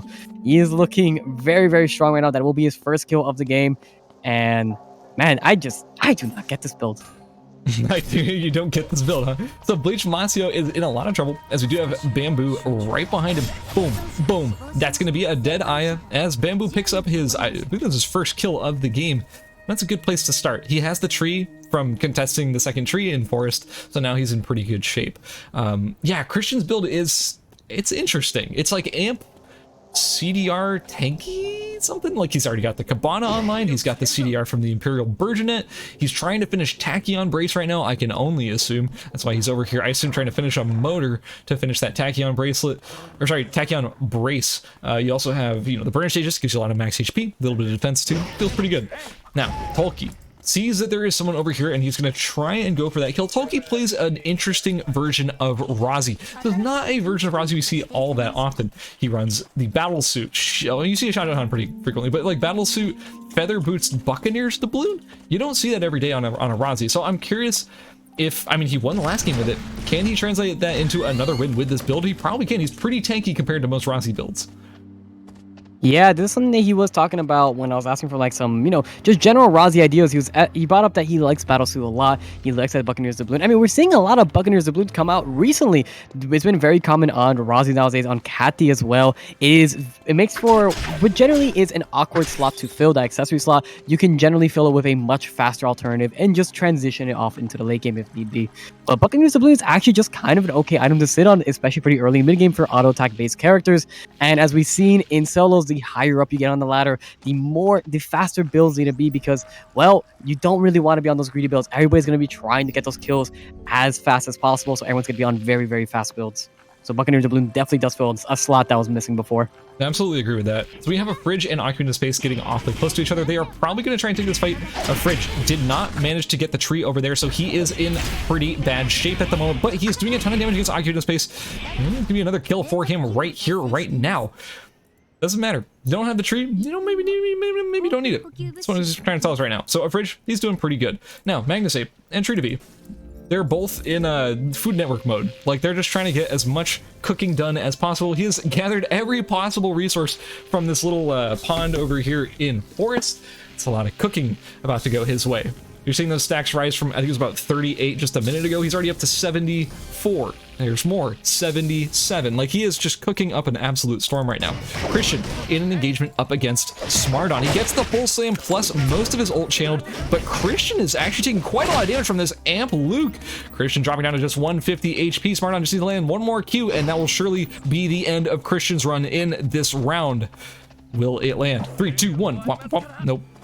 It didn't. Oh, Didn't land. Very unfortunate going out for Smardon, because it looks like he hesitated after getting that full combo off. He kind of just ended up walking away from Christian. But no, we're seeing Smardon still on the chase with those Hermes boots. But that is not going to connect. Not even the second he was going to connect there, and he is going to have to walk away. Christian will live for another day. Kitu dropping down to Bamboo over in Uptown. And man, Bamboo has just been picking up a ton of kills in between these rounds. The second kill for him in game number 2. Just very, very dominant with his Yuki play. Just a very standard Yuki build we've been seeing off for a long time. We know that him and Homecoming labbed this build out for quite some time. And, well, Homecoming did use that exact same build to dominate the ERCS. And I just love how the Jukai sees Wick line. He's like, yeah, I'm gonna just go back to cooking. You can do what you want. Yeah, cooking versus, killing the big global boss that gives you a 6-minute true damage bleed and also a bunch of rare materials. Shukai chooses cooking, like, every time. Like, this is crazy. He knows he gains so much permanent power from just sitting here cooking. He doesn't even care about Wickeline all that much. He's just going from fishing spot to fishing spot, man. How much spicy fish stew can one man make? Who knows? Well, I mean, it clearly looks like he has taken more lighters than any one man can ever possibly deal with. But, one man's trash is another man's treasure, and Tolkien's saying, you don't want the Wick line? Oh, I'll happily take that for myself. A Rozzy with a Wick is going to be quite... I mean, it's already a menace for sure, but it's going to definitely be very scary. Smardon, while on the Amp Luke, is going to have a lot of burst to his name. Yup, that also coming down half-healthing Tolkien and taking the Wick line. Doesn't need the components. Just going to say, I'm gone. Thank you for that. Yeah, respect, dude. He just, took that, assassinated it, and just said, hands off, man. I got the Wick bleed. You can get I got the Wick bleed. You got the items. Even, right? Like, we don't have to necessarily fight over this. We're all just going to take what we want and move on with our lives. So just like that, it's going to be Smardon with the Amp Luke. I love this build. Like, this is just so cool. The Amp Luke taking down Wickeline as Tolkien is left to pick up the free pieces of rare materials. Magnus Ape, for having so many, water bottles or whatever, he probably just drops them on the shore. I bet, every one of these containers around these fishing spots is just loaded with spicy fish stew right now, because he's not dropping them on the ground, and there's no way he can carry all that. So yeah, he is just loaded. Oh, there it is. He's just loaded on food pieces right now. How's his stack count? What are we working with? 125. Pretty huge. Jeez. Pretty huge. Yeah, absolutely. I mean, if for those of you guys passive, what it does is when you cook food, depending on the quality of the food, whether it be rare or an epic, you will get stacks to your passive. The passive will give you damage, especially on your ultimate. So there is a reason why we're seeing Jukai just cook up an utter storm every game. It is essentially his win con. He doesn't really need to do a whole lot. He may be on 0 kills right now. He's absolutely scaling even without fighting. just needs to get a couple good fights in there, and he is good to go. Absolutely. We are having a bunch of players congregating over here in Chapel. We have Bamboo, Fridge, Christian, and Lily Dongo all meeting up in Chapel, trying to maybe get some pressure on each other to grab console, get some vision, see what's going on in these areas. That being said, with all these telephoto cameras belonging to so many different players, I don't think a lot of these people want to necessarily stick around in this area, as it's pretty dangerous just based on those signals.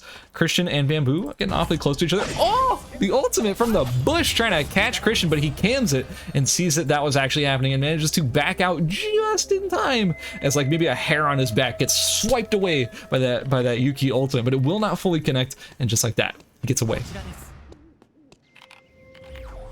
Oh wait, a Fridge managed to finally get the laurel wreath, so he got a tree from something, or at least a laurel wreath from someone. Yeah, no, looks like he could have easily opened a box and gotten a powder of life. I don't think there was anyone that he killed that would have had a tree. I'm not exactly sure. We know that Bamboo did secure a tree early on, and looks like Bamboo's dropping very, very low right now. Oh, yes, he is. He's in a fight against Christian right now. Christian doing a ton of damage as Bamboo is in a lot of trouble, but a nice parry to block that Q coming out of Christian. He's kind of turning this fight as Christian is almost out of mana. He doesn't have enough to do basically anything else. He had enough for one more dash away, but now he's fully out of mana, and there are no SP pots ticking to restore that SP. So at this point, Bamboo, he manages to get away despite being in quite a lot of danger early on in that fight.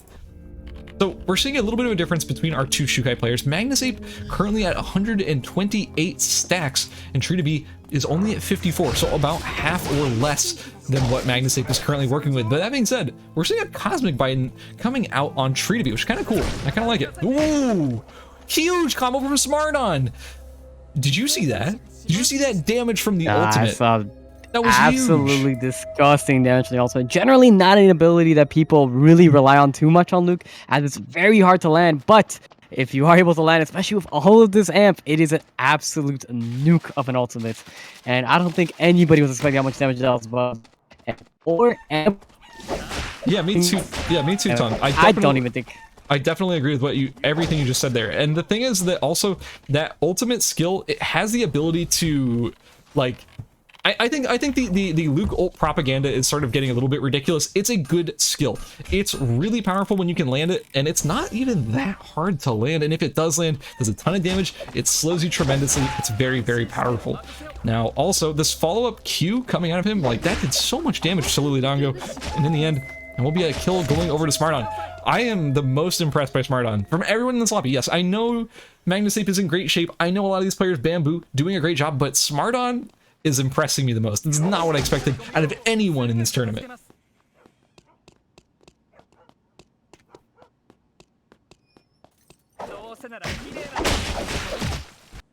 Tom, how you doing, buddy? Yeah, I'm just trying to check on what's going on here. Hopefully it's corrected itself. That would be great. Yeah, it might be a server issue. It's things happen, we can't really control it. No big deal, guys. Not a big deal. Yeah, AT&T has not been too kind to me lately. But let's see what's going on in this match right now. We're seeing Tree to Be trying to stack up a little bit. Is on the Cosmic Biden. Bamboo on the TR this time around. No longer trying to opt for that laurel wreath like he did last game, but he is still looking pretty strong. And to go back on the previous point, we are seeing Smarton with the amp Luke. Just absolutely, well, I mean, he's only on 1 kill right now, but as we can see, if he walks into anybody that is relatively squishy, he can absolutely destroy him. And, you know, one character he could destroy is Heart. Right, if we see a matchup do happen later on to the game, he can buffer his ultimate through the Heart's ultimate and just crush her during that windup. Ooh, we are seeing Magnus Ape with 146 stacks getting pretty close to a Fridge, getting kind of zoned out into that top little handle of Forest. Now keep in mind, Forest is the final zone, so all these players who are in Forest are perfectly fine where they're at right now, whereas the 5 players who are all congested into to Chapel have to all go through this choke point or risk teleporting over to the next zone. Tolkien and Bamboo are having a little bit of a battle before anything really goes down, where people have to go to their next zones, but Tolkien is able to retreat back to Factory without necessarily having to tick some red zone. But there's still a minute left before all these players have to evacuate these zones and move on over to Forest. Yeah, we are seeing, I mean, it's gonna be the time of the game where the game slows down quite a bit. you're not going to really see too much action go down. Everyone's just going to be preparing for that final zone. We are seeing a lot of convergence happen over the forest pretty early on. We are seeing both the Magnuses converge here. We are seeing Smartlaw trying to get some poke down into Christian here. And, well, any form of poke from him is going to be absolute burst. And we are seeing Bamboo and Tolkien taking off a pretty good all-in fight. Ooh, Tolkien whiffing the Q there, but is going to be able to try and run away. But Yuki can chase very well. No, Tolkien is going to be forced to run back into the yellow here. Only 30 seconds left here, but he's going to be able to reset his HP bar here by just resting and going to have his ultimate back up very, very soon. But Bamboo does have his own ultimate back up to him. This matchup is generally for Rozzy, as we saw earlier, even when Bamboo was very ahead here. We did see Rozzy just kind of run away. Tree to be falling very, very low here. Magnus Ape should be able to pick up the final bit of the kill here, and there drops one of the Xiukais there. So right here, both these players understanding that if they end up fighting each other, then they're both going to end up dying. So Bamboo is just letting the Hyunwoo teleport out first, and now he will take his own opportunity to TP out. That being said, Smartlaw is right there ready to try and engage right as Bamboo jumps in, but sees that it's Bamboo and goes, maybe not. Maybe I don't want to necessarily fully commit to a Yuki, because I'm going to be in a lot of trouble when that happens. Bamboo is not letting Tolkien have any room to breathe. Like, hard guarding him over here at the bottom side of Chapel, and now hard guarding him over at the bottom side of Forest. These players are very aggressive towards each other and do not want the other person to make it to the end zone, because remember, Bamboo knows that Tolkien did really well in the first game. Tolkien won the first game. So by eliminating Tolkien earlier in this game, it gives him more of a chance to snowball and do well for the rest of this match and the rest of this group. Now we are seeing Magnus Ape with 160 freaking 1 stacks. Very, very powerful position for our Xiukai player, having also taken out the other Xiukai currently in the game. Now it's currently up to him to just sort of take control of this final zone, as Bamboo and Tolkien do end up clashing on this bush just to the south of our final zone square. Yeah, absolutely. We're going to be seeing, again, just the general pacing of a final square here, especially, like, okay, so we've been dealing with pawn nearly every single game, so you don't exactly have a lot of coverage and safe spaces like you would with Forest. Forest has a ton of bushes nearby, a lot of places where players can just wait it out, and that's kind of exactly what we're seeing. You know, Magnus Ape is trying to draw some poke to Bamboo here with very little effective, but Bamboo is just kind of forced down into his corner, because if he tries to fight back, there's going to be a third, fourth, and fifth party ready to breathe down his neck. And with only 25 seconds remaining, well, this is going to get very scary very soon, as all 6 of these players are going to have to converge into this final circle. And man, I don't even know who to give it to right now. This is anyone's game. Yeah, honestly, Tolkien is trying to get this little like corner right here that's technically still in the zone, but unfortunately you're just going to get like slapped repeatedly by Magnus Ape over here. Christian dropped really low, I can only assume to Bamboo, and now he's going to be zoned out of this final square before it even goes to closing. Now Christian is being forced to sit in the red, but he has only 8 seconds left. Christian, if Smartlaw doesn't get a hit here, the kill will actually... Yeah, no, the kill does in fact go to Smartlaw here, unless someone else is able to get it. Magnus Ape as well is very powerful right here, as Bamboo is occupying this back corner. Manages to dodge the ult from Tolkien. And Tolkien is in very rough shape at the moment. Smartlaw tried to commit onto Magnus Ape, but did end up going down. But Magnus Ape's ult is now down, so Bamboo has an opportunity to maybe take out Magnus Ape here. Ooh, Bamboo with just 7 seconds left. Now we have a Fridge with full HP after resetting with that ultimate. Now in a very good position in this final square. Yeah, now we're seeing Fridge dropping very low from a beautiful parry coming out from Bamboo. But Bamboo is also dropping very low. Dagger skill coming out from Magnus Ape will drop Bamboo. This will leave a 1v1 between Tolkien and Magnus Ape. But the problem here is Magnus Ape doesn't have his ultimate available to him for just a little while now. And of course, Tolkien is on a character that can put out such consistent pressure, but he's only down to 2 seconds on timer. Magnus Ape does have a bit more timer to his name. He might be able to get just a couple ticks of rest here, which could change this fight completely, because now his ultimate's back up. This could definitely change the game. Yeah, we're just saying Magnus Ape will walk up with the ultimate, and it's just such a wide cone. Tolkien getting a beautiful backflip, but no. Magnus Ape will take. Oh, wait, he died to zone? He died to zone. That's insane. Oh, I think he probably would have still died anyways, but that's an absolutely insane result there. Magnus Ape, with the run back 1v1 of the finals from the previous match, ends up taking it. And that is going to be the conclusion of game number 2 for Group G. Wow.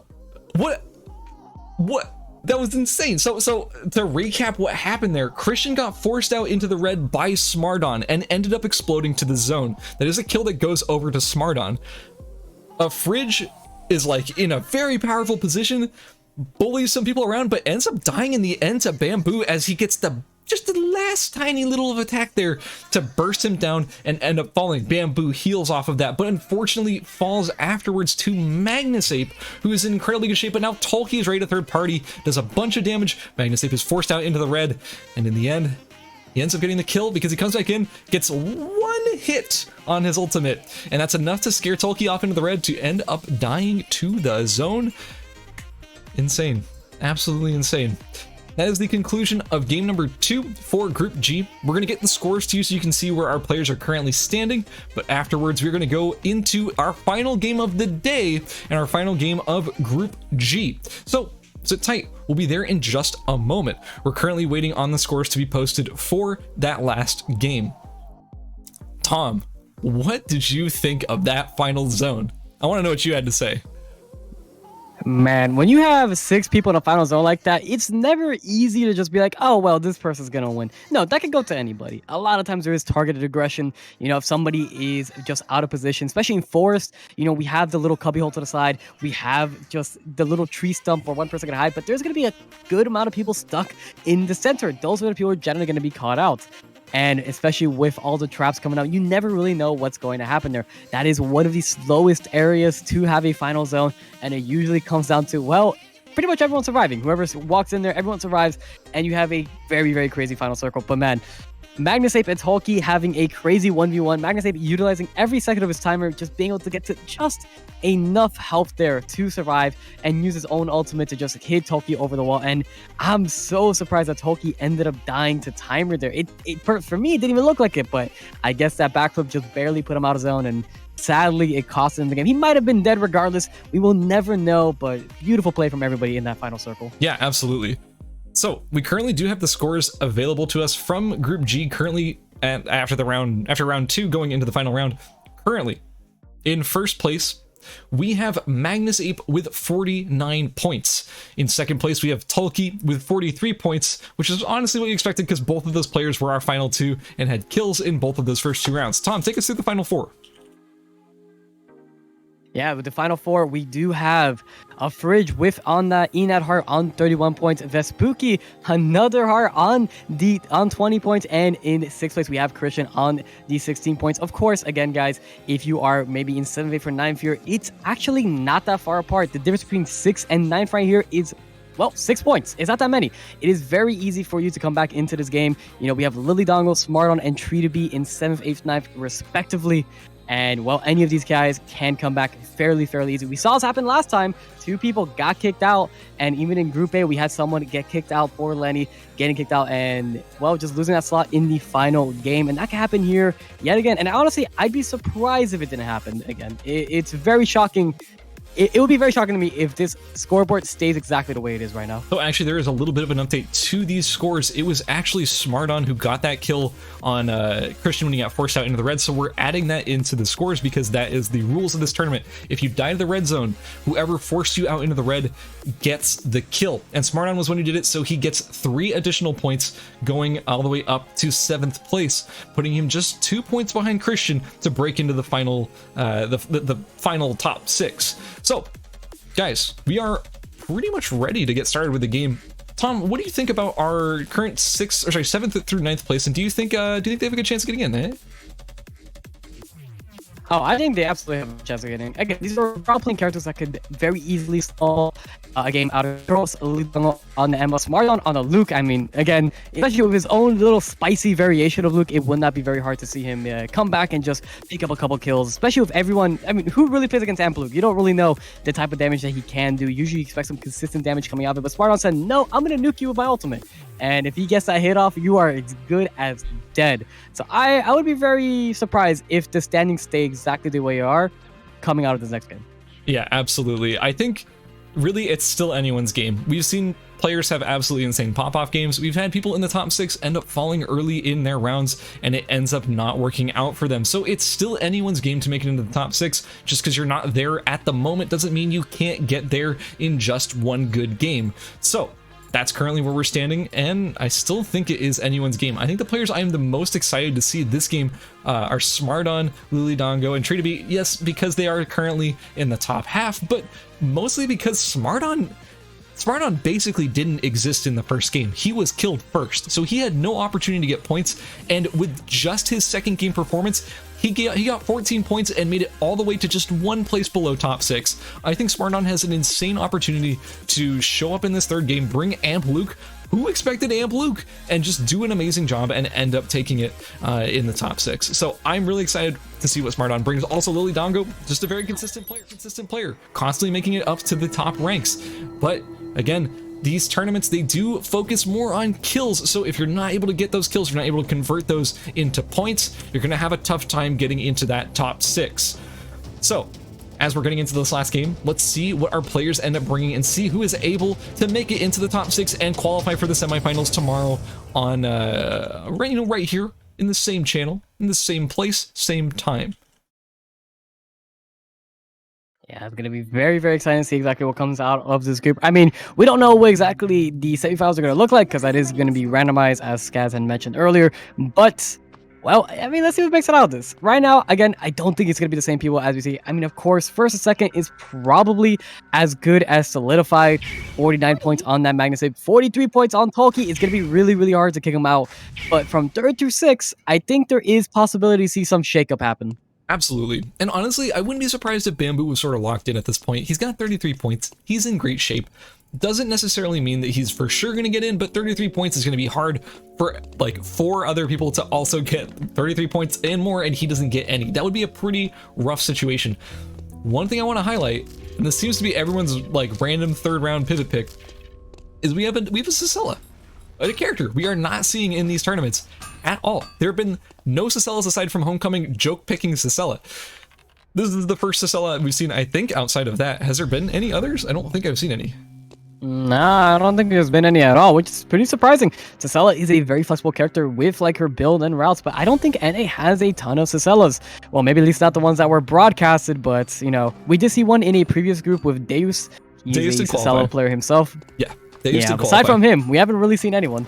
Aside from Deus, like, how many other Cicillas are really performing right now? There just are not that many. But then again, Tree is dead. No, dead. Yeah, he's dead. Okay, well, that was a anyway. So say Lily Dongo is currently in hospital. No, good kill there, by the way. Biggest shout out to who was that got that kill?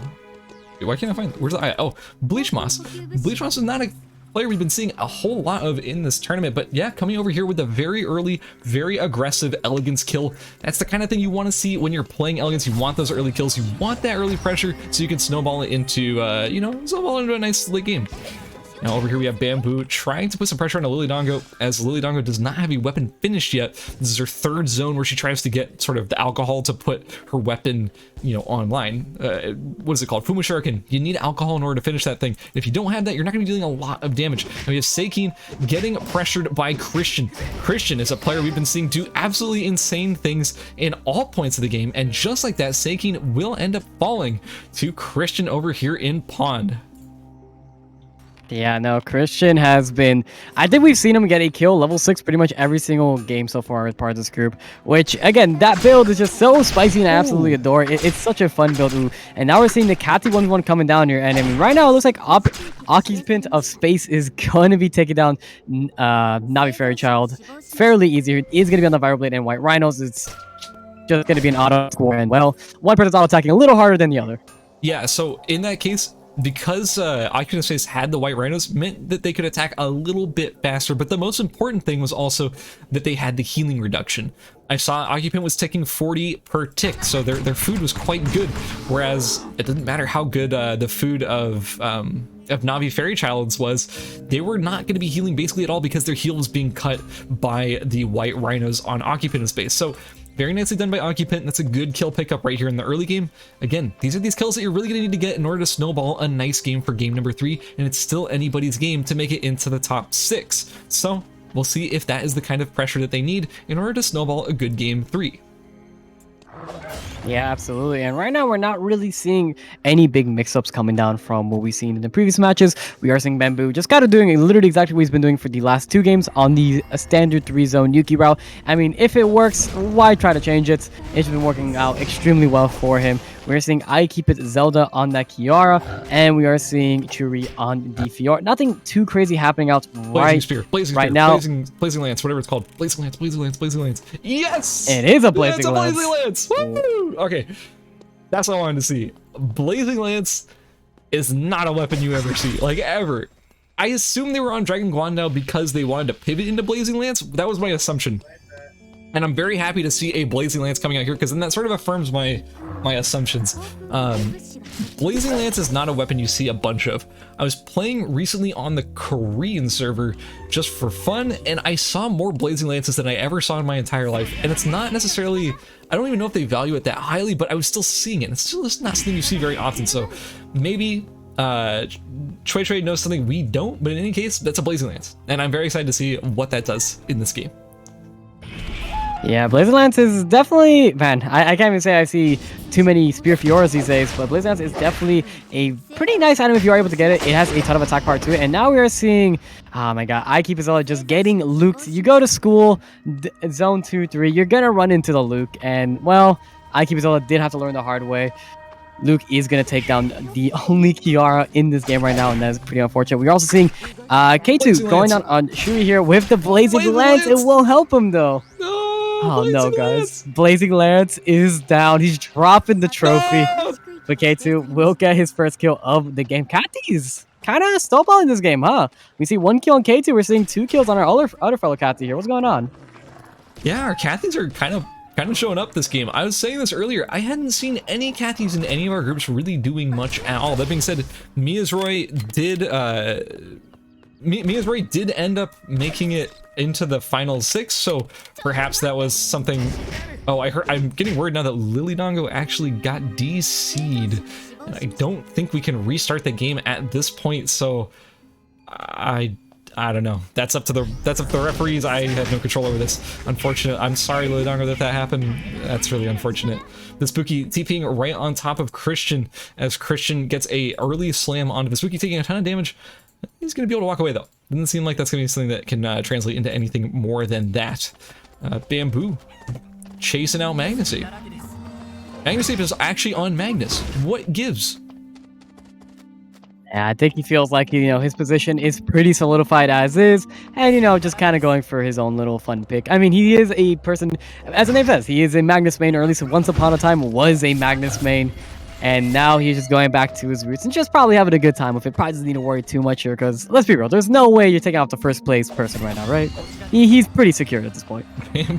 Bamboo wants this kill. He is not going to let this go. Oh, okay, no, he is. Never mind. Take it back. He was always can't really chase on a Magnus ever. Magnus is just gonna run away, do what he does, become the ultimate rat of Lumi Island. So even if you were to get close, that bike looking kind of nice. Oh, barely missing with the ultimate coming out of Mini Brioche. Magnusape is actually being chased quite aggressively by Occupant of Space. Occupant of Space having quite a lot finished. I don't know if... Wait, Magnusape's bike is down. The tiny little ultimate from Occupant of Space. It will not matter. It was still enough. Magnusape goes down at the, I can't say it's the start. We almost have half our players dead already in day 2, but he goes down in day 2 of game number 3 of Group G. Occupant of Space is having a wonderful game so far, already being up to 3 kills, way more than I expected from, I mean, Occupant of Space wasn't even high on the leaderboard to begin with. They were only at 7 points, 13th. Looking pretty good so far. Looking great so far. Yeah, it's looking really, really nice. It's showing off that, Cathy can pop off pretty hard in the right situations. Definitely does need to pick up some of those early kills. But I think one of the scariest things in the game, once, I play a little bit of Cathy myself and having to deal with, the fellow Mizroy on the ladder way too often, is if she's able to get those transitional pieces online, if she's able to get that Frag Garage, maybe the Chinese Opera Mask, a ton of movement speed to her name will make her an absolute menace. And it looks like we're seeing Bamboo get the Levitine yet again. Yeah, it looks like that's what those crowds going to be. Bum, bum. Wait. Oh? Oh, no? No, he was making that was the Samadhi fire. But, there okay, it is. there we go. There's levity. So, okay, Bamboo, he has fully transitioned to his good weapon. He is no longer on, he's on Plasma Sword before. He's upgraded. He's on a much more powerful weapon. Now, Christian is in a fight against Mini Brioche. Both of these players have been actually quite strong at the start of this game. Christian has 2 kills. One of them didn't really count. I mean, it was against a DC'd player, but the other one was an actual decent kill over early against, I believe it was against Seikin. Mini Brioche is actually in pretty good shape, though. Like, I gotta say he doesn't have the, but he's got 21 hunt, 22 now. He's got a kill. He's got level 12. How's his mastery doing? I don't know. A fridge is nearby though. Ooh, a fridge switching over to satisfaction in this game, trying to maybe third party this fight as Christian and Mini Brioche are committing quite heavily to each other. Oh, Christian's gonna run away as, ooh, a nice bat skill from Mini Brioche. It's gonna get him all the distance he needs, and now suddenly it's a 5-person brawl. We have Kitu over here trying to third party this. Mini Brioche just sticking the heel, and it's not gonna be enough. He ends up going down, and ultimate dropping down from Kitu. We have Christian RH running away. We have Bamboo in quite bad shape at the moment, but oh, big damage coming out of Bamboo with the beautiful parry to absorb a lot of the damage from Kitu, and now he's gonna be running away from a fridge as he is trying his best to survive here in this battle. A fridge not getting the correct read on which direction he's going to run and ends up whiffing the Q, and Bamboo, like an assassin, gets away with the kill under his belt. Yeah, no, we're talking about that is going to be the first kill of the game, barely surviving that, only down to a quarter health there. Now he just wants to turn that aggression to a fridge here. He doesn't need to be too aggressive here. He just needs to wait for a fridge's cooldown to be baited out. But since he did whiff that E, it's going to be on an extended cooldown. But he's not exactly too scared here. A fridge really still sitting on the 0 kills, not really having a lot of mana to his name right now. Just kind of going to be generally not too scary here for Bamboo. His auto attacks still do chunk pretty hard. As long as Bamboo doesn't get a little overzealous here, he should be A-okay. So we are seeing Christian like twice in that fight was down to like 200 HP and pretty much should not have survived, but ended up doing it anyways. Ooh, the charm lands from a fridge. Bamboo is being pressured quite significantly. He is getting kind of just Enad hearted at the moment, and he's trying his best to run away. He's going to parry all the way into the red zone of Hospital and try to run, or sorry, red zone of Factory and try to run up towards Hospital, but no. Instead, a fridge is sort of making the call that he is still going to be there. That camera, I don't believe that line of sight tells him exactly where Bamboo is. Now, Bamboo, Wick? Question mark ping? Why is Wick here? What? Oh, I guess Avenue is closed, so that makes sense. But still, Wick wandering right into the middle of these players. We are currently having Tolki killing a boar, and we're having a fridge fighting Bamboo. Once again, these players continuing to fight for pretty much forever. Bamboo turning the fight, trying to jump back in, but the charm lands from a fridge. But now the parry command of Bamboo will not be enough as he drops down to Tolki with the last hit. What a fortunate time to stop by and check out Cemetery right when you get Bamboo delivered to you on a platter, just like that. Bamboo, he ends up falling. Yeah, I don't think that Tolki exactly complained there. He just wanted to check what was going on in Cemetery, and he just got the one little doop and get the freeze kill of his career. Tolki just kind of being the third-party master right now, just picking up pretty much any kill that walks in his favor. We saw it in game 1, where he was able to pick up 2 kills on Hospital for pretty much free, just for being there, for existing. And now just getting another kill yet again just for existing, and that's gonna be pretty nice. Oh my goodness. Bleach over here on the other hand is sitting on fully transition, doesn't have his accessory piece just yet, just sitting on the doll, but he is sitting on the Celt and Hermes. He is absolutely one tanky Aya. Ooh, Tolki did whip the ultimate earlier trying to check that bush, but remember, this is Razi we're talking about. Razi's ultimate is like 20 or 30 seconds. It's really short, and you can reduce it even further by having, you know, cooldown reduction, but also by pressing your D skill. The weapon skill of pistol, it does reset your cooldowns by about 6 seconds, so that's really a good thing for if you want to spam that ultimate. You can use it to just check a bush. It's already back up again. Very, very powerful skill. Choeri, this is a player that we have not been seeing a lot in this group as they have been dropping pretty early in both games 1 and 2. Choeri is still alive in the final 6 of this group. 18 farm, no kills, but pretty good farm nonetheless. 18 farm, putting them at level 14, and also in not a bad place to maybe try and contest Wick. But Vespucci over here already has a kill and is in a great place to try and contest Wick, but only Choeri is here to stop them. Yeah, we're seeing Vespucci going in on the Wick line here. Well, you know, with the spell land part, it is going to take a little more time to try and take this out, but Choeri is here and trying to take this. Choeri will secure Wick line for himself, but Vespucci will take every component for himself there. Well, I don't know. Looks like Vespucci does want to try to put on some pressure here. I don't know. It's a little scary. Beautiful ultimate coming down and going to bring down what's it called? Vespucci down to, or Choeri down to a quarter health here. Is going to be able to get another rotation here. If he does land the Q, Choeri, yep, is as good as dead. I'm sorry, guys. I went to the wrong heart there. I wanted to see it from Vespucci's perspective. Yes, just like that, Vespucci will end up cleaning up Choeri after getting the Wick. Honestly, securing the Wick kill for Choeri, but it was not enough. In the end, a nice performance, a nice Wick secure there, but Vespucci will be getting another kill here, bringing us down to our final 5 on game 3 for Group G. Now, our final 5 is just Vespucci, Christian, Tolki, Fridge, and Bleasfossi. Hold on. scratch that, a fridge is dead. It's just Tolkien and the homies. You know, we're down to our final 4. Yeah, right now, this is easily the fastest game I think we've seen, well, period, today. I mean, night 3, 4 people left. I don't even think this compares to what we saw over with Group A earlier today. Right now, all we have is an Aya, 1 kill. We're seeing Christian with 2 kills on that Hyun. We're seeing Vespucci with 2 kills on his heart, and Tolki with 2 kills himself. Wickline is off the map. The buff is no longer there, but we know that Vespucci does have all the components for himself. Tolki sitting pretty nice with double mithril gear. But I don't know. The Aya pretty much sitting on full transitional pieces themselves. And right now, this late game is looking real scary. Who do you think this is going to?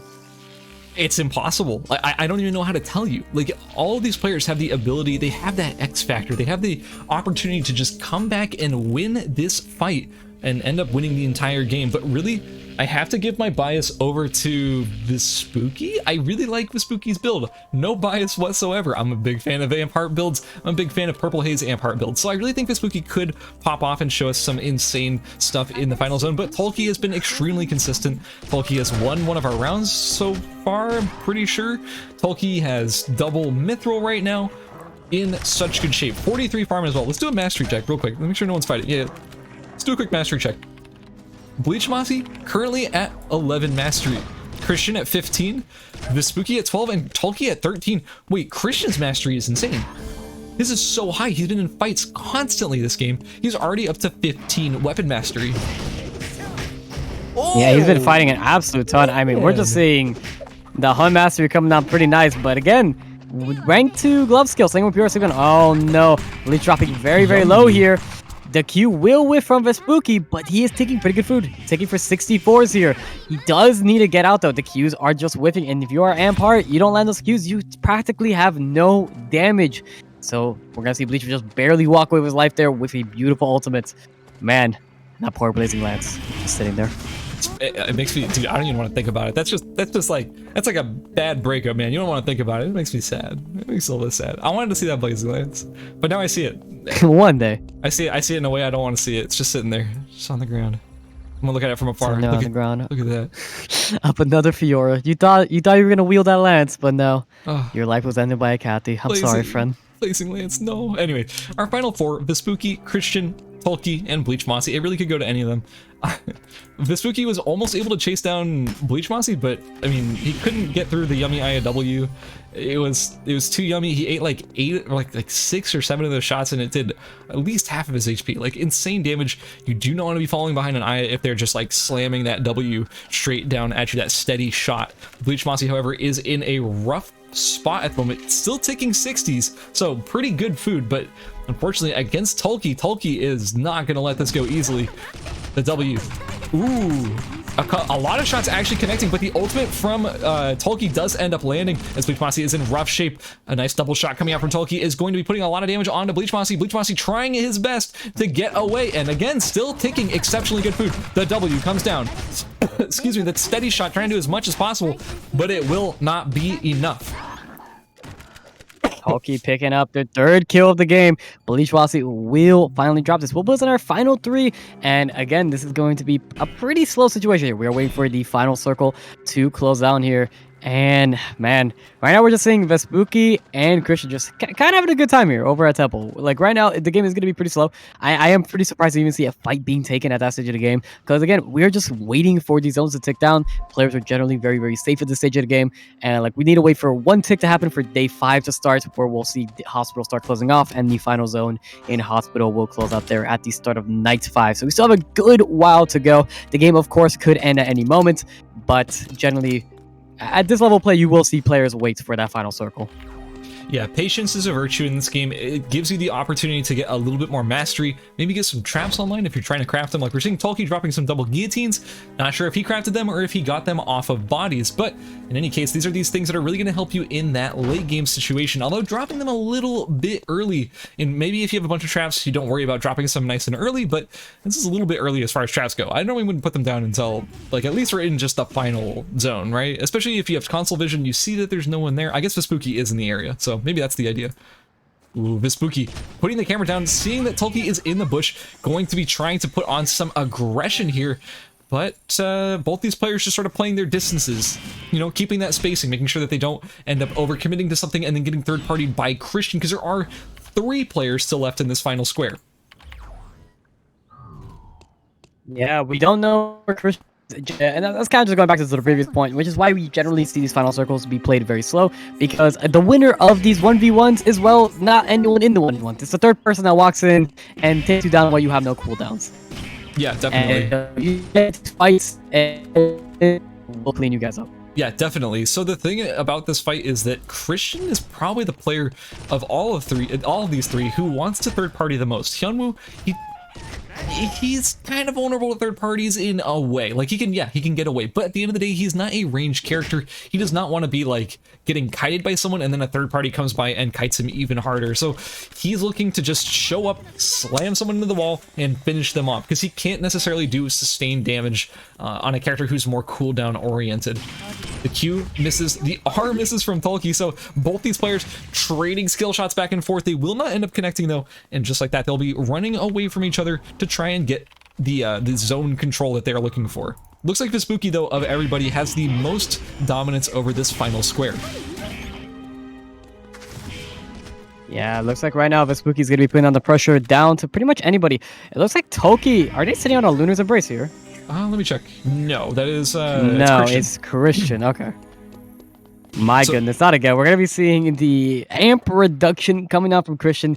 If this ends up in a 1v1 between Vespucci and Christian, well, Christian is going to be teched probably for it. But Vespucci is just kind of going all in here on Tulki. Tulki, the beautiful E. Oh my goodness. Dodging the charm and the reactivation of the E, breaking the hard ultimate. Beautiful play from Tulki. This will end up in the 1v1 between Tulki and Christian H here in just a moment. There's 13 seconds left on the zone before it finally closes off, and this is looking, I don't know, this could go be anyone's game right here. Christian is definitely this is definitely a matchup where Tulki, I believe, is pretty favored in my opinion. I agree. And you could just kind of jump over the Hyunwoo whenever you want, so. Especially with these double guillotines. 20 go dudes. Yeah, I was gonna say, like, if I'm Christian, the person I wanted to win that 1v1 was definitely Vespucci. You have that amp reduction, you have all that good stuff for your name, but keep in mind, he does have 3 mithril pieces, so he has a ton of defense, already at 243 without his W active. Turn that on, he's probably pushing close to 300, which is an insane amount of damage reduction. However, Tulki does have his ultimate, which is a huge tool for dealing with these tanky characters, as it does a bunch of percent damage. But man, a beautiful stun from Christian, reading that he would go right there, putting him right into the wall, trying to put that pressure on. But man, Christian cannot necessarily get in here and win that fight. And when the countdown goes to 1 and down to 0, that will spell the end of Christian in this round. And Tulki takes game number 3 in round 3 of Group G. Wow. What a dominant performance from Tulki. I did not expect him to win quite the way that he did, but a fantastic showing from Tulki. I can assure you, he is for sure going to be making it into the semifinals, as well as some of these other players. Christian and Vespucci, those are some pretty good performances. They got kills, they got placement. I would be shocked if they didn't end up making it as well. Yeah, no, absolutely. These guys have been playing absolutely out of mind. I felt like we looked at this final circle pretty much every game, and we saw Tulki and we saw Christian.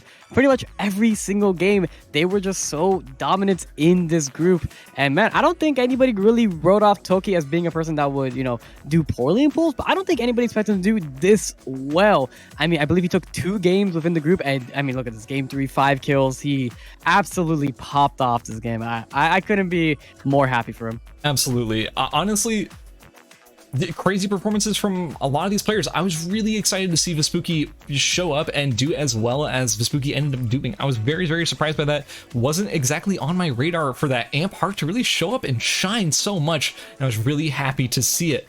Well, good news, we do have our final scores for Group G. So if you would like to know who is going to end up qualifying, it's the top 6. Tom, would you like to run us through it? Yeah, absolutely. So, in first place, we do have Tulki with 74 points. Pretty much nobody's surprised here. Did take up bunch of games with a ton of kills, has done absolutely amazing. And the discrepancy between first and second is massive, with Magnus Ape at 52 points, Bamboo on 41 points on that Yuki. And then for fourth place, guys, we have a Fridge. I think you have quite a bit to say about our hearts. So a Fridge playing Enad Heart, I was surprised to see that they ended up making it. Like, they were doing well consistently, but I was worried that maybe their performance wasn't going to be enough to secure that final spot in the top 6. But nope, as expected, a Fridge did make it at 39 points in 4th. In 5th place, we have Vespucci with 36. Very happy to see that. I'll be honest with you. I'm a little biased here. I like seeing that. I like seeing that Amp Heart. Makes me pretty happy. I like seeing these weirder picks show up and do as well as they do. And Christian, with his very consistent play on Hyunwoo, will end up making it with 31 points.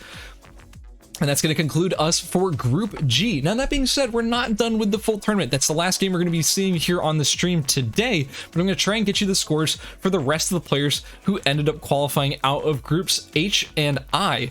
And I'm going to try and get you a master list for who is actually qualified for the semifinals. In any case, 1 second, guys. So, in